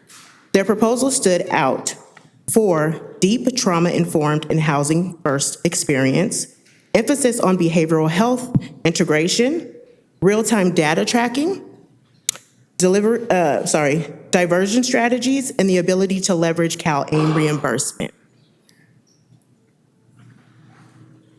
ICS will operate a 24/7 low-barrier shelter.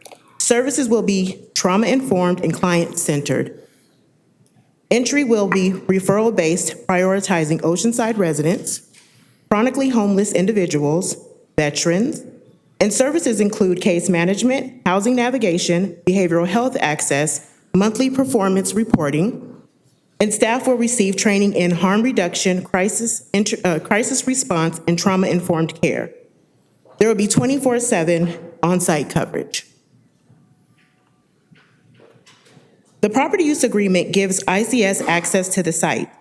Responsibilities will be shared between the city and ICS. City owns and maintains major systems, Havoc, plumbing, and roofing, and ICS handles day-to-day cleaning and facility upkeep. City pays for utilities, but ICS covers internet, cable, and phone.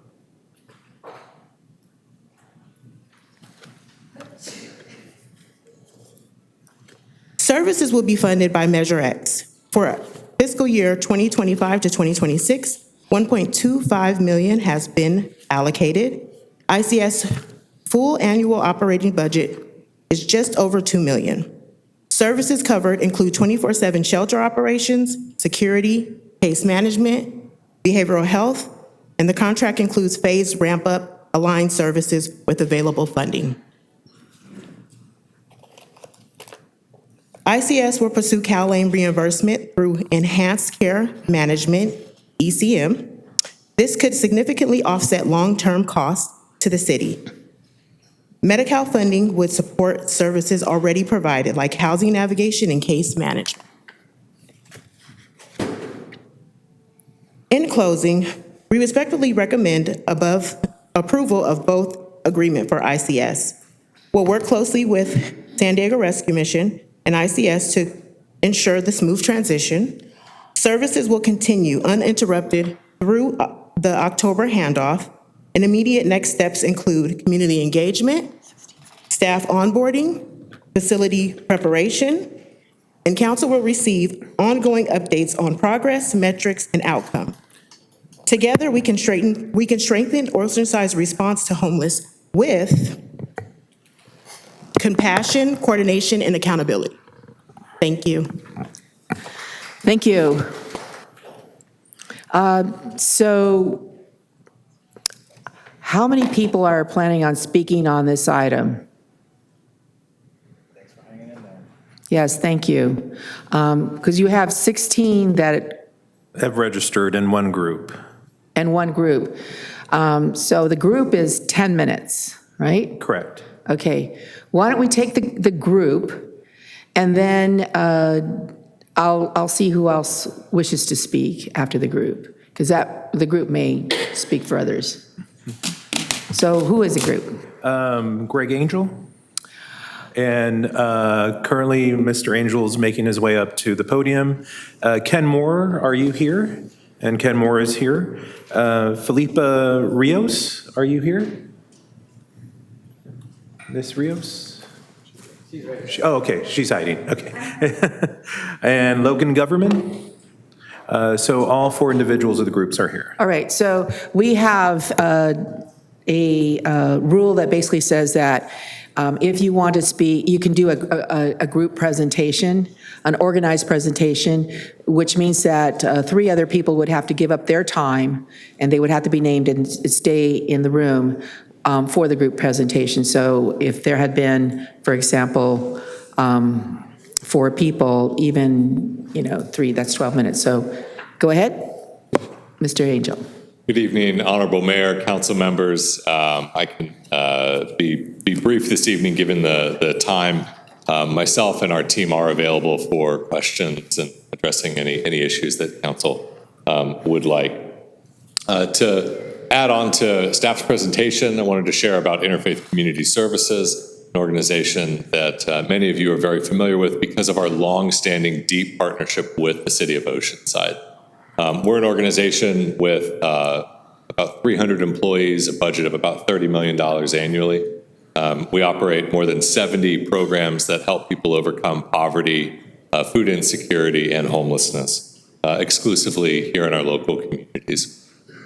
Last year, in partnership with the City of Oceanside, other North County cities, our faith community partners, volunteers, and donors, we helped more than 20,000 unique individuals, including, importantly for tonight's discussion, helping more than 1,000 individuals overcome homelessness, and just as importantly, preventing nearly 1,500 individuals from falling into homelessness through rental assistance and case management.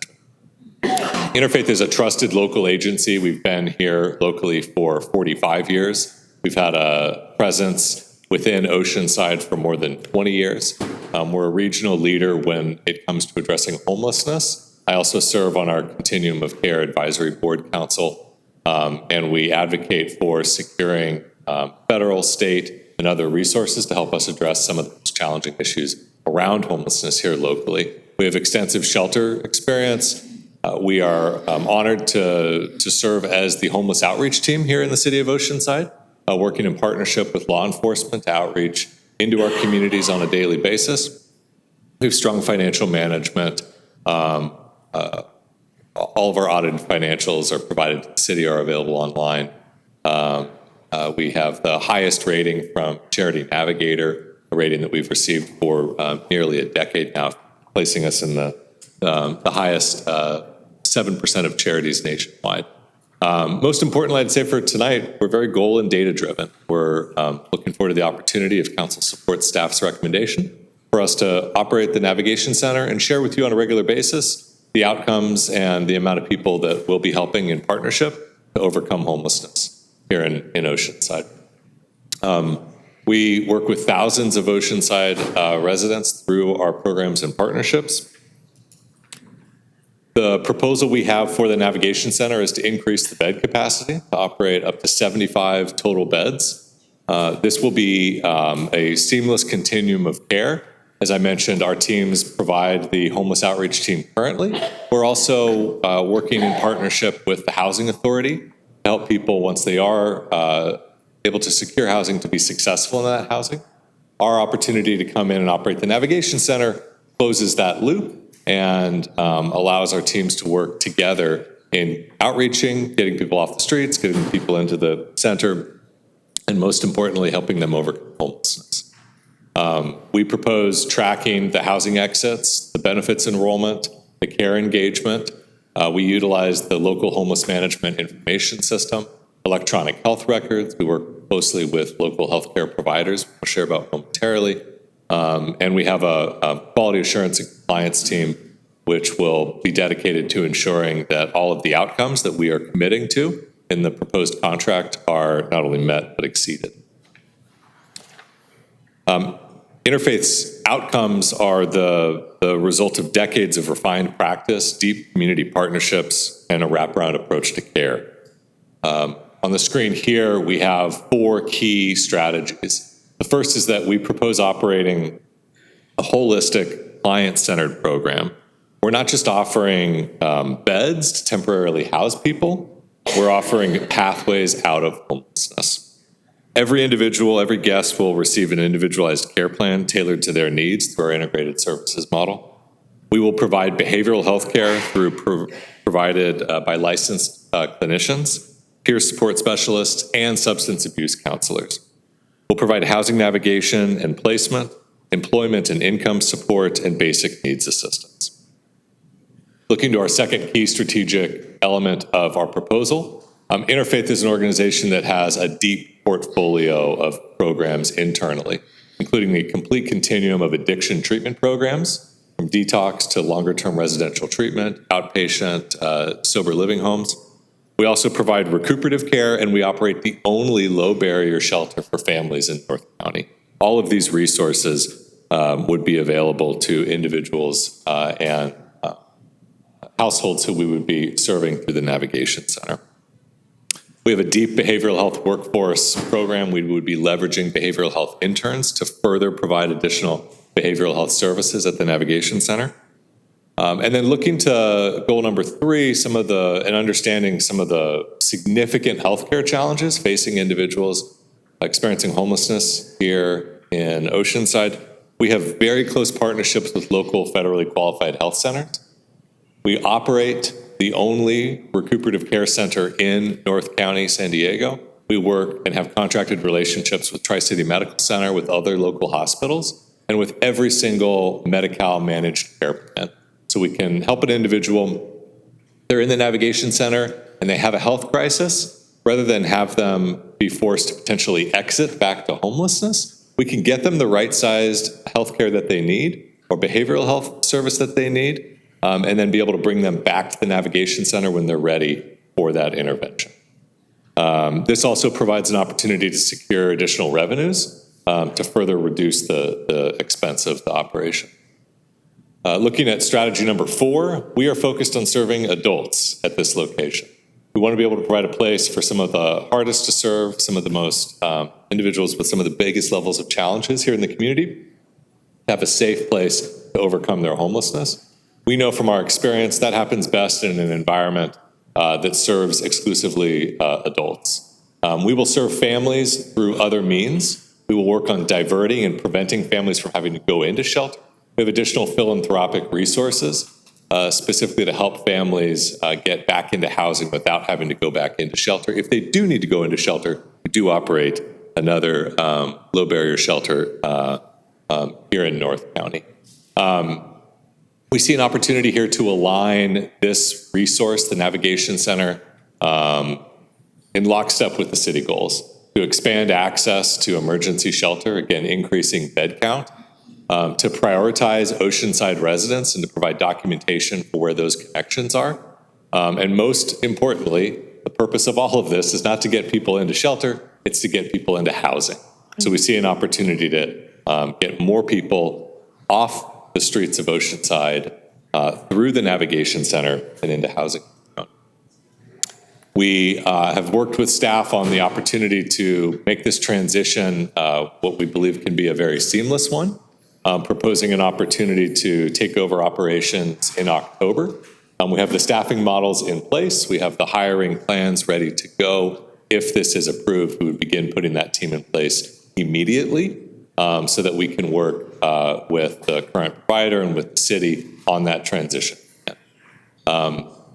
Our outreach team's doing the work here daily. for many years. Our new encampment resolution fund outreach teams, working in partnership with city and other providers, have realized success, and we see an opportunity to do even more.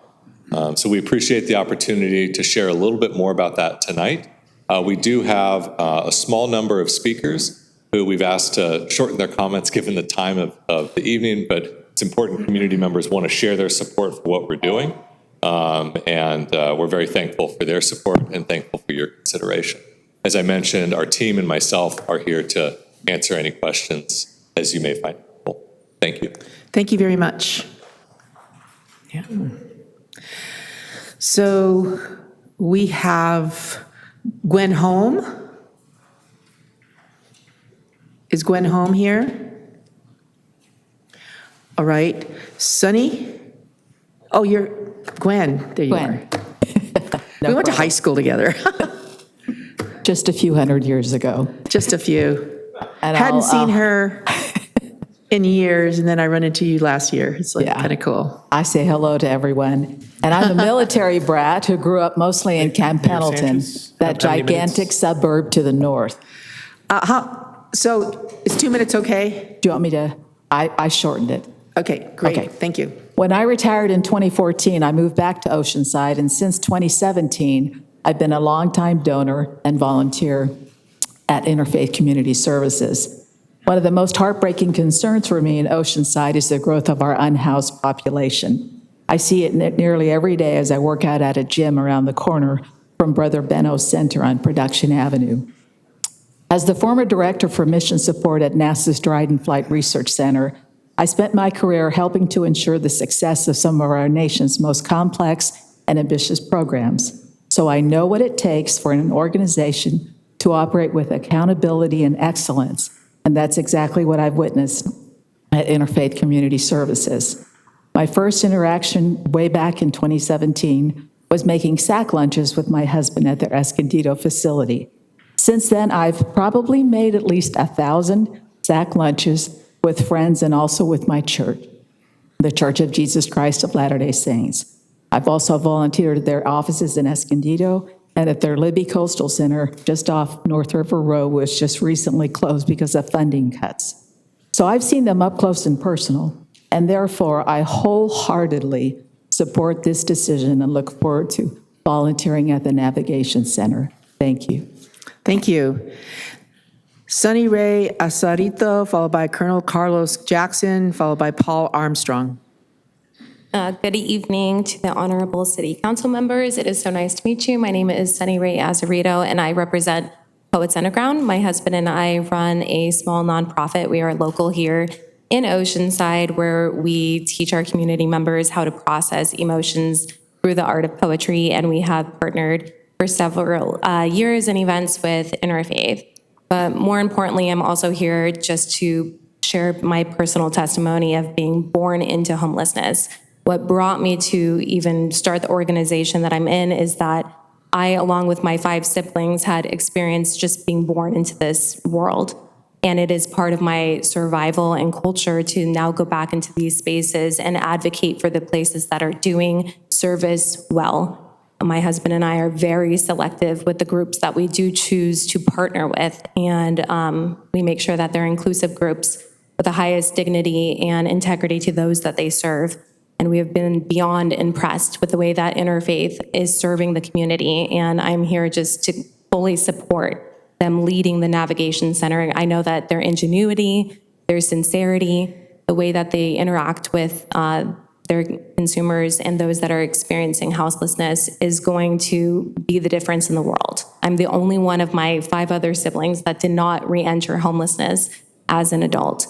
And the only difference between me and them was what service members we were interacting with, what different wraparound services, social workers that we had.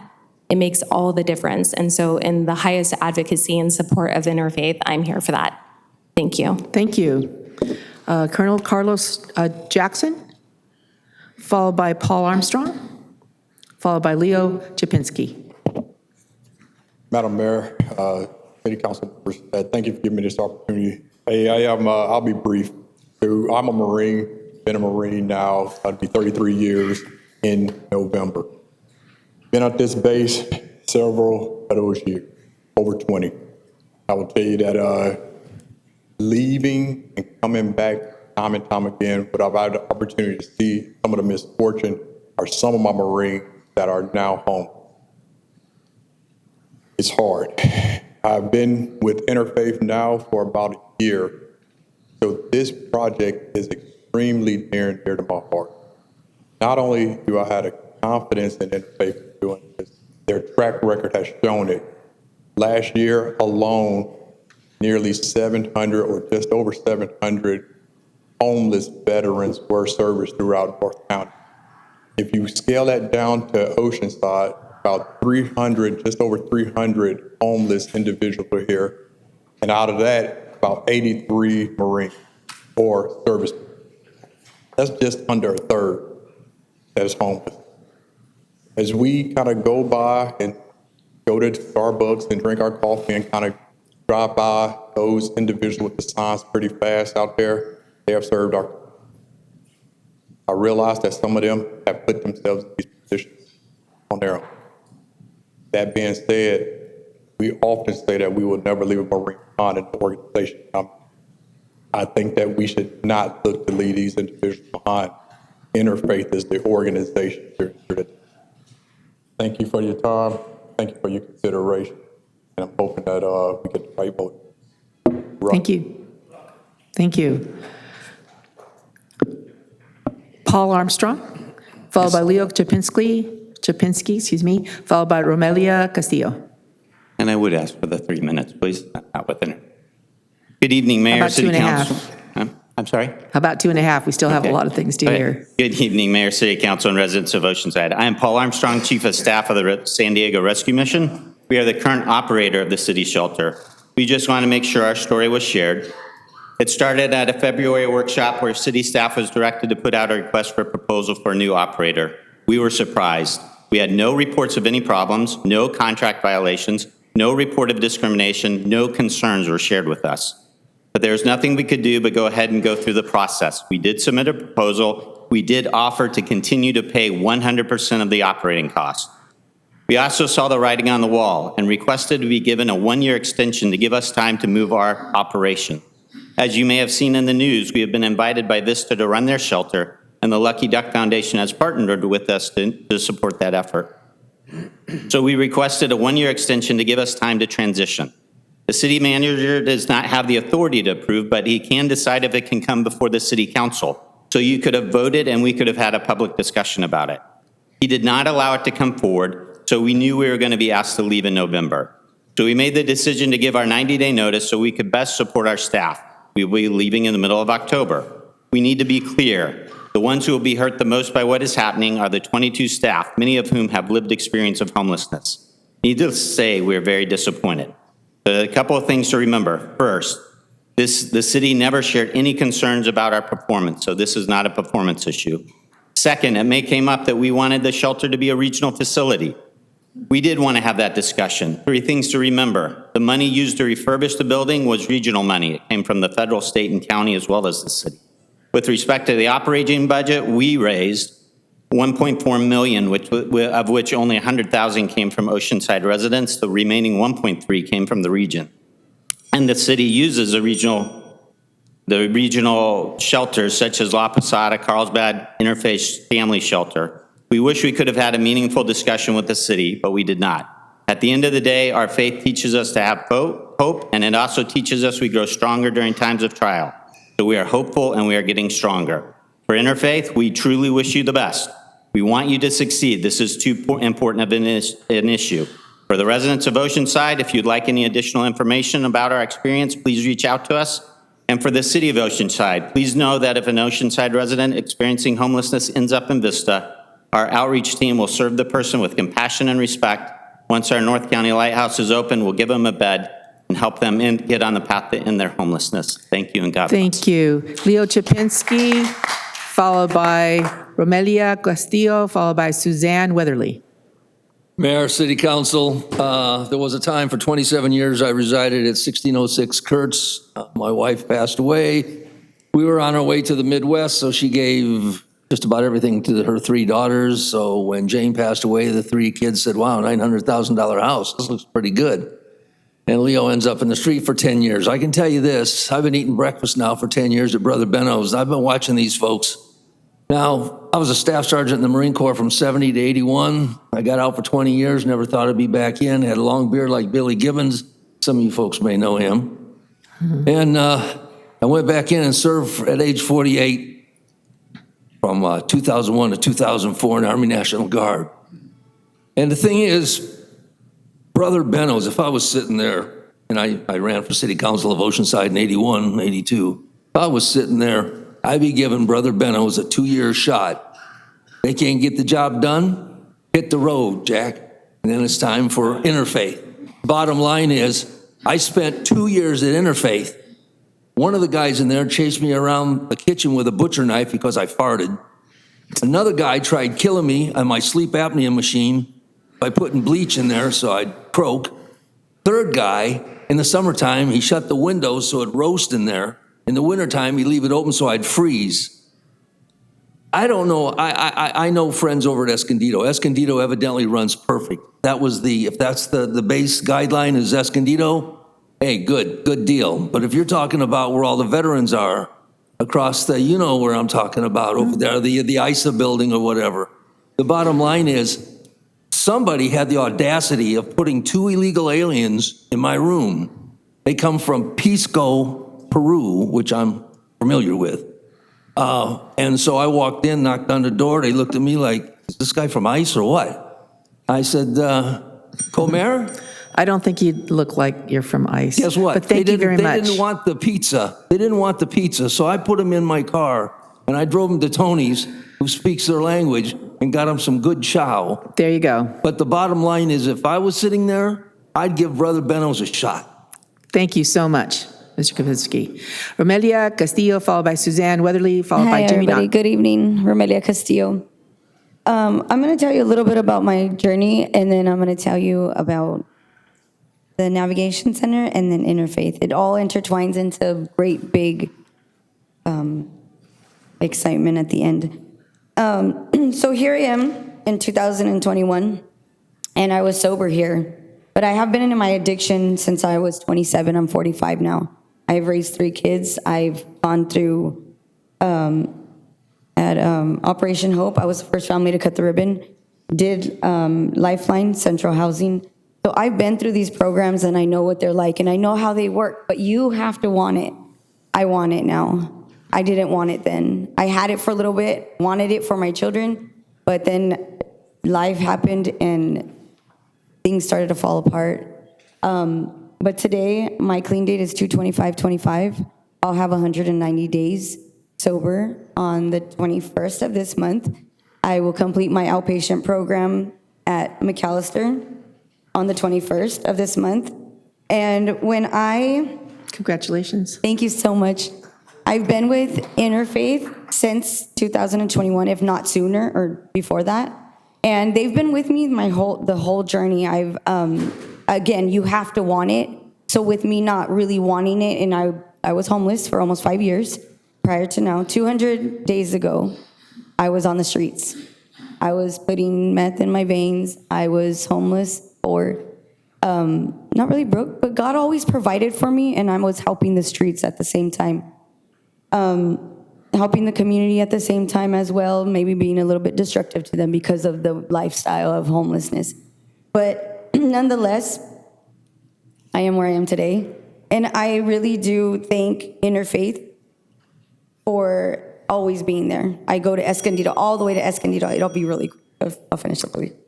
I go all the way down to Escondido. They are my mailing place. And so I'm super excited for them to be a little bit closer to Oceanside, because now I'm over here renting in a room, or renting a room, no longer homeless. But the Navigation Center, if it wasn't for them, honestly, because I resided in Oceanside, I was homeless in Oceanside, they accepted me the way I was.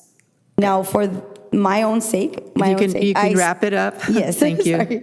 Sorry, I stayed sober because they had children in there, and I know what trauma I probably have caused my children. I was not going to do that to theirs. But anyway, their program worked for me, and I'm now completing McAllister. Congratulations. But also Interfaith has always been a fallback, and always, I just thank worked you. the event, actually. I cut Thank you. hair at the Interfaith event. Thank you. Suzanne, let's see, Suzanne Weatherly, followed by Jimmy Knott, followed by Suzanne, no, what? Two times she's listed. Is there Suzanne Weatherly? Both of her not here. Okay, Jimmy Knott, followed by Graham Fraser, followed by Dan Leitz. Leitz? Go ahead. Mayor, council members, Jimmy Knott, 127 Cherry Lane. I sent each one of you a communication about an encounter that I had over at the senior center. But there's 3 points here that need to be made that would help in this process. One is when the person is in crisis, they need the assistance. And if the HOT team is doing referral, they need to take and be available to do the referral. That is, on last Friday, they were not available all day. They are also not available at night. They're also not available on weekends. So that's a service that needs to be corrected. Also, the Housing Authority is another referral agency, and that is strictly the director at the Housing Authority, not the frontline staff. The people at the senior center wanted to do a referral for this person that was there who wanted to be referred.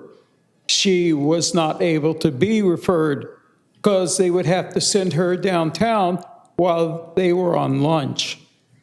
Next one is transportation. They are not able to transport people because there is no available transportation. This is another thing to the navigation center that has to be corrected. When is in transportation being offered? How can a person be transported there? We have to start looking at what these connections are. It's very good to have all this service, but getting the people from point A to point B is the problem. Thank you, Mr. Knott. And I think Interfaith does a great job getting people there in Escondido, so I'm sure they'll do it here. Graham Fraser, followed by Dan Leeds, followed by Tom Morrissey. Thank you, Ms. Sanchez. Council members, my name's Graham Fraser, legal immigrant from Australia and now a proud American patriot and a 40-year resident of Oceanside. I've been an observer of Oceanside politics for almost all of that time, and I've seen a lot of shenanigans, but this one takes the cake. Simply, what this is about is the mayor does not like San Diego Rescue Mission and likes Interfaith Community Services, and has been heard to say that she doesn't want the rescue mission, doesn't matter what it costs. Well, it's going to cost about $8 million, because that $8 million is the amount that the city's willing to pay for the services of,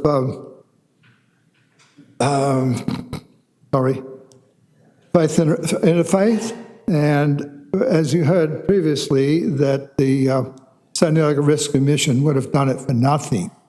So in effect, that's what Vista, so they've gone to Vista. And I don't blame them. According to John Franklin, I spoke with him on Monday, San Diego Rescue Mission has offered to operate the navigation center in Vista for nothing. And Oceanside is going to pay $8 million over 4 years.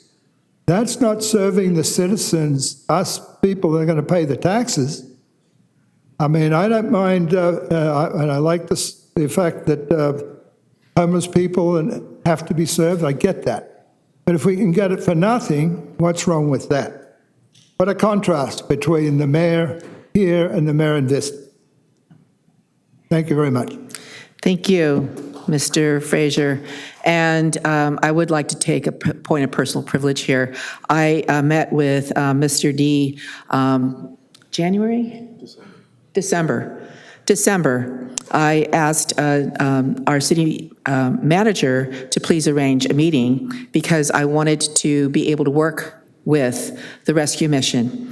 And initially, the meeting went very well, but then when I was told, when Mr. D said, well, this needs to be a regional center, which means Oceanside residents were not a priority.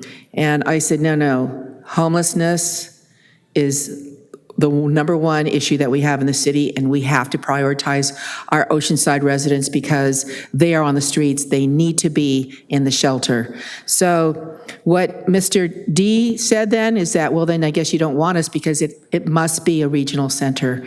And we put in $11 million into that building, $11 million.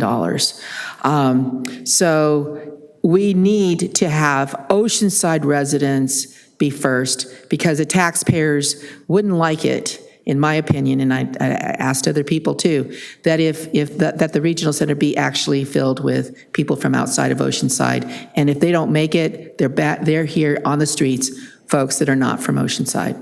So, but that is my point of personal privilege. Mr. Borrego was there, and I was surprised by by Mr. D's request, because I thought that he was in compliance. It had to be Oceanside first. That was the contract he signed. And apparently it had been run as a regional project from probably the beginning of the contract. Dan Leeds, followed by Tom Morrissey, followed by Joan Bachman. Dan Leeds, not here. Tom Morrissey? Hi, Honorable Mayor and City Council. My name is Tom Morrissey, and my wife Lori and I live in Oceanside. I serve at the pleasure of the council as chair of the Planning Commission. And the reason I'm here tonight is just to give a shout out to San Diego Rescue Mission and what they've done in the last 3 years. And then a little perspective on my own experience with homelessness and drug and alcoholism in my family, and some perspective. So with that, I have 2 minutes, so I'm going to go as quickly as I can. Since they opened up the Navigation Center, I've gone to most of those meetings, and what really impressed me was that their ability to, or the heart of the matter is a matter of the heart. And I think that really is the issue with homelessness. It's a heart matter. And they addressed that. And at every one of the navigation meetings, or the huddles as they called it, on the last Wednesday of the month, they would have a graduate come and talk. And it's amazing that graduate would talk about what got them in the weeds, how they made that decision to get back in life, and what they're doing now. So I think it's an amazing story, and they did a great job. My perspective, I want just a couple of things. One is that I do think it's not a popular thing, but in my own family, I had one brother drank himself to death. 2 brothers spent probably 6 years in combined drug alcohol. And the one thing I want to impress upon you is that the brother, that he had to go to prison for a year to get turned around. And if he would not have done that, and my 2 younger brothers are both great citizens now and really working in that same industry that they were in, doing a great job. And so there is a place for that. It's a decision. As you said earlier, I heard tonight, you made a decision. The lady that just spoke made a decision to clean up. And we need to hold people accountable. And when they keep running red lights, then there has to be something to hopefully, bring them back to reality and not rob them of a life. The second thing I want to say. Thank you. I want to say one other thing about mental health, and I just want to say one of the things in the state that we need to address in homelessness is there are mentally ill folks that do need help, and right. I think it's immoral for our state not to allow us to help them. And I just have to say a quick story where a friend... No, we can't have another story. Thank you very much, Mr. Morrissey. Thank you. Thanks. Joan Bachman, followed by Tim Gordon, followed by Susan Custer. Good evening, Councilmember and Mayor. I'm here as a member of King of Kings Lutheran Church. At one point, we had 4 members of our congregation plus our pastor here, but we're here because we're a long-term supporter of interfaith. And our pastor, Amanda, is a volunteer chaplain with the Interfaith facility in Escondido. So I'm chair of our endowment committee, and we have proudly supported Interfaith over many, many years. that King of Kings has been involved with them. Thank you. Thank you. Tim Gordon? Not here. Susan Custer? Followed by Michael Richardson.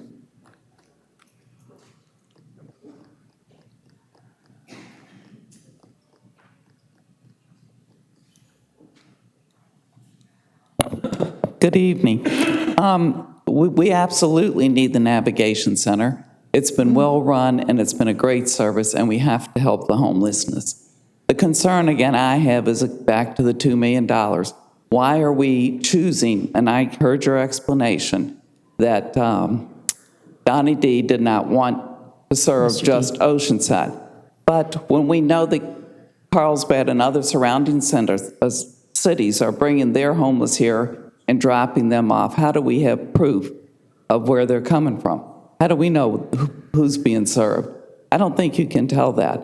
So the city is spending $2 million a year for the next 4 years of taxpayers' money to serve whoever shows up at the center, just as has been going on previously. I just don't think we should be spending the money that way. Thank you. Thank you. Mr. Richardson. And actually, the majority are for Oceanside residents that we are serving. Except for the rescue mission. Mr. Richardson. Yes, hi, good evening. I remember a few years ago, what was it, 3 or 4 years ago, we were here, and considering the new navigation center proposal, we had 2 candidates. We had Interfaith, and they wanted something over $1 million, as I recall. And we had the rescue mission, Donnie D was here, and he was willing to do it for free. And not that it was free, but that he was able to raise the money. Nothing in life is free. He was able to raise the money. It wasn't going to cost Oceanside anything. And as far as I can tell, I've been to many of the huddles also. As far as I can tell, he did an excellent, outstanding, admirable job for 4 years, or however long it was. 2 years. 2 years. I think they did a great job. So then, there was the proposal was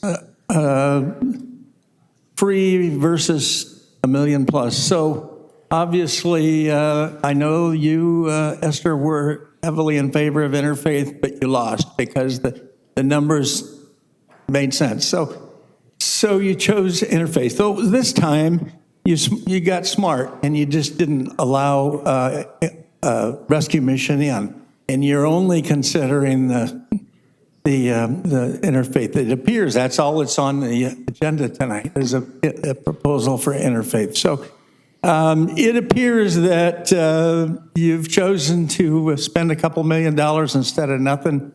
And earlier tonight you said something that really struck me. You said this council is not for sale. Well, I think maybe it depends on the price. Right.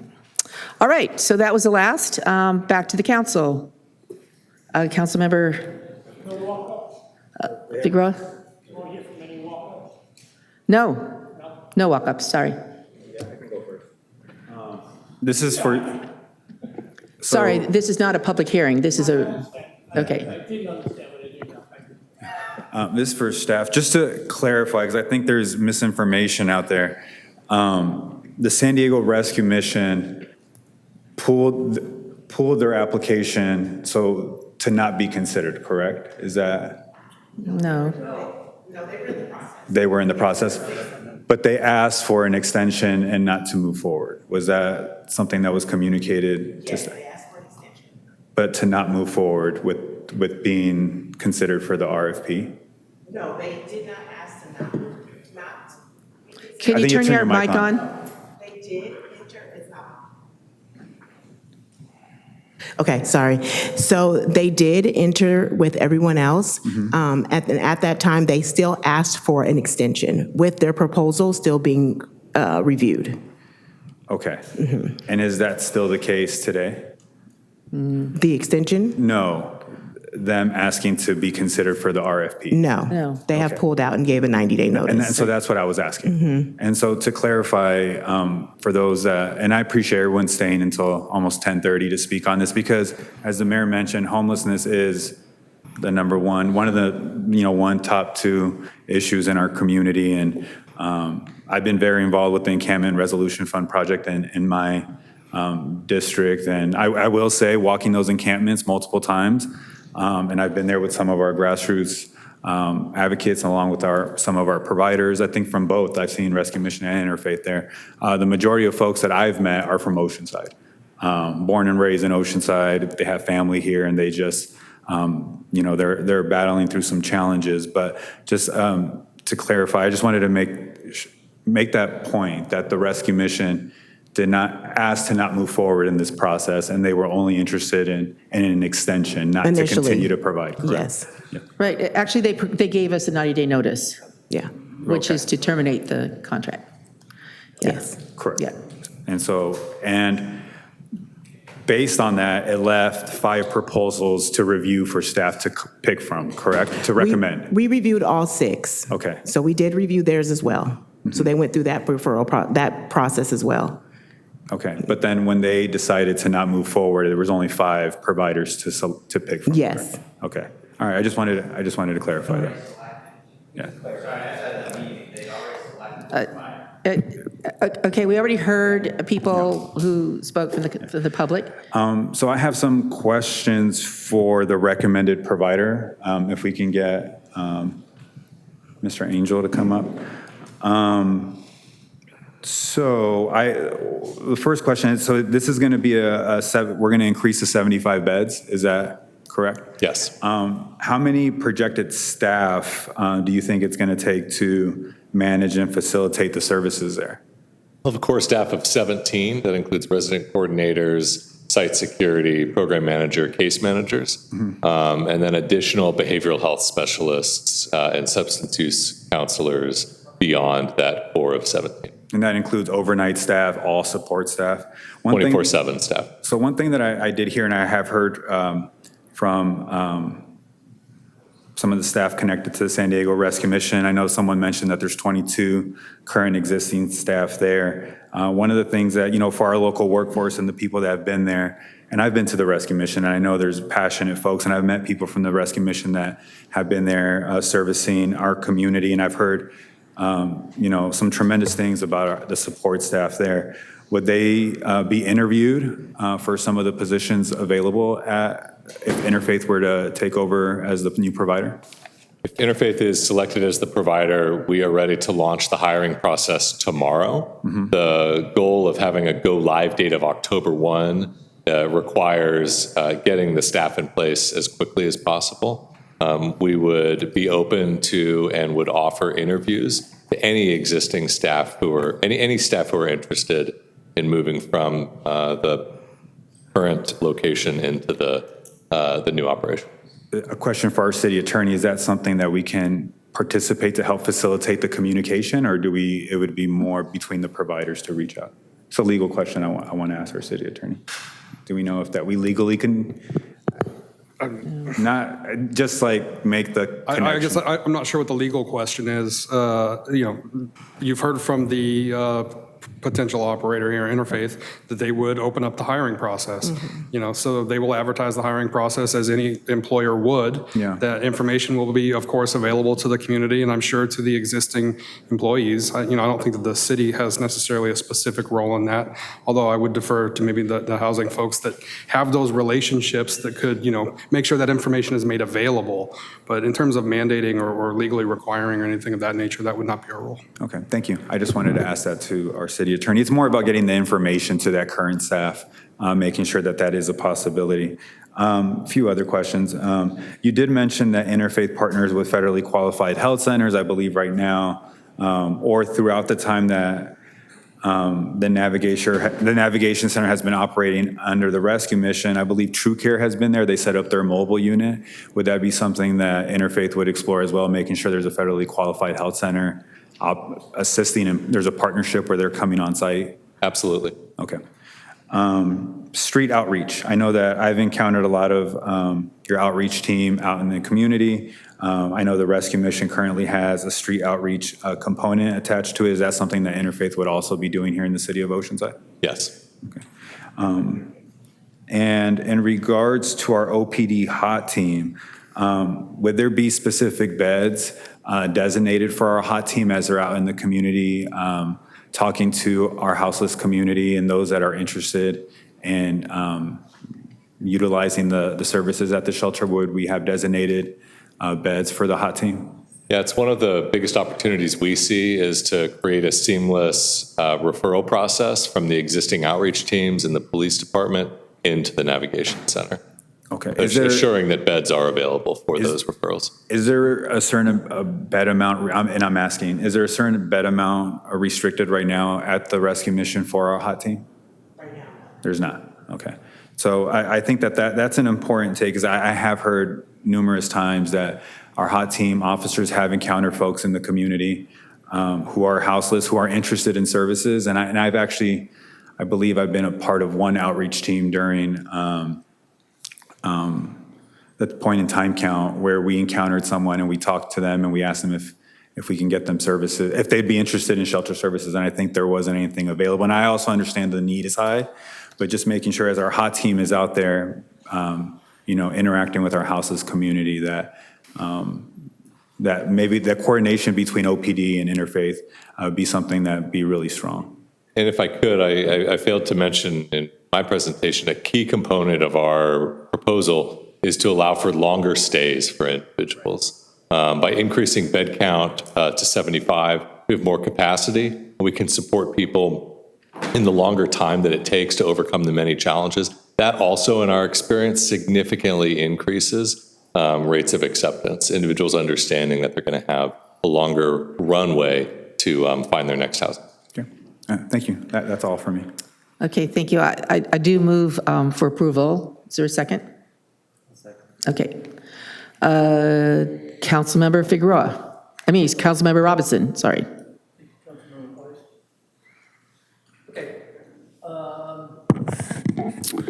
So I just want to clarify one thing that Councilmember Figueroa said, because I think it's still not clear, is that the San Diego Rescue Mission went through the process.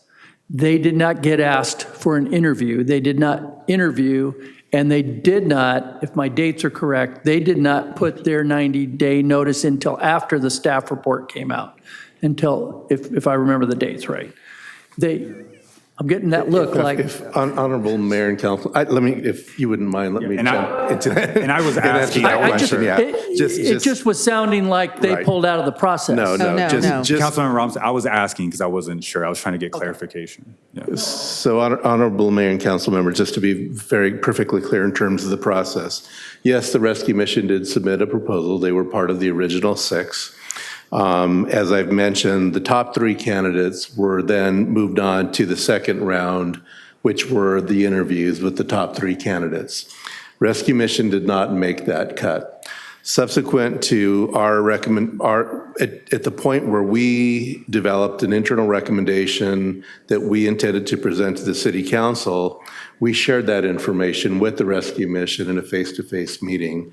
At that point, once they understood that we were not going to be recommending them, they submitted their 90-day termination notice. But it was actually before the staff report was published. But it was following the face-to-face meeting where they learned that they were not going to be recommended by staff. Yeah, I just want to clarify. They didn't take themselves out of the No, they did not. process. Okay. And I've met with the city manager. We've had some discussion about it, and I won't ask all my questions tonight. He's said he'll arrange a meeting with staff. I do have some concerns about the process, but those can be answered away from here. I just want to state that I also met with Greg, and we spent a good hour or so together talking, and there's nothing that I was going to say tonight that I didn't say to him, but I am not going to support the motion primarily for the financial aspects of it, and I do really support the San Diego Rescue Mission's structure and the way they wanted to do. I'm a big believer in it's a regional problem. I disagree strongly that it's an Oceanside-only problem, and so that's my support. But I also committed to Greg that if they're successful, I will continue to work. I will do my best to work with them and work, like all of us, to help solve our homeless problem. So, thank you. Thank you, Councilmember Weiss. So I have a question for staff. So currently in Measure X, we've allocated $1.25 million, but the annual cost is $2 million. Where's the rest of the money coming from? Honorable Mayor and council members, the way that the operation is structured is they're going to ramp up services to stay within the current allocation that they have right now, which is about $1.2 million of Measure X, carrying them through the remainder of the fiscal year. Next fiscal year, we will likely be seeking up to $2 million in Measure X funding to fund their operation ongoing, assuming there's no other external funding resources available. I think, as Mr. Angel mentioned, there are some opportunities potentially for some external funding sources that could reduce our obligation, but they have committed to scaling their operation in this first year to stay within the allocated budget. Thank you. So my next comment is not a reflection on Interfaith or Greg, but it's somewhat consistent with the issue of the funding. So we essentially are getting rid of a service provider or partner that costs us nothing, and we're replacing them with one that's going to cost us eventually $2 million a year. To me, that is a fiscally irresponsible recommendation. And we still got stuff to do, ma'am, please. Let's get through this. So I'm not going to support, kind of like Councilmember Robinson, the motion as it is. But if it goes the way it seems like it's going to go, then I'm same as Councilmember Robinson. I want to make it as successful as possible. Okay, thank you. Deputy Mayor. I had one quick question. We, in February, had the homelessness workshop, and one of those directions that came out of it was that we were going to move out of our current model. We had a public member come up and talk about the limitations around our current referral process. And so I'm just asking, when can we expect the plan for that transition to come from staff? Because one of the main drivers of us moving out of our current model was the restricted hours that it runs. And so I just want to know kind of when can we expect that to come forward?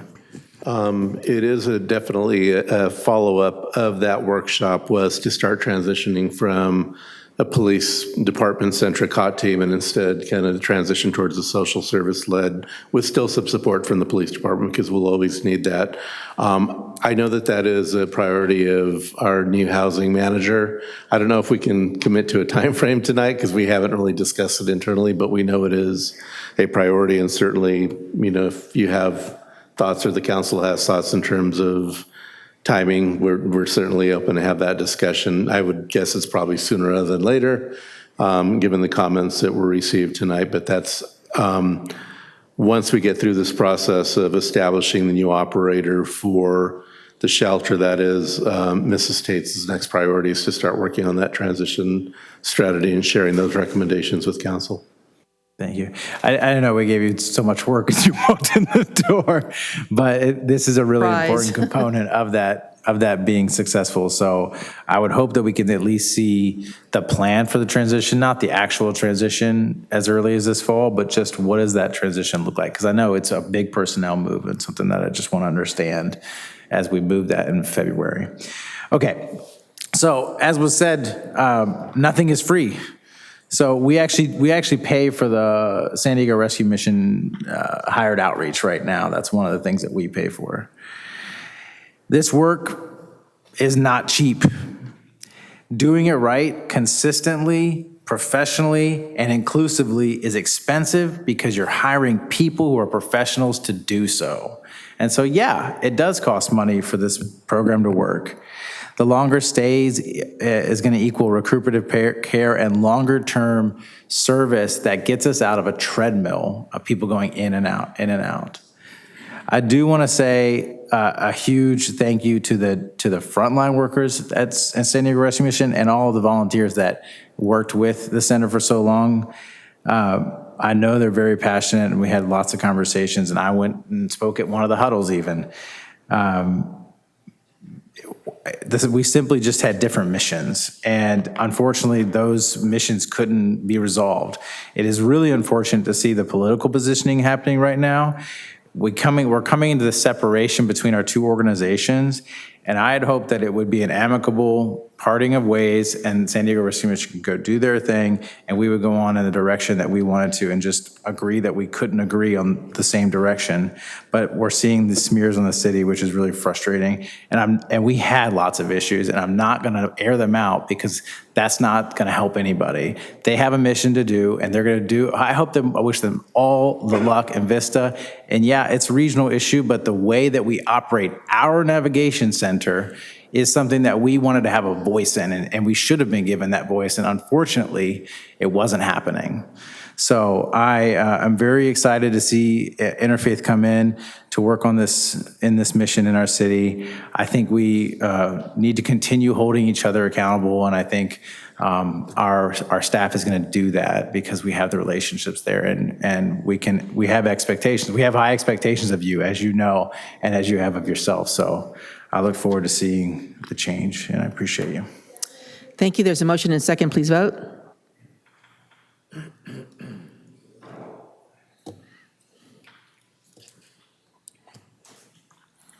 Motion approved, 3-2.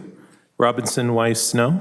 Thank you. Item number 12, back to the consent calendar. Staff recommends that the City Council approve the professional services agreements to receive opioid settlement funding in the amount of $493,103 and authorize city manager to execute the agreements upon receipt of all supporting documents.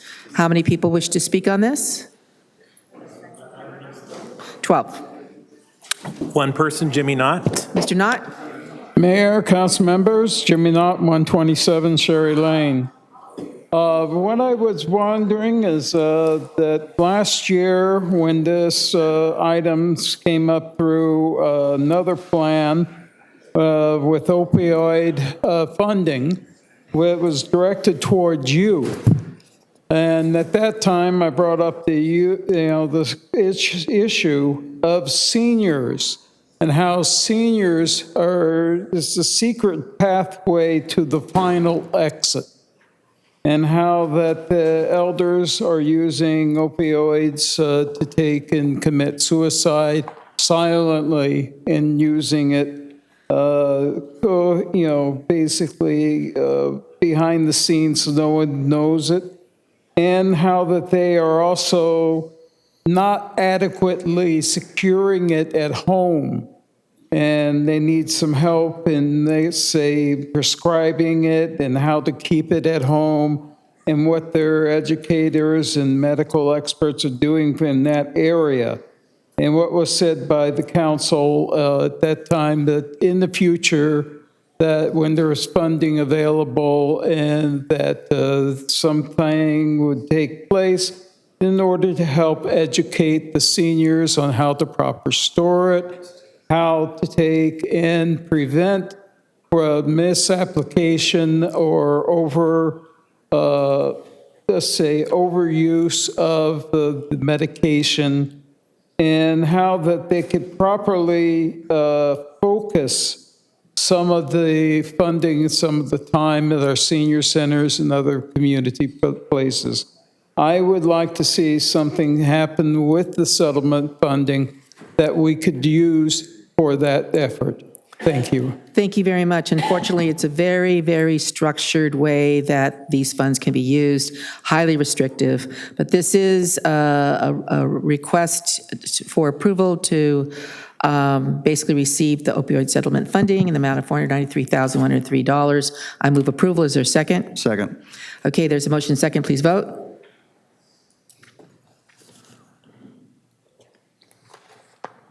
Motion approved, 5-0. Thank you. Item number 13, staff recommends City Council approve 3 fiscal year 2025-26 professional services agreements for after-school youth programs, Vista Community Clinic, Project Reach, North County Lifeline, Community Services La Casita, and North County Lifeline Services La Escuelita, and authorize the city manager to execute the agreements upon receipt of all supporting documents. who wanted to speak on that? All those speakers have left. Oh, okay. Motion to approve. Is there a second? Second. There's a motion and second. Deputy Mayor. Thank you.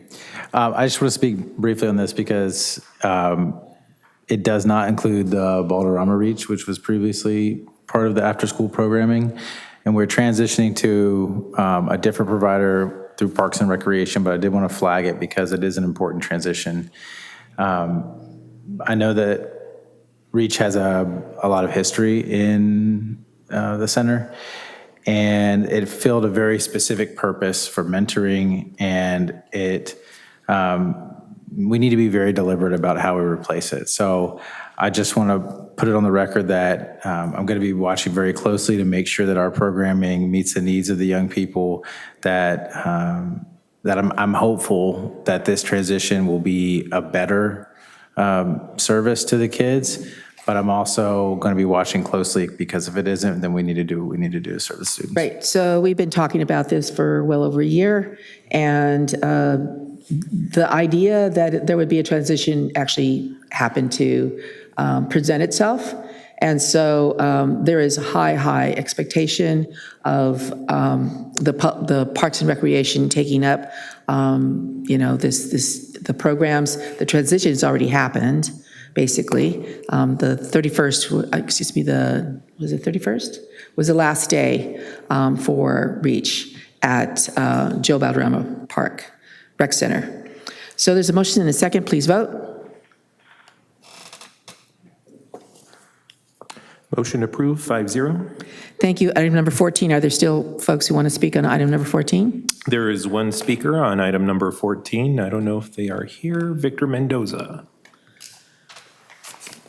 Okay, this is item number 14, which is staff recommends City Council approve the fiscal year 2025-26 professional services agreement for Measure X Youth Services in the total amount of $967,995 and authorize city manager to execute the agreements.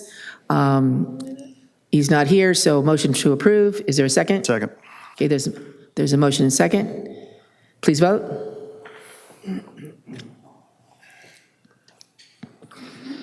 Motion approved, 5-0.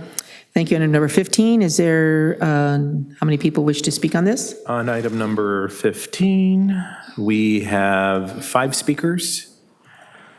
All right. And Nicholas Marshall, Tara Peace, Jane Marshall, and Mario Corral. You still here? Okay, great. All right, so I'm going to go ahead and call out the item. Item number 15, staff recommends City Council adopt a resolution for the establishment of permit parking per the preferential parking permit program within the Topeka Street neighborhood. The Topeka Street neighborhood is the area bounded by the alleyway east of South Nevada Street, by the alleyway west of South Freeman Street, by Seagaze Drive to the north, and Missouri Avenue to the south. And we have Nicholas Marshall first up, then Tara Peace, then Jane Marshall. Mr. Marshall? Yes, ma'am. So I just want to comment that the proposed preferential parking permit program, it seems to be a Band-Aid solution that will not change or alleviate parking congestion on Nevada Street and streets near Coast Highway. I think the fact that our community has organized a petition for a preferential parking program is valid, but the weight of public response should be for the city to find actual solutions. When I lived in a suburb outside of Los Angeles, a parking permit program was implemented in a neighborhood of single-family homes. Permitting in the area was intended to limit outsiders from parking in the area overnight. Since the neighborhood was made up of single-family homes, residents did not rely on street parking. However, most residents on Nevada, Ditmar, and Freeman streets utilize street parking, and parking during the day is widely accessible but becomes congested when residents return from work. The permits would do very little to curb congestion because the competition for street parking is not between visitors, business patrons, and tourists. The preferential parking permit program would limit the congestion to residents who are already exacerbating the available parking during the night. ADU construction, increased interest in Oceanside businesses, and future residential developments have and are changing the makeup of our community. I share the same grievance for parking congestion, but a yearly permit is a waste of my money because it will not reserve me a space at night but will not alleviate the congestion in the area. Overall, the preferential parking permit program is a waste of money because it is, I'm going to skip this part for the sake of time. As much as parking is an issue for our neighborhood, I hope solutions will address the development of businesses on Coast Highway and how development will require more parking as the city changes. However, I hope the city's response won't replace homes with parking structures and prioritize protecting our community. Thank you, Tara Peace. Yes, followed by hi. Jane Marshall, followed by Mario Corral. I am going to echo what Nicholas just said.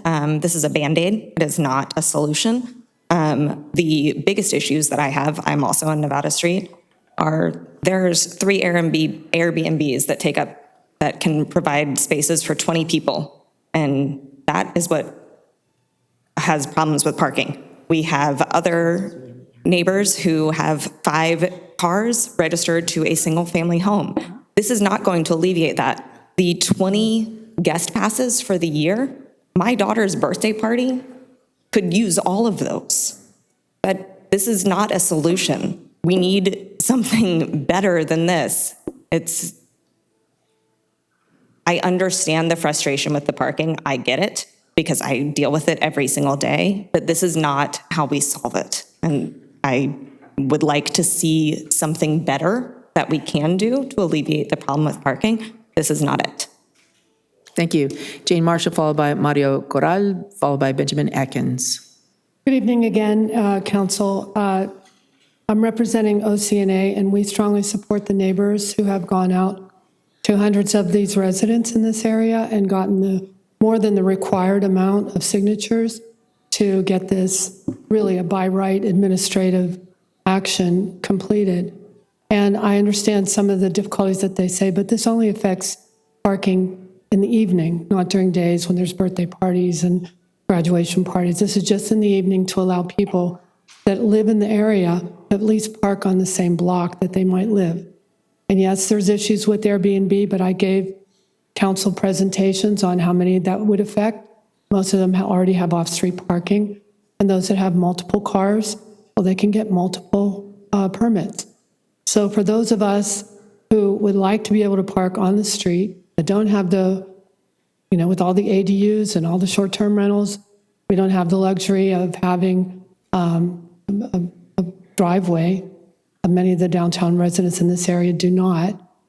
Permit parking would be the best thing. And in addition to that, each of you received the maps that the residents went out and found out that there is somewhere between 330 and 340 street and lot parking spaces available for businesses.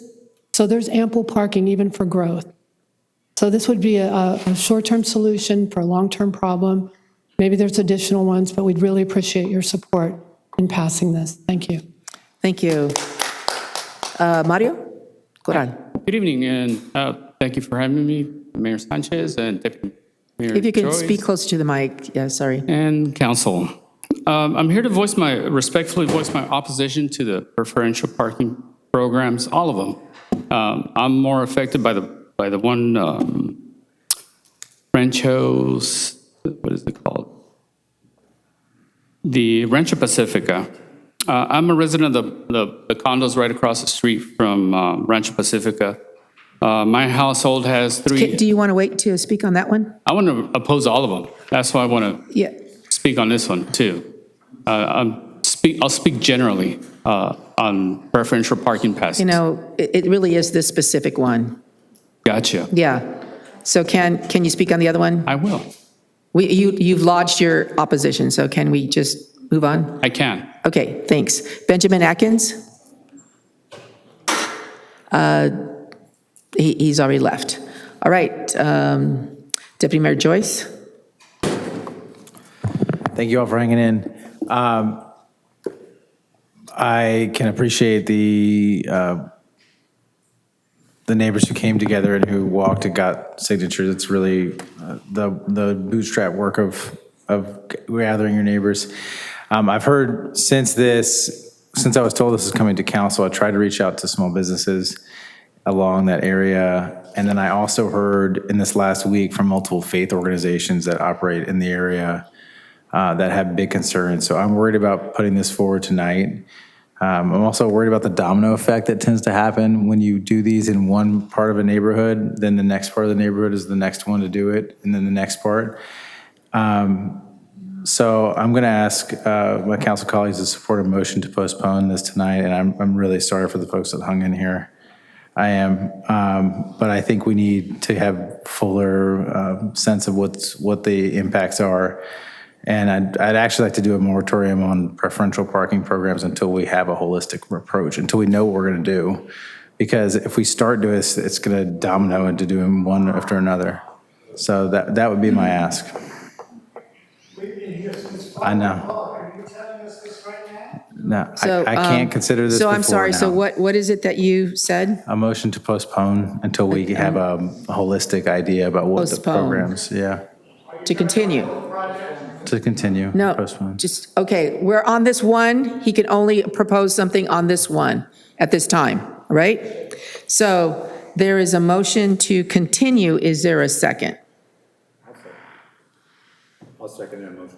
Okay. No further discussion on the motion to continue.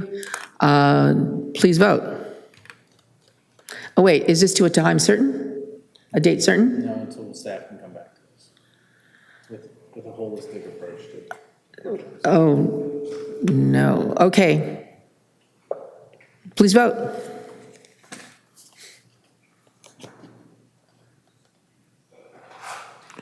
Motion approved, 3-2. Sanchez Robinson, no.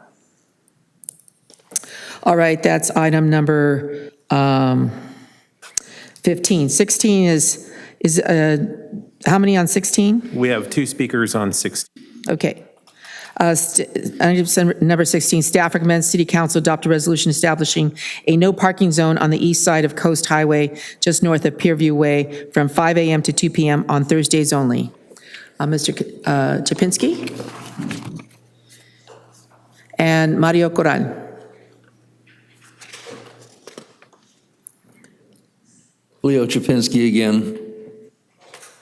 Mayor, I'm against any kind of no parking zone anywhere out there because all I do is either get tickets or my car's towed away or just harassed, and I'm just getting tired of it. And I have a Toyota, 2000 Toyota. I park in front of TNT Toyota because all the $100,000 cars are lined up there, and I don't want to put my nasty old car in the middle of them.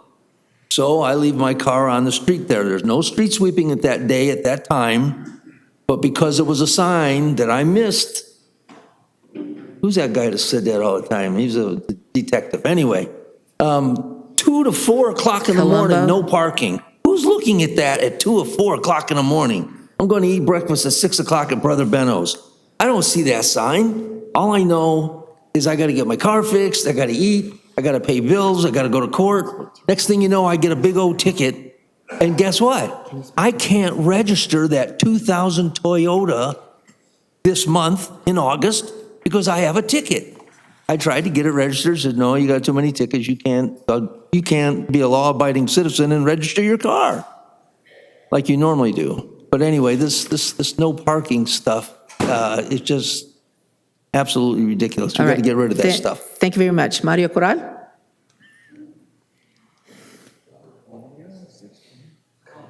Opposed, just the same. Okay, thanks. Mr. Borrego, why is this a request, or what was the request about? Honorable Mayor and council members, as is noted in the staff report, this particular item is a very limited request to block off up to 3 parking spaces, essentially in front of the library here during the farmers markets, only between 5 a.m. and 2 p.m. on Thursdays, to allow the truck that deploys the new market barriers a place to park so they can conveniently load and unload the barriers. That's really the intent here. It's a very limited number of spaces for a limited period of time for a limited purpose. All right, thank you. Move approval. Is there a second? Okay, there's a motion second. Please vote.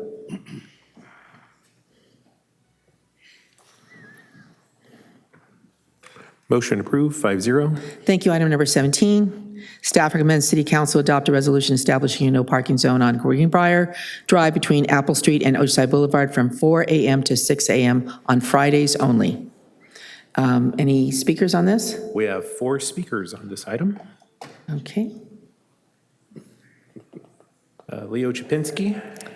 Mr. Chapinski.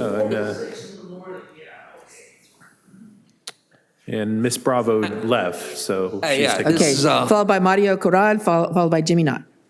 You know, I realize that homeless people aren't supposed to really have cars. I got 3 of them. They're all like 1997, 95, and 2000, but we need place to park once in a while. And all of a sudden you're saying, well, yeah, you know, you can't park between 2 and 4. You can't park between 4 and 6. Now you can't. I mean, come on, what's the deal here? What is the deal besides revenue? Because $85 tickets, they add up. Plus, we can't register our cars. Come on, let's stop this nonsense, please. Thank you. Jimmy Knott. Mayor, council members, Jimmy Knott, 127 Cherry Lane. And I have a few friends in that area, also up and down Oceanside Boulevard, also that use the social services in that area that the city has basically set up, like the Women's Families Resource Center over in that area. There is a necessity, if you set up places like that, like Bread of Life and different places where you are serving the public need, that at that period of time, that you take and make sure that the accessibility to those services is open for all. Now, if you close it off, you need to take and have an educated time period set aside for those people. Or you set up an alternate site or alternate place for those services. So it's not up to them to do those things because they've already done it. It's you that are changing it. Please think about it. Thank you. Thank you. Mr. Borrego, can you address this? Yeah, and honorable mayor and council members, as is explained in the staff report, in this case, we're actually loosening the restrictions and making it easier for the public to park on the street by removing the daily prohibition. The only prohibition that will be left in place on this street is for 1 day out of the week to allow for street sweeping, but we're actually doing the reverse in this case and actually making it more available to the public to park by removing the daily restriction. Thank you. I move approval. Is there a second? Okay, there's a motion second. Please vote.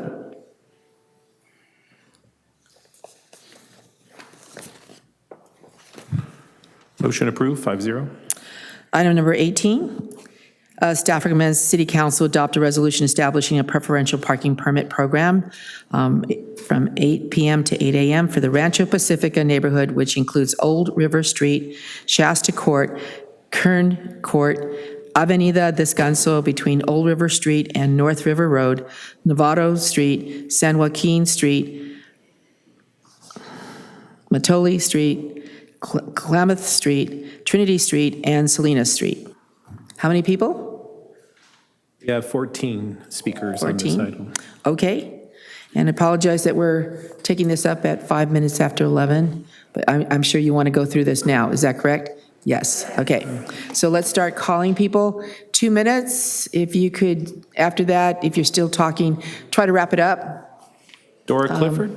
But the first person is Dora Clifford, followed by James Blassie, followed by Jason LaPrade, followed by Kevin Brown. Dora? Good evening, Mayor Sanchez and council members. A little tired, but my name is Dora. I live in Rancho Pacifica on Avenida Descanso. And I am in favor of this change for our neighborhood. I'd like to share a couple of things, though. I moved to Oceanside in 2019 into a neighborhood that didn't really have an HOA. I like that, and most everyone in our neighborhood likes that. We also formed quite a little community. We have We're part of our police department's neighborhood watch group. We have over 102 members. We're the largest of your neighborhood watch in Oceanside, and we've partnered with our police force. But the problem here is we currently have a situation with elderly members of our homes not comfortable going for walks because we have homeless people in their cars. And it's not that they're just parking there to sleep, but we're finding human waste, used condoms, needles. I get calls from people saying, what can we do? We've got parties going on, and it's now an unsafe neighborhood. So that's a piece of it. The other part of it is we really don't want to walk around policing our neighborhood. We want it to be safe, and we've talked to the city, we've talked to the police department, and really there is no other options for us. All of the parking problems, in addition to that, are from areas of condos and apartments that didn't have proper parking allocated. 1.5 vehicles, and you are at the back gate of Pendleton, where you've got people who are in the houses are 3 cars plus. So I'd like for you guys to think about all of the car parking problems that we've heard tonight and the homeless situation. I don't necessarily agree with this, but it seems to be our only option, and thank you very much for your time. Thank you, and thank you for your patience. Blaise. Blaise, Mayor okay. Sanchez. That was the other way to pronounce it, sorry. Put slash over the E, it's Blase. We're not in France anymore. And City Council, thank you for your time. I know that it's late, and I know that your time is very valuable, and so is ours. Yeah, we have a problem in our neighborhood, and I know that the city staff has worked really hard on this and has given you a package. If you look at that package, it'll give you a map of our neighborhood, and it's very well defined. There's not like this is going to creep out into anywhere. There's a front entrance and there's a back entrance into our neighborhood. We have taken the time to try and solve our problems on our own. We've got to the police department, and they've suggested that there is a city code that maybe we could use if we got enough signatures in our neighborhood, right, that then we could utilize that city code and come to you and get this preferred parking. And so we've done that. We've gone door to door. We've talked to everybody in our neighborhood, and we've gotten more than the required signatures. So all we're asking you to do now at this point is just to allow us to, or for have you to enact the city code that we're trying to live within. It's a real problem in our neighborhood. Please help us. Thank you very much for your time. Thank you. Jason LaPrade? Okay, not here. Kevin Brown? Good to see you. Good to see you too, Mayor. Good evening, Honorable Mayor, Deputy Mayor, City Council members. Regarding the preferential parking for Rancho Pacifica, first, I do appreciate my neighbor's situation, and I understand why they want the preferential parking. What I don't like about the program is the only 20 guest passes per year with no exceptions, that's per code. Out of 365 days a year, 20 passes is a pittance, not much at all. Why can't this be modified? Why is it no exceptions? I would be a lot more in favor of this proposal if this limit wasn't there. It's been suggested that when guests come over to use a garage or driveways, garages may be used, may not be feasible, depending on how it's already being used. And realistically, these driveways only have 2.5 spaces, so unless you're driving an Austin Mini, that third space is not real usable for a car. I'd also like to know, how is enforcement being done? Let's say somebody parks there after 10 or 11 p.m. Who's out there doing the enforcement? Doesn't this actually negate the purpose of the ordinance if nobody's doing the enforcement? Once again, the program would be a lot more palatable with a few tweaks to allow more guest permits and still maintain the enforcement my neighbors are looking. Thank you. Thank you. Brannon Hagginson? Yep. Got it. Followed by Gretchen Heffler, followed by Christopher Clifford. Hi there. My name is Brandon Hagenson. I'm a resident in Rancho Pacifica. I'm actually the one that started the whole petition for our neighborhood and got it sorted with a lot of our members here. We had a lot of us going around the neighborhood for weeks at a time, flyers on mailboxes to get this where we are now. And like the rest of my neighbors have said here, expressed the concerns. I mean, from the trash, the TVs, to couches to condoms to needles. We find them all the time. So it's not our own residents parking in the neighborhood and putting condoms on the side of the curb. It's the influx of cars we're getting from these apartment complexes. And it's not fair to us. We understand they don't have parking, but it shouldn't become our burden and our responsibility to clean up from them daily.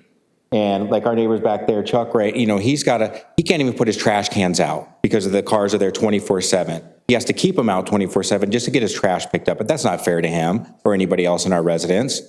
And we've had the police come and talk with us and our neighbors and everything. Their hands are tied for the drug dealing that goes on. They give them a simple citation and they're back within hours. And as they're using drugs and alcohol through the night, they come through and they start checking our door handles and our cars in our own neighborhood.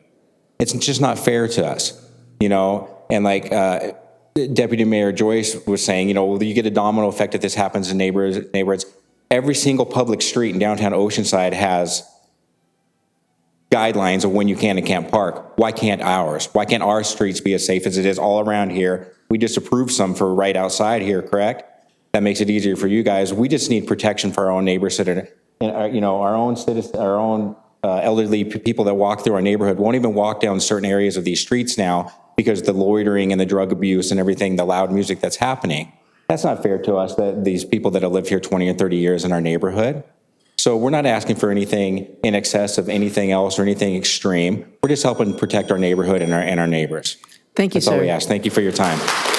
Gretchen, is Gretchen not here? Gretchen Heffler, not here? Then Christopher Clifford, followed by John Lower, followed by Roberto Suarez. I don't think Christopher.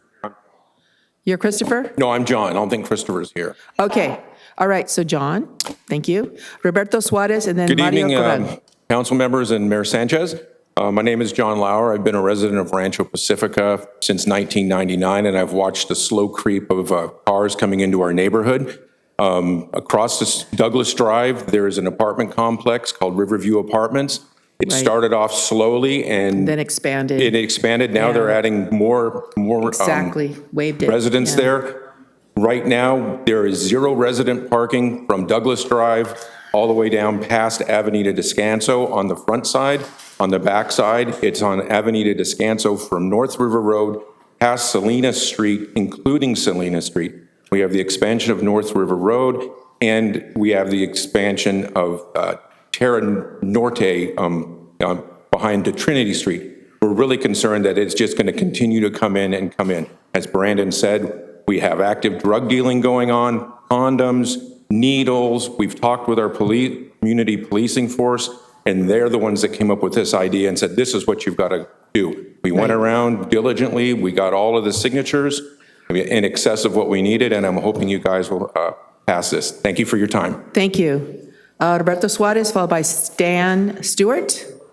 Yes, Stan Stewart, followed by Mario Corral. Hello, council members and Mayor. Thank you for having us here with y'all at such a late time. For a lovely long night, yes. Yes. You forgot to bring your PJs, right? Yes. Okay, got it. So my name is Roberto Suarez. I'm a resident for the last 20-something years here. Yeah. Grew up here, was an active athlete that frequented the neighborhood as a kid and as an adult now. While I understand some of the issues that my neighbors may have, particularly those at the interests of the neighborhoods, I don't believe that preferential parking might be the issue or the solution we're looking for, especially for the rest of us. According to the City of Oceanside's website, even with a valid permit, vehicles are only allowed to remain parked for a maximum of 72 hours. That means if your car can still be parked, your car can still be ticketed or towed, even if it's parked legally within the front of your own home with a permit. This creates unnecessary stress for the rest of us who work long shifts or simply don't move our vehicles too often. Enforcement raises even more concerns. If I forget to display my permit because I work multiple locations with different permit requirements, am I now at risk of being cited or reported by a neighbor? What's stopping people from selling these permits to non-residents? Are we going to get spend city resources sending someone out to match every single permit to make sure that it matches every registration and address? To me, I don't think that's practical, and it's also a waste of time and money of our city resources. I've also heard claims that the program's needed because there's homeless encampment or trash. Again, I don't want to assume that there is none of that just because I'm not basing any of that in my neighborhood where I live. But it's also interesting to hear that it's such a blanket statement thrown that this neighborhood is unsafe when I regularly run around there, I regularly exercise, I regularly frequent out there with my family.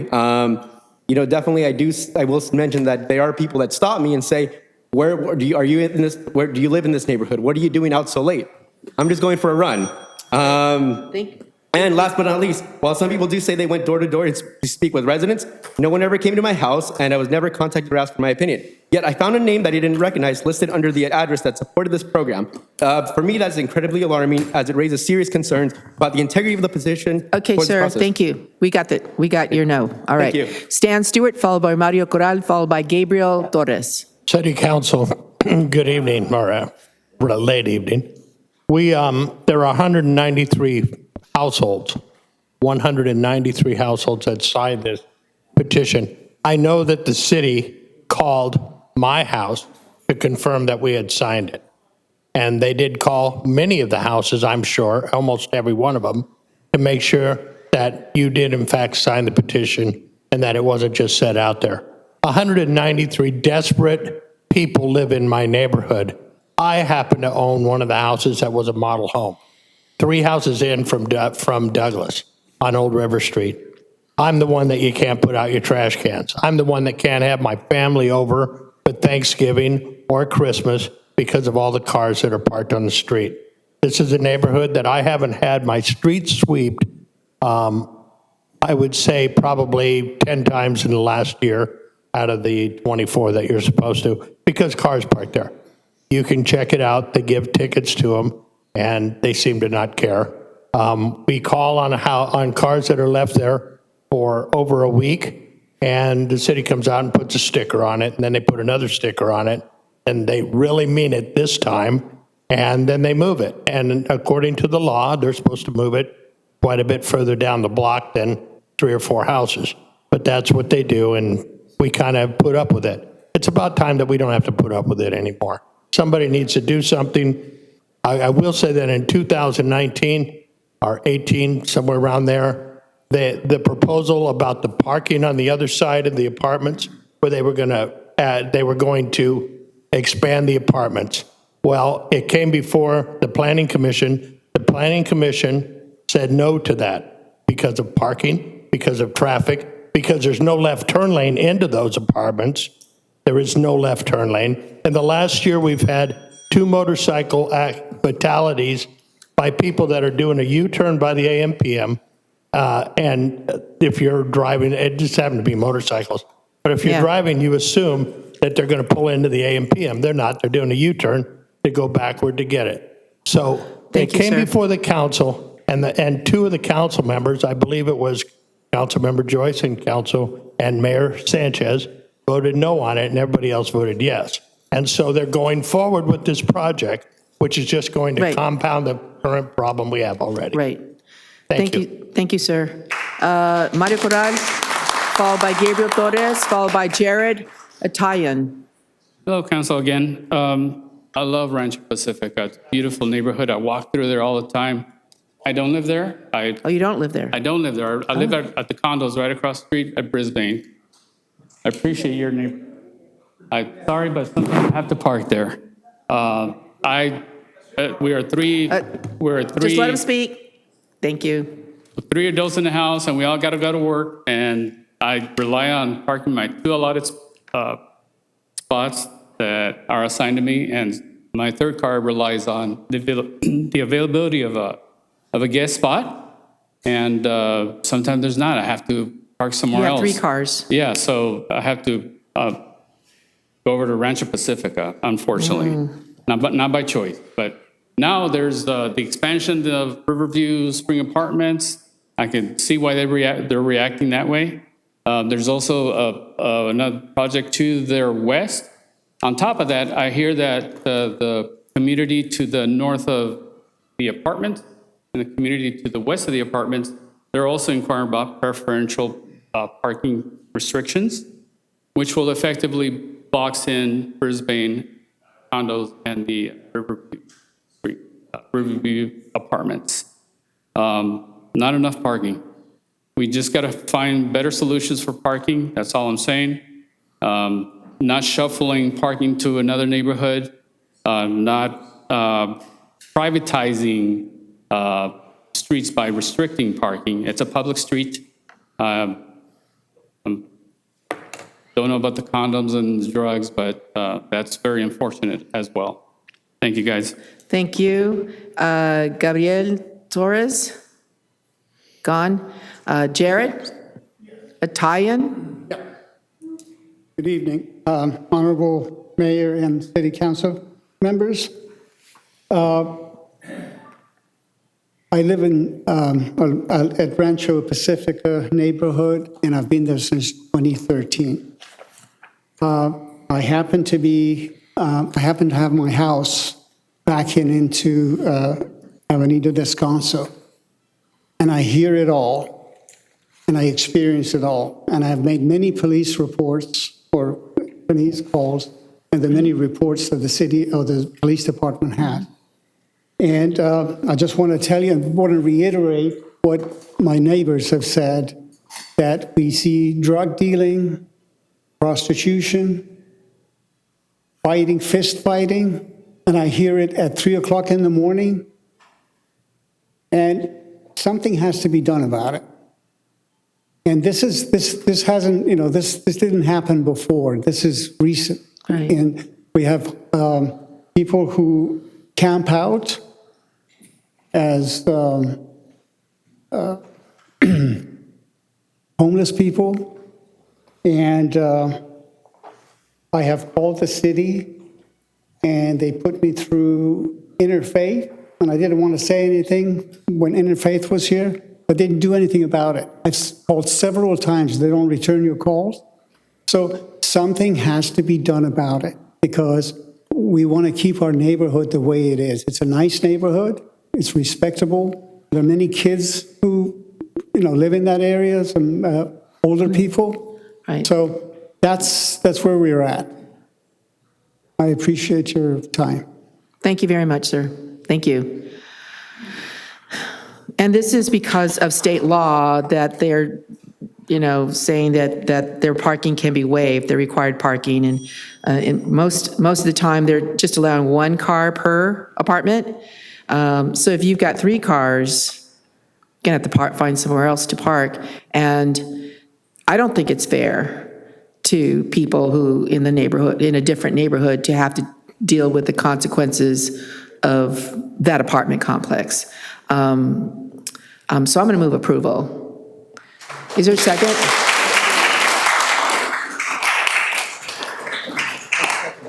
Councilmember Robinson. I don't need the eraser anymore. Thank you. And I did second it if you didn't hear. Yes, thank you. I agree that it's worth approving, but many of the things that people are talking about tonight, the illegal behavior and stuff, don't think that this parking exemption will make that go away. We're going to have to do a little better on some enforcement, make sure that you're calling 911, reporting things when you hear them, get involved. I know our traffic engineer's here. I spoke to her. I was going to propose something that I thought would help, and it would be to exempt a couple sections of street, but I have a feeling I might get run over. Specifically on Old River between Descanso and Douglas, the side across, not in front of the houses directly, but on the back side, and the same thing, Descanso. We've calculated there's about 12 to 14 parking spaces that we could actually designate. I'm getting a look back there. But I don't know how the residents would feel about that, to allow for some designated parking. Okay, all right. I get it. And maybe I can come meet with you and we can talk about it on another thing. The other suggestion, and again, I'll work with our traffic engineer on this, but I just want to get it out there, is that on Douglas, I'm sorry, not Douglas, on North River Road, west of Douglas, right now, it's marked no parking on both sides. It's a very wide street. This is the section of street that goes to the water department at the end. And the only reason that it's marked that way is because there's a bike lane on both sides, which is virtually unused. It's not a high bike traffic area, I don't believe. And I did talk to our traffic engineer, Tila, about the potential of removing those bike lanes and create parking on North. It's plenty wide, even if we did it on both sides of the street to do that. So I don't know if council would be amenable to those things. And I guess probably the best thing is to meet with staff, and then if we need to, bring it back to council. Right. But it's seconded, and let's make some folks happy. Great. Deputy Mayor Joyce. Just a few things. Everyone should feel safe in their neighborhood and on our public streets. Everyone should feel safe with their kids outside, going for walks in the evening, going for runs. We should feel safe. Just a reminder that everyone pays for our public roads. Renters pay rent. Rent goes into property taxes. So it all pays for the public roads for everybody. No matter what, please take a moment to consider people in other shoes tonight. Please do. I know you're here late. Use your imagination. Please do. Because it makes a difference. Be kind. Everyone you meet is fighting a hard battle. Councilmember Weiss. Yeah, just real quick. They are public streets. If there are illegal activities going on, I suggest you call the police department right away. It's a neighborhood watch. The other thing is, someone asked the question, what happens at 11 o'clock at night? Well, I can tell you, no one's going to be out enforcing it because parking enforcement officers don't work that late. So, Sometimes they do. Perhaps I've received 50 tickets like a year, not okay. last year, but the year before. So I appreciate everyone staying till almost tomorrow morning. And anyway, thank you. Thank you. Councilmember Figueroa. Yeah, my comments are, I'll keep them short too. I don't know, does the neighborhood already have a active neighborhood watch? They do. Which is good. And that's something that it's important. Again, as Councilmember Weiss just said, they are public streets, and I have concerns about the slippery slope that this would entail moving forward with the project. We're not done yet. All right. Let's vote.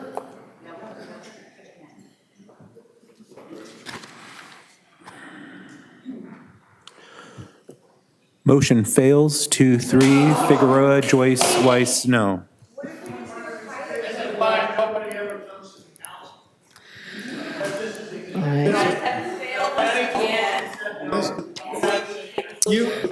Thank you. Thank you for.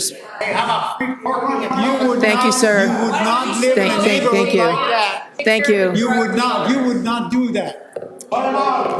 Thank you, sir. You would not do that. Thank you very much. You're encouraging. You know what? They're damaging. Why are you allowing them to put 3 or 4 Marines in a 2-bedroom apartment with? All right, sir. Thank you very much. I understand your frustration. Thank you.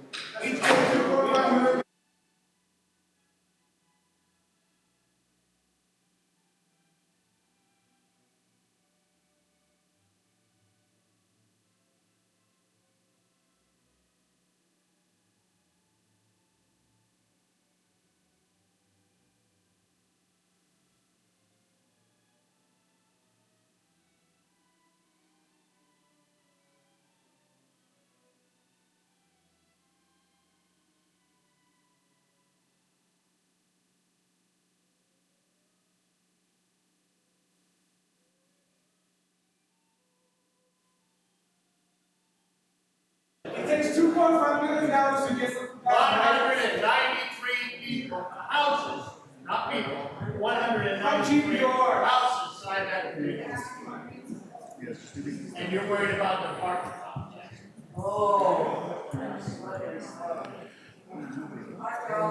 Well, we do.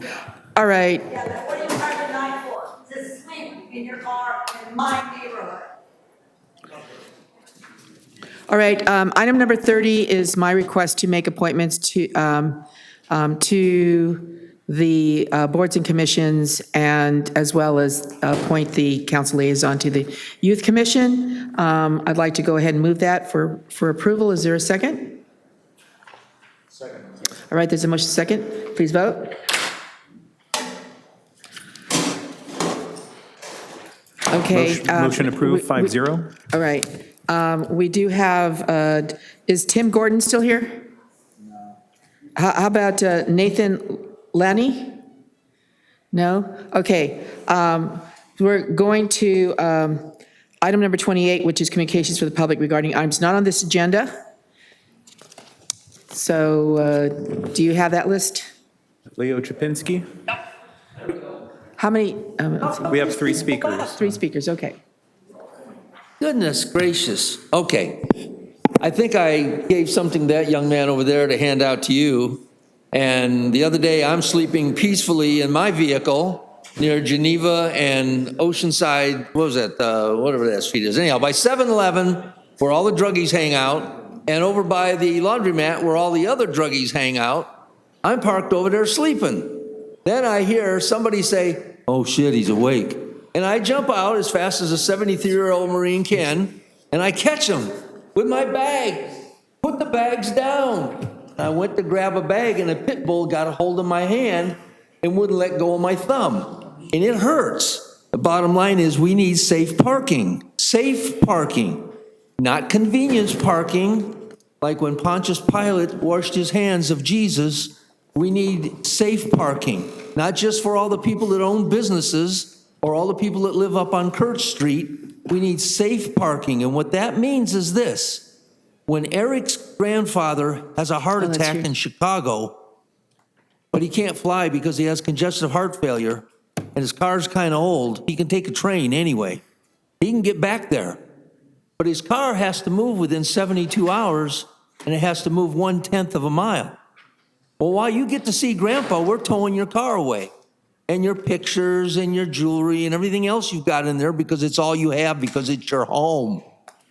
And safe parking means I can go and visit my Latino relatives in Rockford, Illinois, and be gone for 2 weeks knowing that when I come back, the police haven't towed it away.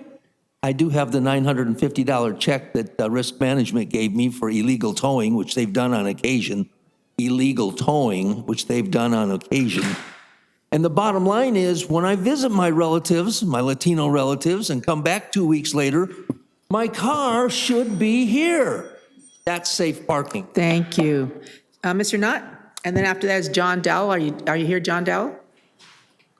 No? Okay. First of all, I want to thank the city council for staying so late. I know that you have your 10 o'clock time period when you could have stopped and said. Oh, I didn't think about that. And the mayor could have brought it up and said, okay, time to vote. Clear everyone. So I want to thank you all for staying extra time.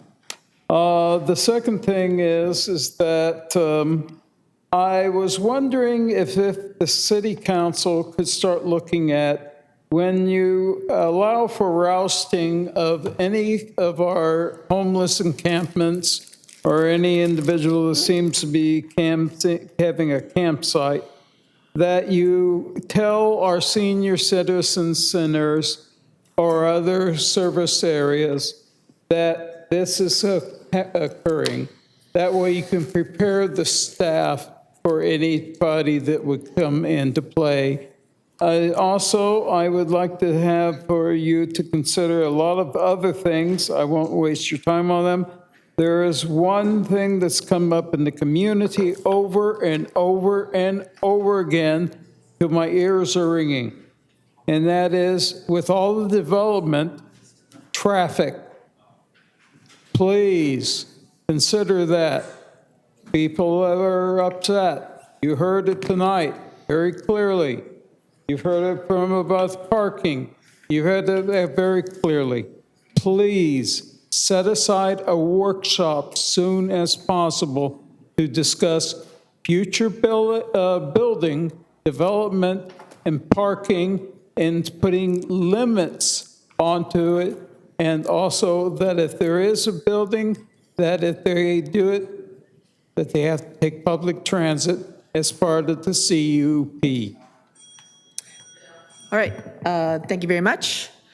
We've come to the end of the agenda, except for general council member comments. Are there any at this time? Okay. Oh, yeah, I apologize. Right. We do have item number 29 that I would be calling in. Councilmember Robinson? So Councilmember Robinson is requesting that it be moved to the next calendar agenda. Mr. Borrego? Okay, yep, thank you. All right, so Madam Mayor. meeting adjourned to Madam Mayor. August 20th. Before you do that real quick, I just want to make an announcement that I changed my vote earlier. I went over to the city clerk right afterwards on the continuance of 401 Mission. I had accidentally hit no. I meant to say yes, so it was 5-0. I announced before I voted that I was going to support the continuance to the time certain, and I hit no. And I just wanted to make sure it was on the record. Okay. That was item number 26. Yeah. All right, so before we moved on to the next item, you went and discussed, okay. And it will be so reflected in the record. It'll be reflected in the record. All right, so meeting adjourned to August 20th, and hopefully it won't be as long.